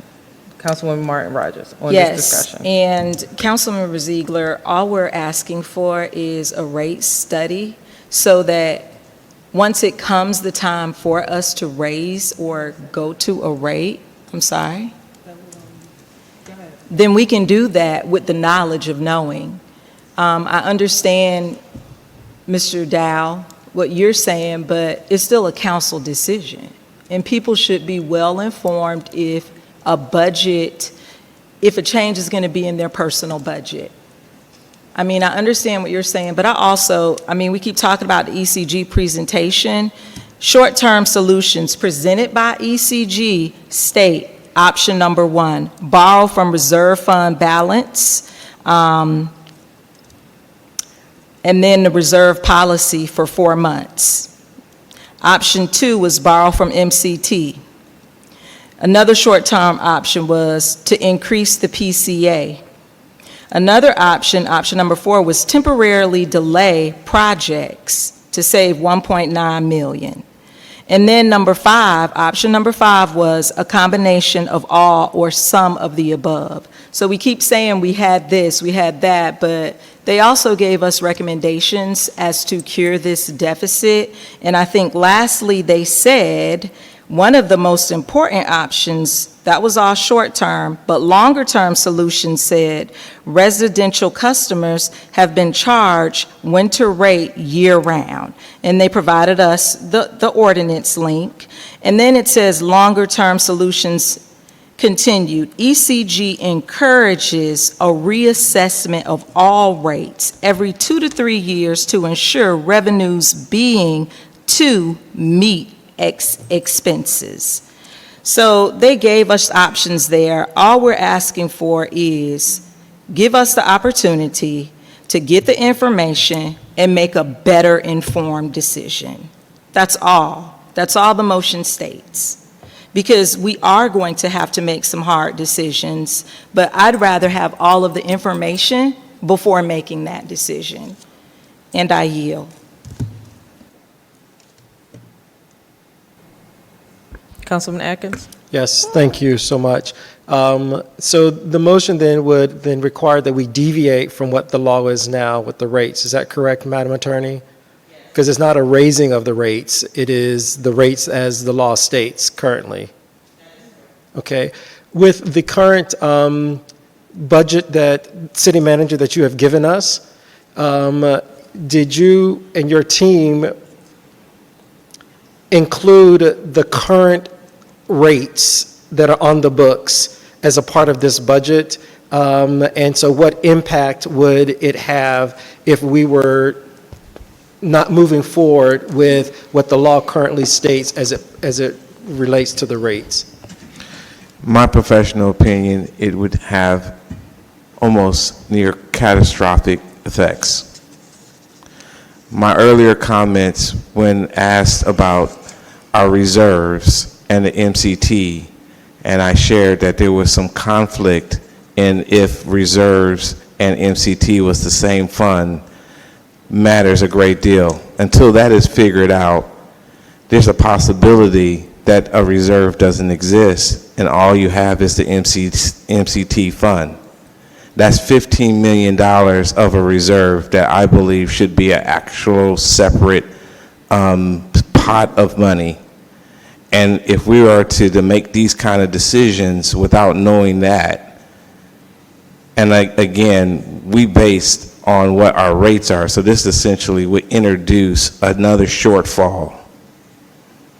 It has a serious consequence, and we're still already under massive pressures because of past decisions, right, wrong, or indifferent.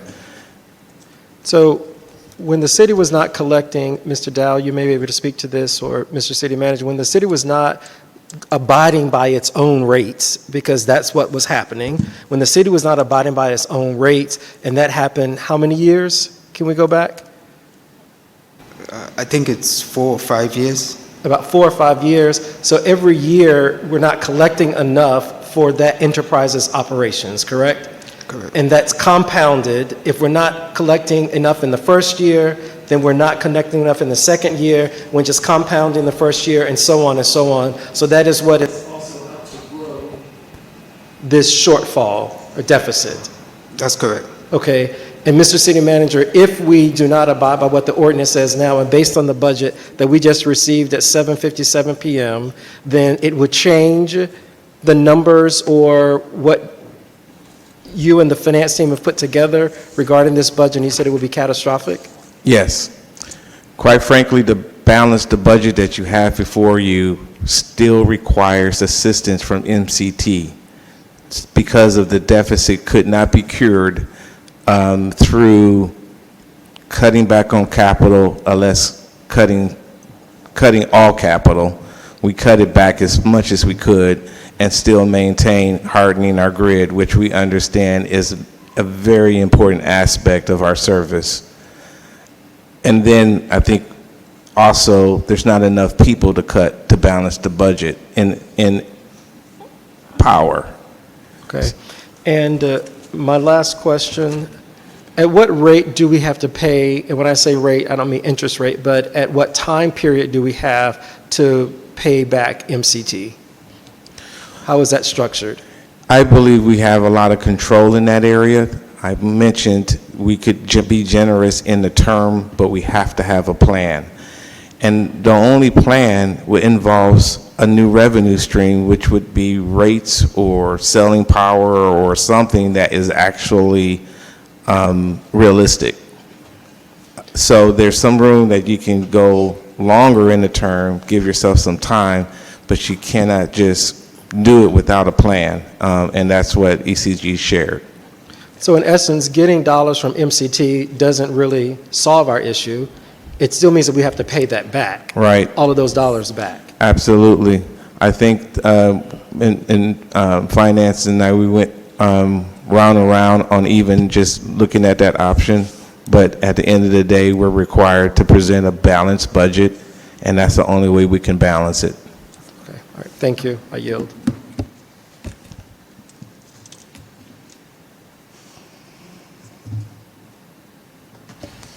We have Might I Council- add one more comment, and I've kind of shared this before. At the end of the day, this is an enterprise fund. When it can't meet its needs, the general fund is backing it up. The general fund represents a representation and prioritization from taxpayers. The enterprise represents a general understanding and focus and desires of ratepayers. They overlap in many cases. In some cases, they don't overlap at all, but they still use that source. Taxpayers have to look at multiple interests, including priorities in safety, in parks and rec, in all kinds of things to make up what they view as a quality of life. Ratepayers do the same thing, but they're very focused on having a reliable system, a system that gives them abundance of power and things that are focused on that utility. You take away the ratepayer's decision-making process by putting the onus on the taxpayer. It's the same money. You are not allowing yourself to invest in creating a top-notch enterprise by putting it and not relying on taxpayers who have other issues to consider. This is not a good approach to building a strong system, in my professional opinion. Okay. I have one more. We have Councilwoman Martin Rogers, then Councilwoman Mitchell, and then Councilwoman Caldwell. Well, I'm going to go back to the 4.9 million that's been transferred. I put the information up for my people that are watching at home. But Mr. City Manager, if that money wasn't transferred out of electricity, would that be balanced then? I'm just curious, because it's been transferred. I would like the opportunity to track that transaction down and provide you the reasons behind it. I would love if you would, when you run into these things, to call our office so that we can provide you information that will satisfy the reasons behind why we do things. I think the director clearly said that this types of interactions happen because we have employees and a number of things that the enterprise has to pay the general fund, which picks up those costs for enterprise reasons. So for me to know that particular item, I don't know, but I can certainly find that out for you. Well, Mr. City Manager, I've had to do a number of open records requests. You've been copied on all the communications where I asked for this information, and as a council member, I feel I don't need to do open records requests, but that is a fast-track way for me to get information because our communication protocol is not really followed to the T. So I copy you to every email, and then if there isn't a response, as it states in our communication protocol, I do an open records request, which I think is absurd for a council member to do. So I tend to agree. I have that information. Council, But and $4.9 million has been transferred out of the budget, and I still have the floor, Madam Mayor. Thank you.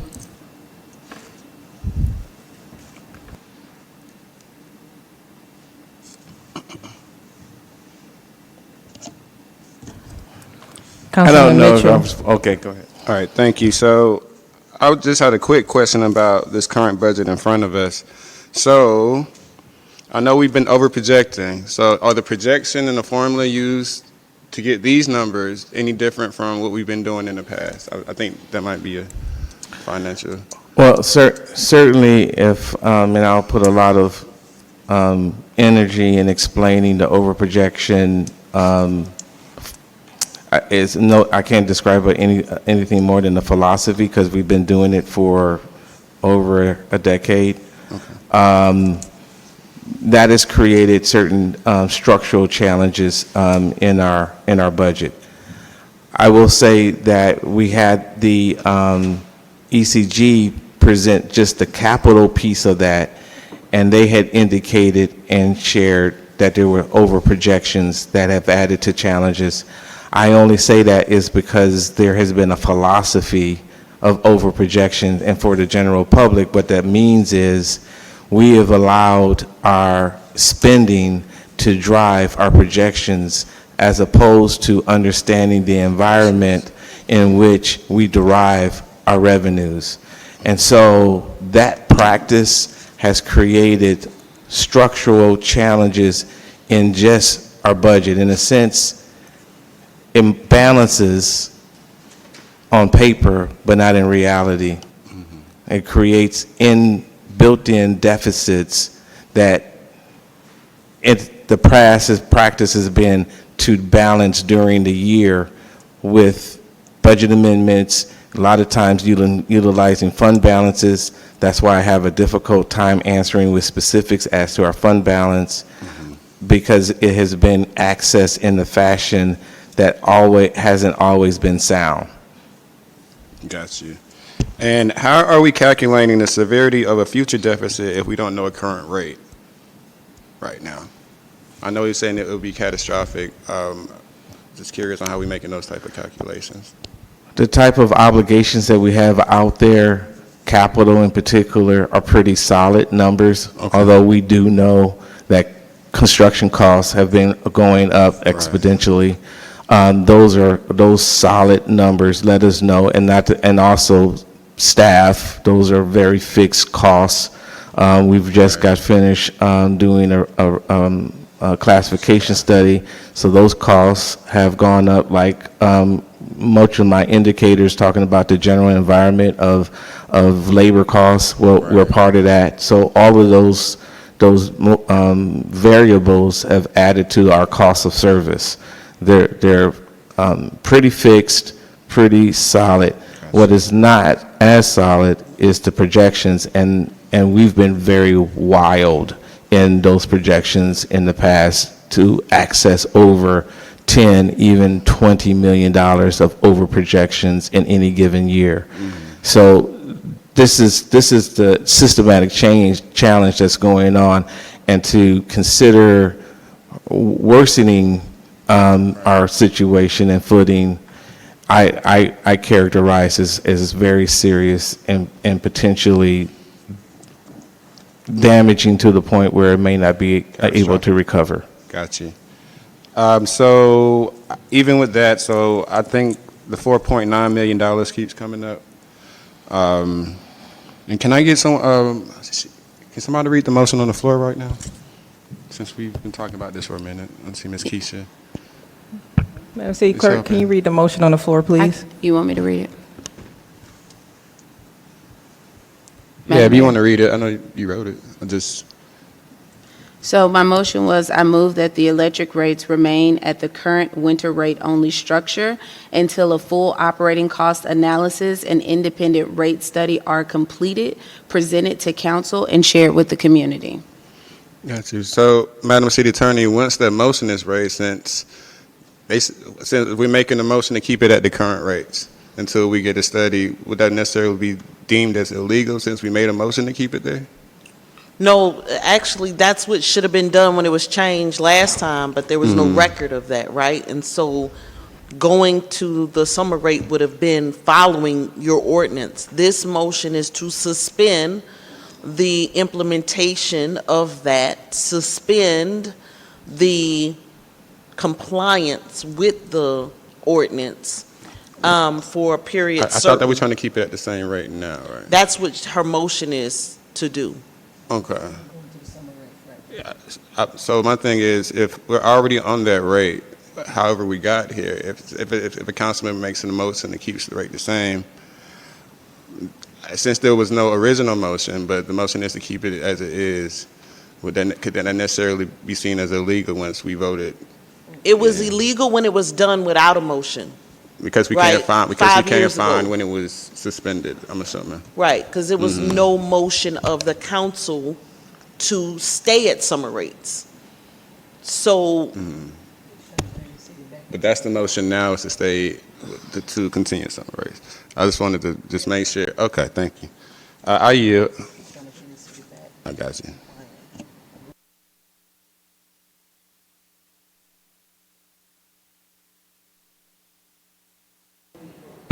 All right. So are there any other discussions, and are they all in favor? Is that a question? All in favor for the motion? Aye. That's on the floor? Aye. Okay. All those opposed? No. Can we have a, yes, ma'am? I think since I think someone left, don't they vote in the affirmative? If you leave a meeting, this is my understanding, if you leave a meeting and there's a vote, you vote in the It's a affirmative. yes vote. It's a yes vote. Yes, let's find it.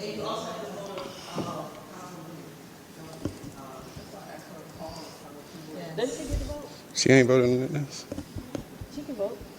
I mean, but I'm just saying, just in general, if a council member leaves a meeting, whatever. Okay, sure. It says something about in the seat. They have to be in their seat. But it's a yes. If he's not in the seat. I read it today. No, it's they leave also.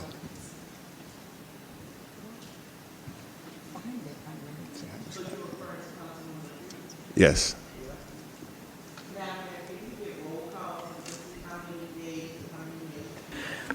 Madam City Clerk, may we have the roll call, please?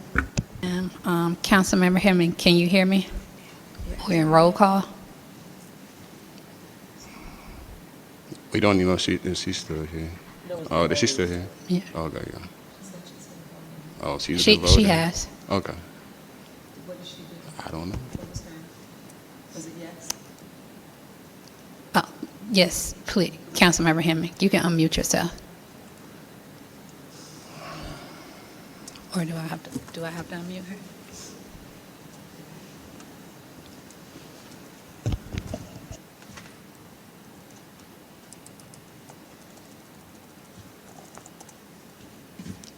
Yeah, there she goes. Duty to We don't know if she's still here. Oh, is she still here? Okay, yeah. Oh, she's She has. Okay. I don't know. Yes, please, Councilmember Hemming, you can unmute yourself. Or do I have to unmute her?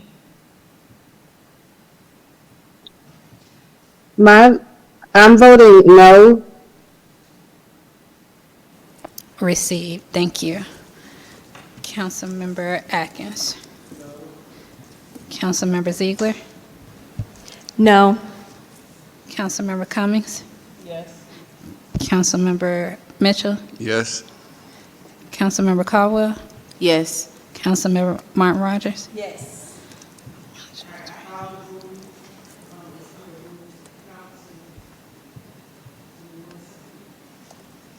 Can we bring it up, please?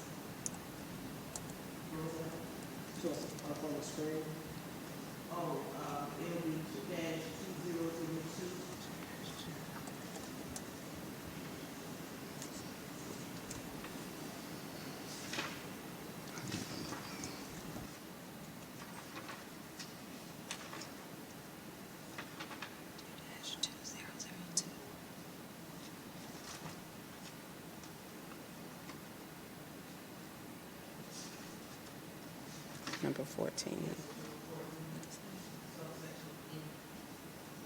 Subsection E.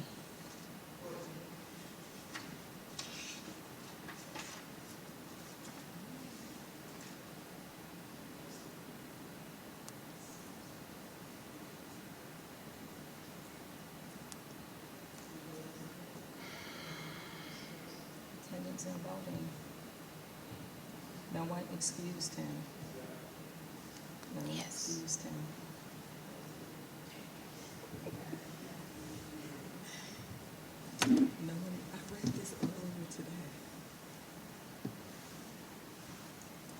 He wasn't excused by the chair.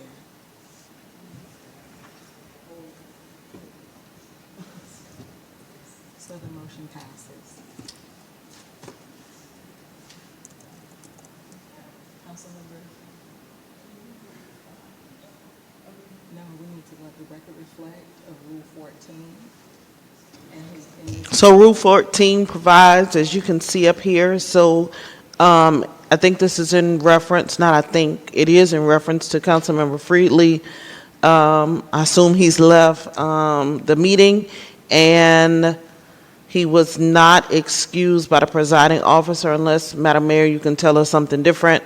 And it says that the vote should be counted as a yay.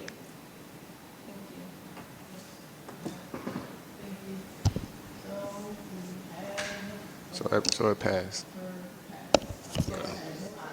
So stop it. Motion passes.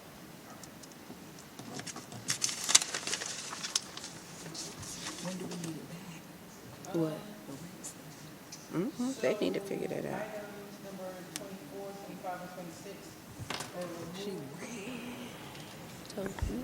By Councilwoman Martin Rogers and myself. No more for those? I'm sorry, Madam Mayor.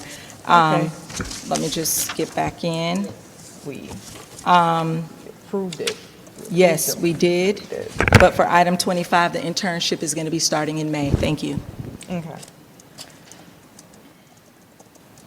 And for item 27, my goal for this was to get reports from staff and kind of look at them to see if I could make sense out of what were the KPIs in the department, not to necessarily direct the city manager, but to have a clear picture of how the departments are performing and what their measurable performance indicators are. And so I am still looking and working on that. I did get some reports that were sent over from your office, and I would like to continue. Do we need a motion to discuss this? It was this department status reports. I didn't have a motion. Are you asking for action on this tonight? No. Yes, if you want to discuss it and give some details, and maybe your fellow council members want to weigh in, then a motion to open the floor for discussion. Okay. All right. I'd like to make a motion to have discussion and possible action on monthly departmental status reports. Any discussion? Councilwoman Caldwell, your mic is on. Off. No other. All those. Wait a minute. So we're on item 27, correct? Yes.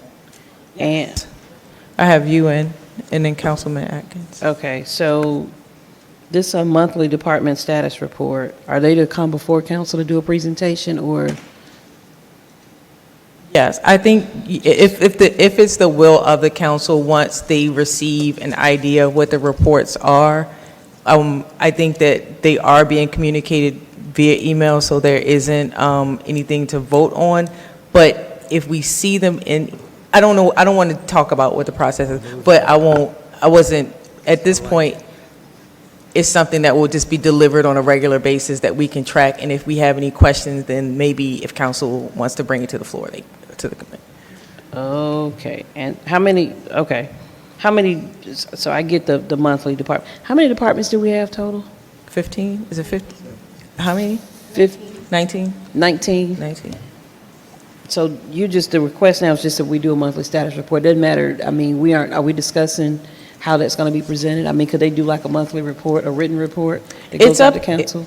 I feel, and this is my opinion, this is for me to have clarity, Okay. and I'm discussing this out loud. It's because there is a lot of information, and for tracking sake, if we have some high-level reporting that doesn't, whatever best practices would be for reporting that aligns with our charter, our budget, and things like that throughout the year, that is something that the staff can, if they want to, that, I don't know if that's a directive, but I'm asking that, so that. I get it and I Yeah. understand, and I don't have a problem with it. The only thing is, just to bring 19 people up here and, you know, to do some sort of presentation, if it could be facilitated, maybe perhaps in some sort of a written report that they give out monthly. I think that would be good. I mean, we just kind of lay out, you know, you lay out, you know, what you'd like for it to look like, or what, you know, what you'd like to see in it. And if they can just kind of fill it out, and maybe you could do like a shared document, and that way everyone has, you know, we're kind of all abreast of what it is that's going on in each department, as opposed to having them come here, because it's very likely they can be here Right. at 6:30 Right. and not come before us until 11, 12 o'clock. Right. And for 3-4 minutes, and then they're gone. So I just, but it's fine. I'm for I think it's fine to do a Okay. monthly report. Yeah. I yield. Thank you. Just a reminder, we're in discussion on whether or not to discuss this. So maybe you should get a vote to say, yes, we'll discuss it, and then you guys can discuss it.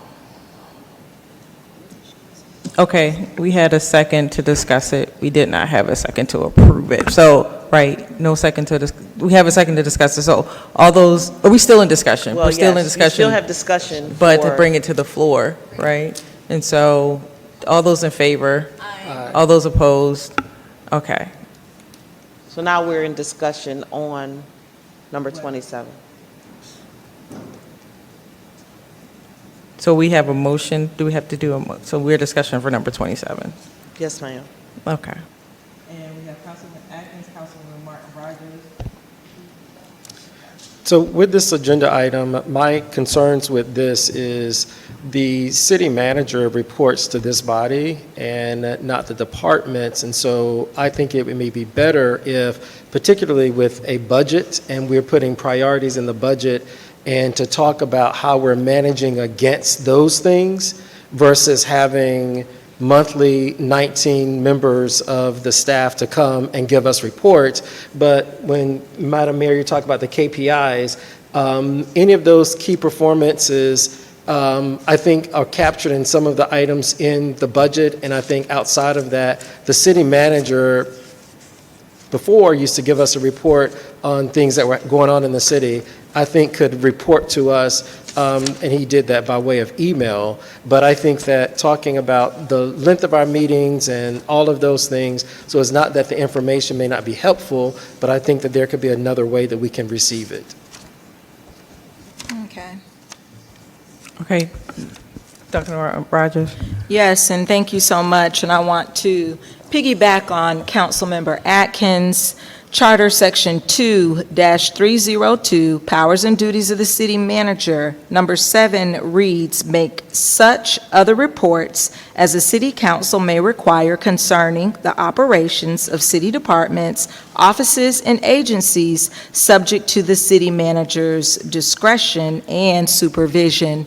So to Councilmember Atkins' point, I think that we should receive a report from our City Manager, which started upon him first coming into our city. We would receive a monthly report that detailed what was happening in the city. So I think that if it is the will of this council, that we keep in line with number 7, because we do have the authority to do that, because he is our direct report. And I'll yield to hear from my colleagues. There doesn't seem to be anyone else that has any questions or concerns. Councilmember Hemming has her hand up. Oh. Where, how do you know that? You see her hand at the top of the... Oh, there she is. Okay. Go ahead.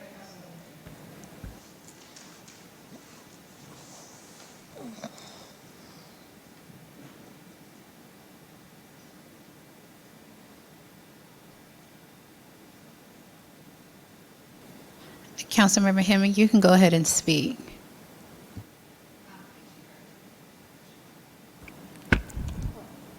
Councilwoman Hemming, are you still on mute?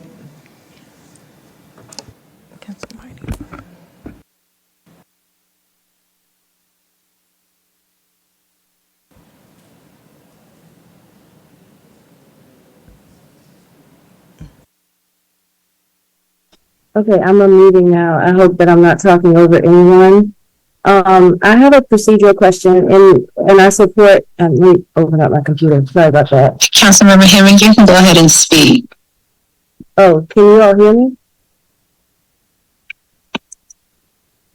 Councilwoman Hemming, are you still on mute? I'm trying to speak.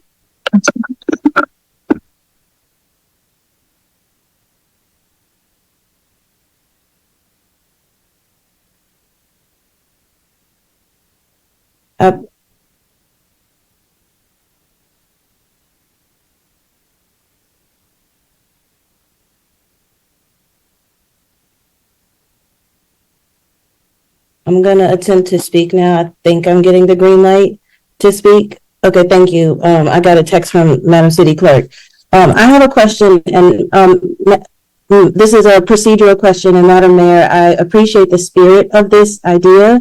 But I am curious because earlier in the meeting today, I think there was a comment made that you're not able to vote on items. And so I'm trying to ask whether or not you're able to add items that then initiate a vote. Like usually I've heard in the meeting that you will ask one of us, for example, to make a motion on an item. So I'm just trying to clarify the procedural rules here, not trying to be controversial, just want to understand what that looks like as a tie-breaking vote, whether or not you are able to add items to the agenda. And then also, I just had a curiosity similar to Councilwoman Cummings' point about how this is administered.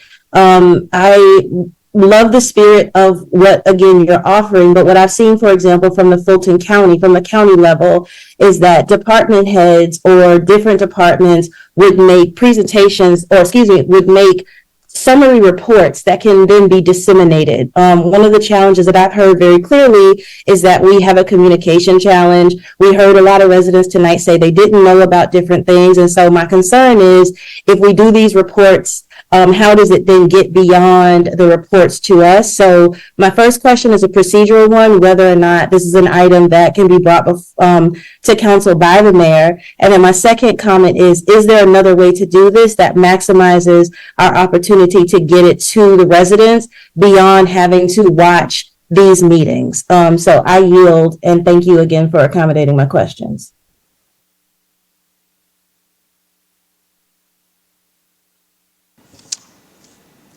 I will try to take her first question only because I started looking this up when I heard the question, because I've never heard it before, whether or not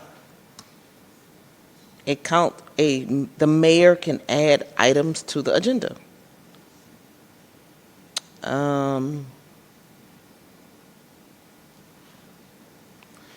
Rule 15 of your council rules provides council members may place an item on the agenda provided the item has first been to a work session or presented to council for discussion at a prior meeting, and all associated paperwork was submitted to the clerk's office by the established deadline for receiving information. The language in that rule says council members, and to the extent the mayor is not considered a council member, then it would appear Rule 15 would prohibit that. I'm looking at other rules to see whether or not it distinguishes the mayor from the city council, right? To be able to give you some clarity. For instance, Rule 5 refers to the presiding officer. Rule 3 refers to the mayor pro tem.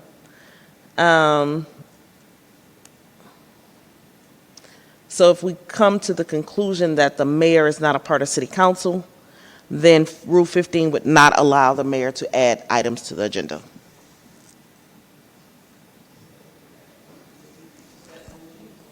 So that means that motion is void?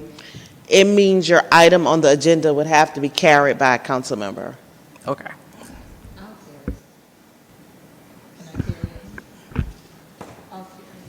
Thanks. Madam Mayor, I'll carry this agenda item for you. Okay, thank you. had a question. There was one more question. Go ahead, Councilman Mitchell. Thank you. So I see this is, it doesn't say discussion and possible action. So I've seen former mayor have items on the agenda. I'm not sure if it was for taking action or if it was a presentation. It says presented by council and mayor.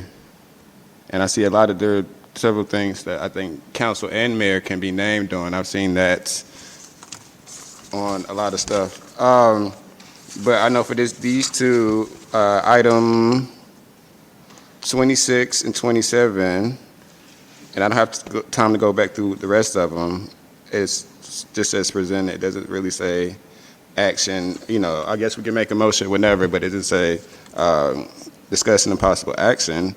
And I want to say, since council is listed by the presentation, could a council member make a motion for this?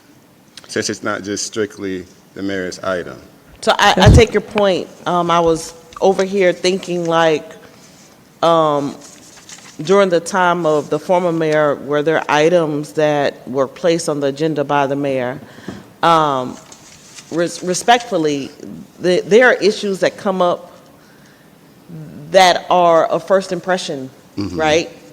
There are a lot of rules, there's a charter, there's a code of ordinance, and until I'm asked about it, because I don't study the charter and the code every day, but until I'm asked about it, I don't know that it's an issue, right? Gotcha. Like, for instance, you guys just asked about whether Councilman Freely's absence voted as a yay. I've never been asked that before, so I didn't have the opportunity to research that issue until tonight. I'm glad I know it now.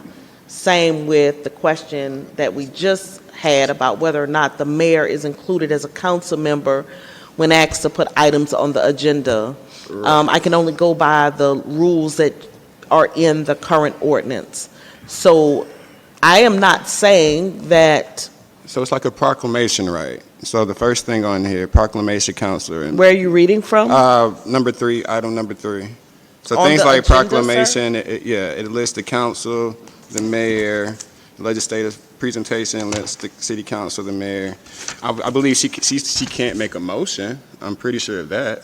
No, the mayor cannot make a motion. That's what I'm saying. She can't make a motion. Okay, we agree. I don't know what other stipulations, because the same way it's presented for item 26 and 27 is all throughout our agenda. I'm not really seeing what the discrepancy is. She can't make a motion to bring this, but she can be named. I am fine. Hopefully you hear me. I am fine with you guys having the interpretation that the mayor is a part of the council for the purposes of agenda items.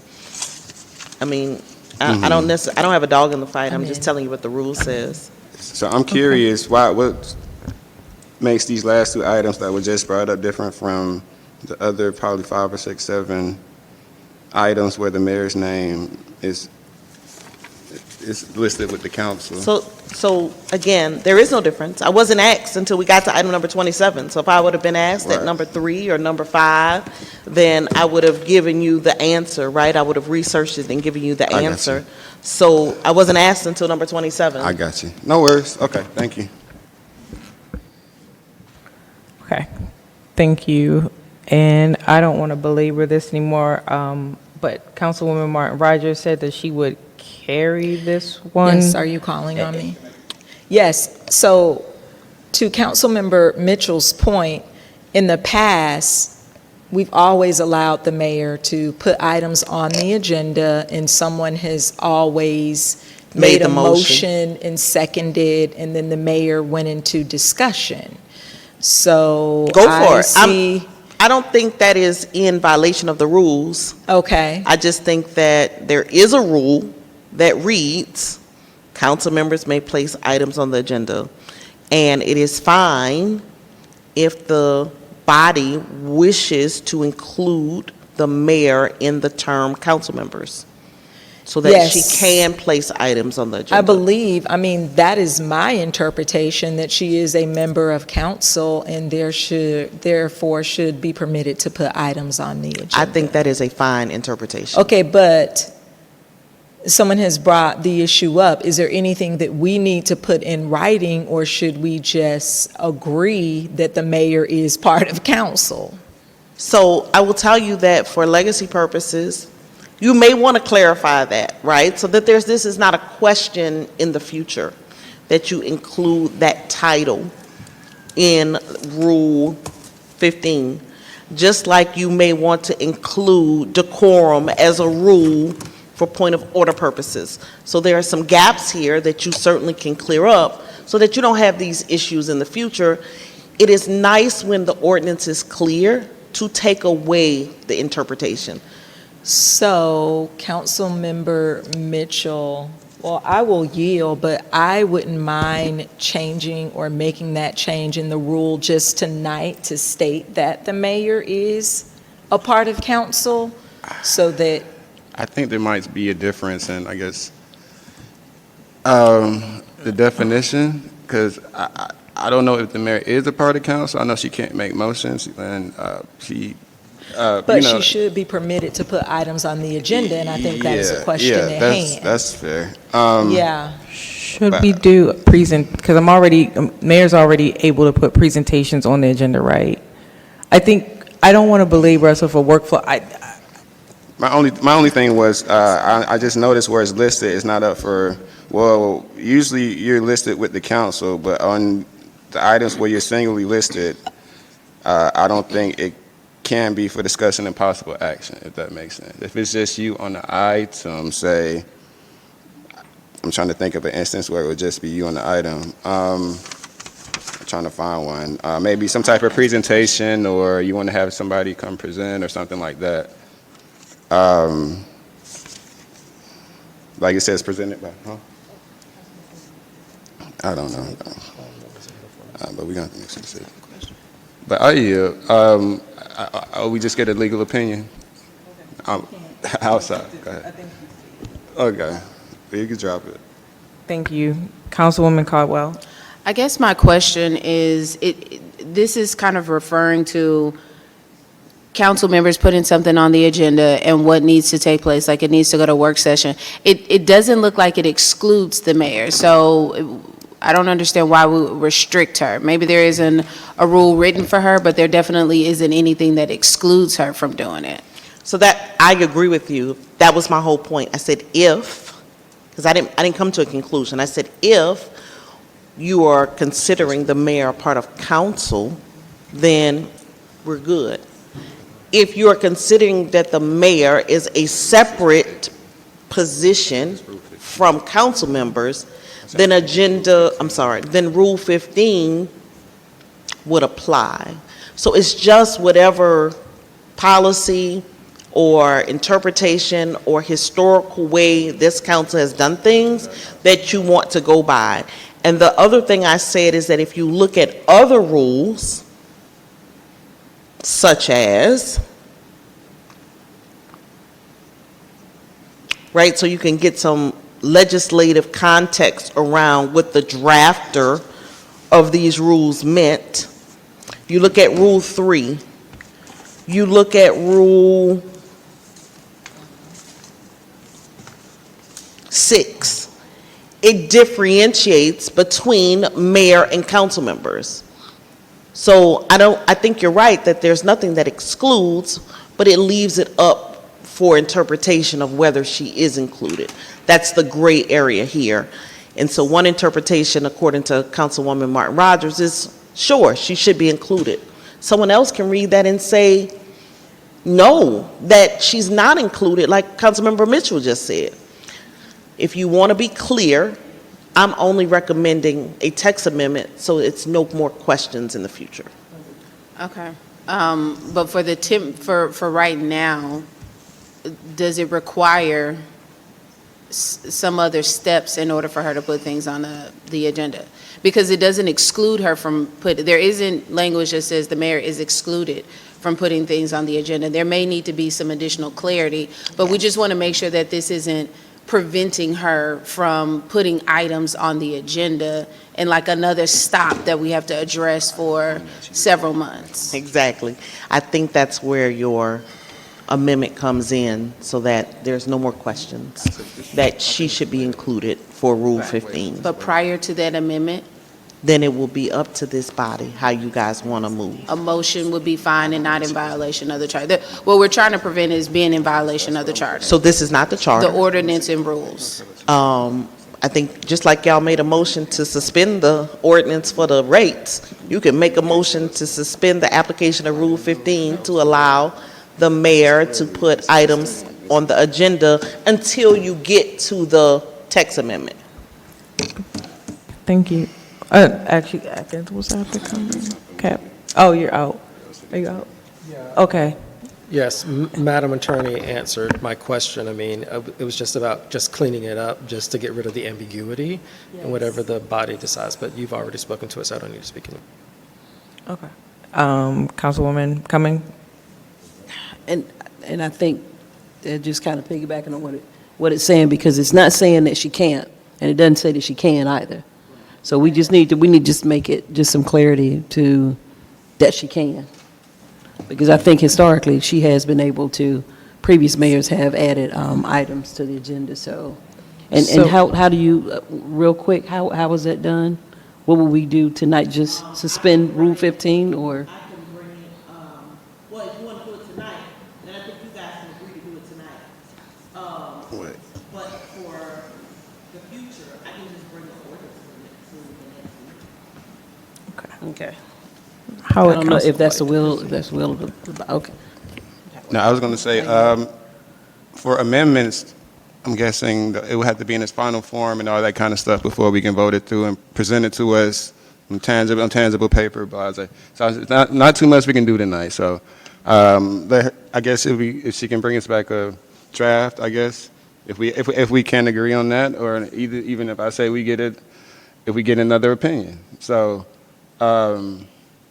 it is the will of the council. I mean, I think we've been operating like this.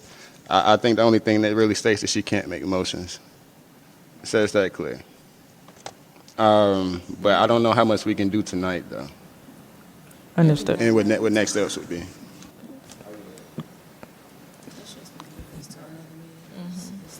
Councilmember Martin Rogers? Do we need, don't we, Councilmember Mitchell and Councilmember Cummings, in order to clean this up, don't we need this to come back maybe to the next meeting? We need to direct the city attorney, correct? So, Yes, oh no, we need to properly. Oh. Yeah. So, Madam Mayor, I'd like to make a motion to direct the city attorney to bring a charter amendment. Nope. Okay, just an ordinance to help to supplement Rule 15 of the charter to afford the mayor privileges or authorization to add agenda items to the agenda. To clear up the ambiguity of Rule 15. And excuse me, Madam Mayor, I'm sorry, but Councilmember Hemming has been in for a minute with her hand raised. Okay, there was discussion, so we still have the motion on the floor. There's been a second. We will acknowledge Councilwoman Hemmings for discussion on this motion.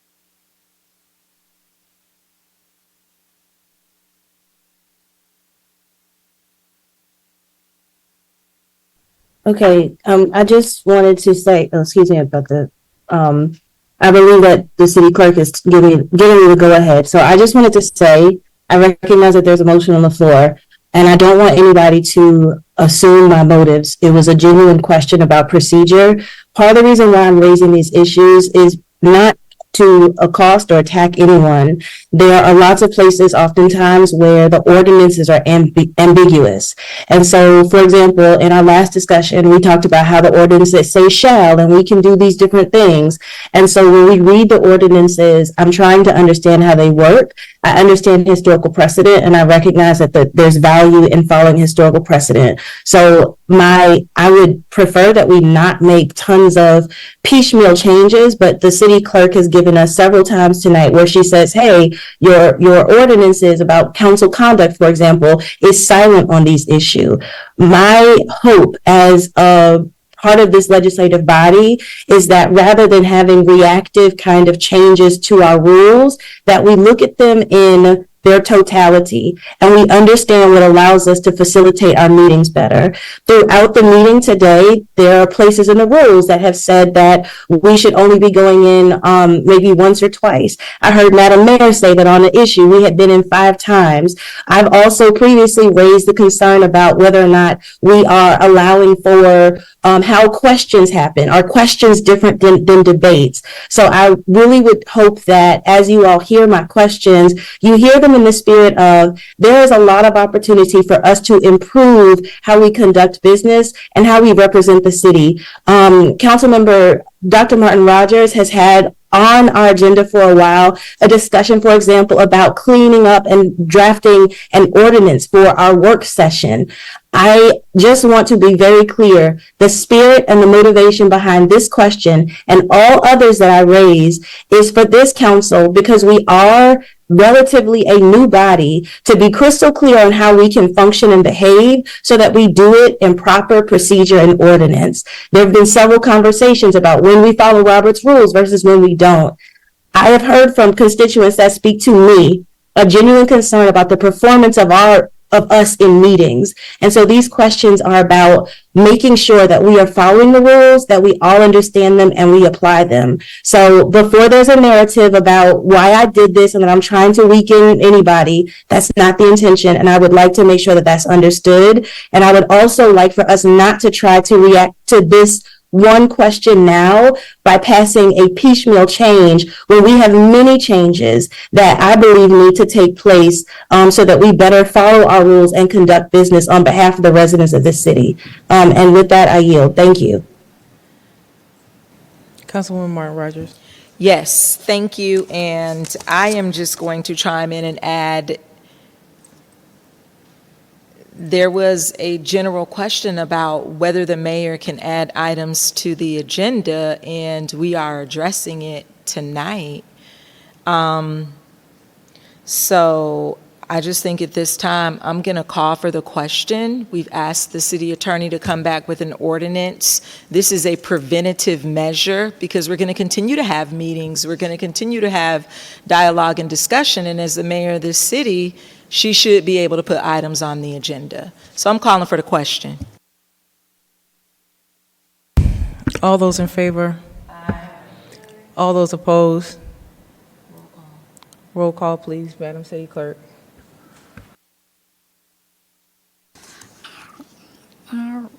Excuse me, Councilmember Atkins. Councilmember Ziegler. Councilmember Cummings. Councilmember Mitchell. Councilmember Caldwell. Aye. Councilmember Martin Rogers. Aye. Councilmember Hemming. It's gonna take a minute. Yes, I included it. Does she have a chance to respond? What you say?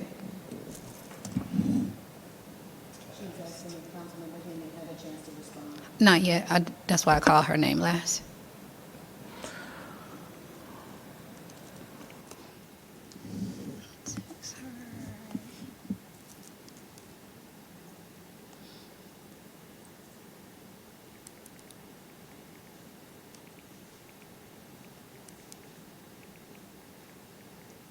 Yes. The motion passed. Thank you. Oh. All right. Thank you all. Thank you for the adjustment and the consideration. Very much appreciated, everyone. Thank you so much. Yeah, I mean, consideration.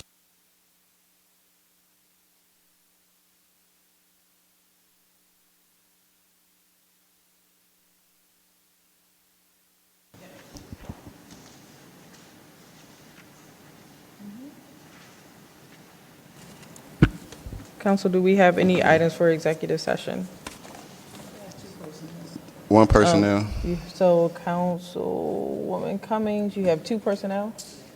Mitchell, you have 1 personnel? Any other items? One. All right, let's see. 1 personnel, 3 litigation. You have a real estate? Yes. Martin Rogers, you have a real estate, so that's 1 real estate? 2 real estates. 2 real estates. Councilman Atkinson, nothing? Okay. So we have 4 personnel, 2 real estates, and 3 litigation. May I have a motion to move into, I'm sorry, City Manager, do you have anything? One real estate and one personnel. 1 real estate. What is this? There we go. 1 real estate, Madam 1 Mayor? personnel. Madam Mayor, I'd like to make a motion that we go to executive session with 3 real estate, 5 personnel, and 3 litigations. That's correct. Okay. Councilwoman Hemming had 2 personnel. Oh, Councilwoman Hemming, you have 2 personnel. 7 personnel. 7, 7. so it's going to be 3 real estate, 7 personnel, and 3 litigation. Okay. 337. All right. Yep. There's a motion to, and then, do I have a second? Second. All those in favor? Aye. All those opposed? The ayes have it. We are now moving to an executive session.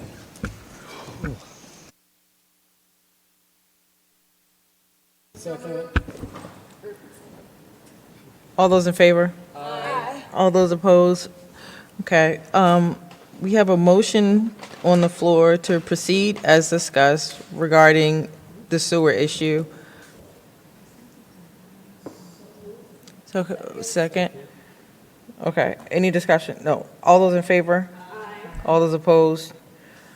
We have a motion on the floor to proceed as discussed regarding the aerial matter.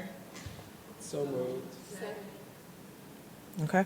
All those in favor? Aye. All those opposed? Motion carries. We have a motion on the floor to proceed as discussed with respect to the 1599 Ware property. So moved. Second. All those in favor? Aye. All those opposed? Ayes have it. Is there a motion to, Adopt the executive session minutes. I move to adopt the executive session minutes. Second. I'm sorry. You have to be seated. all those in favor? Do you have to, I'm sorry, Madam C, you don't have to be seated to have, for the vote to count. You have to be present, right? You have to be seated.